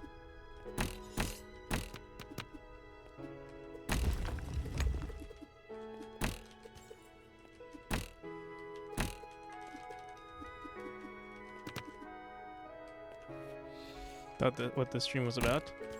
No, this is a game dev stream.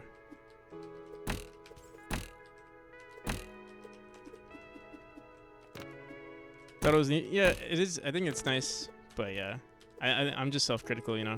I'm like, oh, it could be a better mechanic.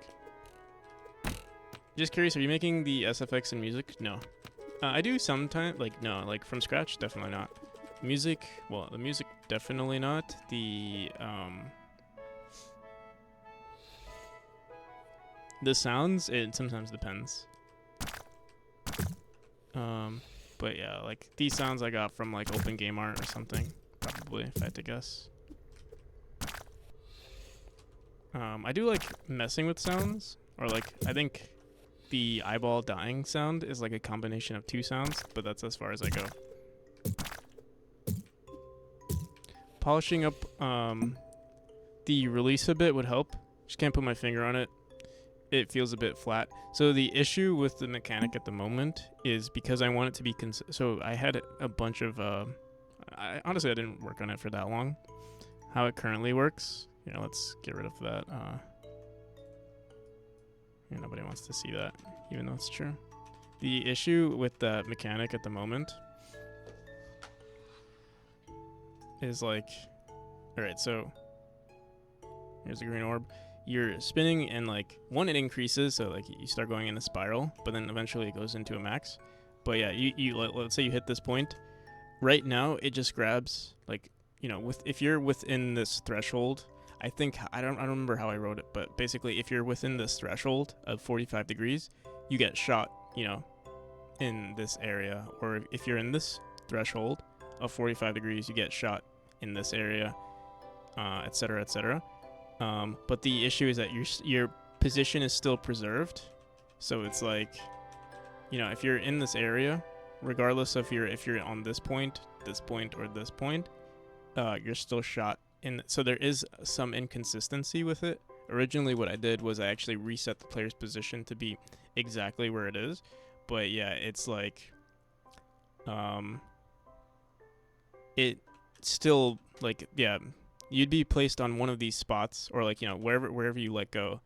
I do leave a lot of room for error. Like, I mean, the distance that you travel makes this sort of inconsistent, or like not inconsistent, almost negligible. But I mean, it is still a factor.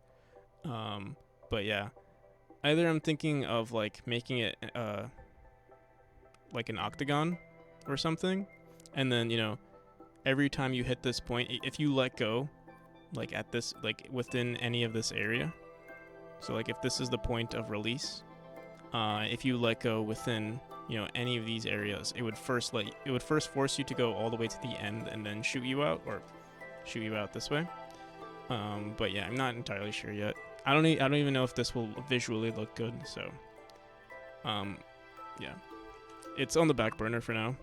I'm also okay if this doesn't work out, or like we can't come up with any solution. I'm cool with scrapping the whole thing. But it would be nice to keep it somewhere in the game. But I think it would be cool to have like some sort of like octagon shaped thing where it's like poof, poof, poof, poof. Like it has like, I think there can be some like really juicy sounds with it. It's like, I don't know, doom, doom, doom, doom, doom, doom, and then you let go and it poof shoots you out. I don't know.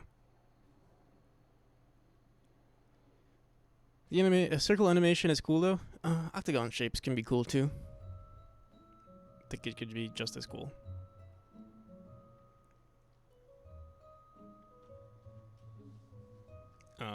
But yeah, again, don't know yet. We will figure it out in the following months. Not sure if it will work. I'll probably leave it for the last thing, to be honest. That's why I haven't been designing too many rooms with it, because I'm not sure where I'm gonna take it. Do do do do do do.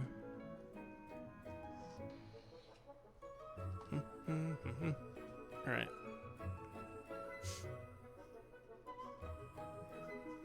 I'll just keep doing some light designs.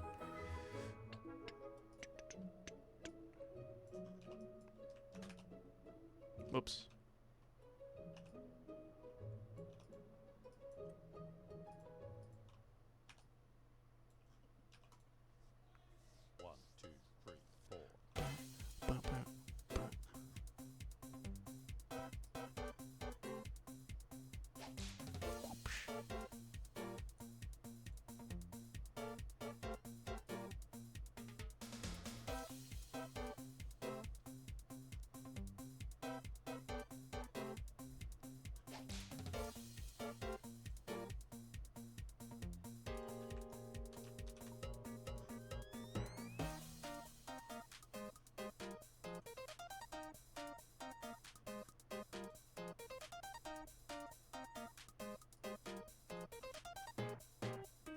Do do do.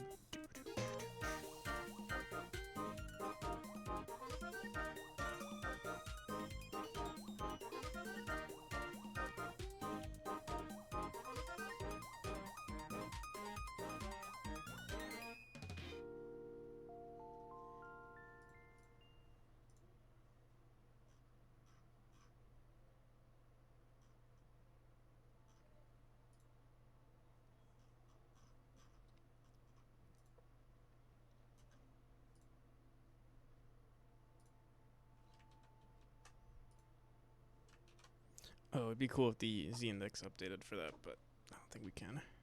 Can make it look good. Could do something like that though. That's not too bad. Maybe get rid of the chair though.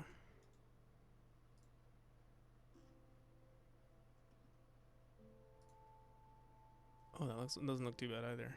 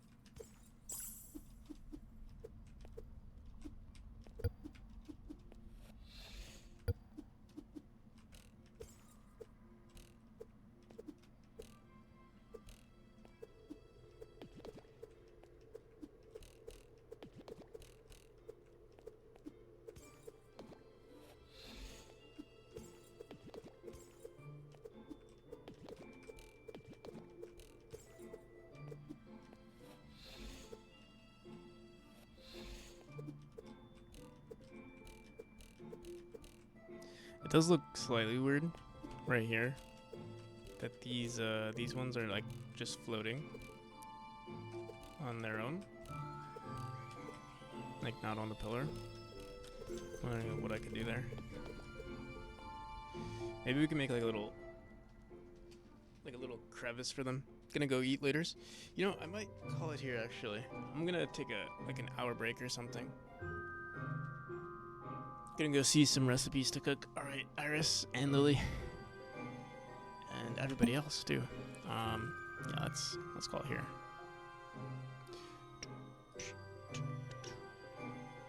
It's crazy how we stream for already 4 hours. It doesn't feel like it.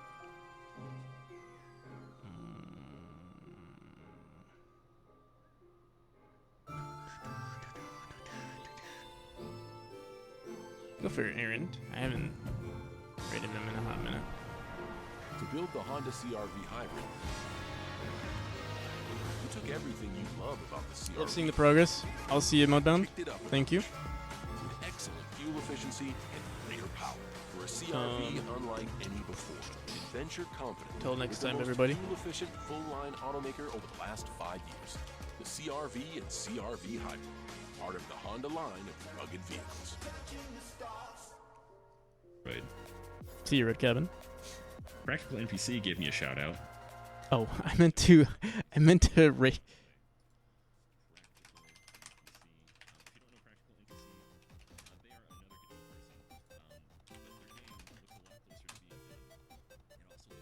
Fucking good. You meant to raid. Oh, hi. I didn't know you were in here. Hi, Practical NPC. How's your stream going? Or how was your stream? Wait. One of those. Noel, you're being an angel? No, you're being wonderful. I'm concerned that you might not be human, is all. Also, you are totally not an Android human model CT3400. Practical NPC, thank you very much for the raid. There it is. There we go.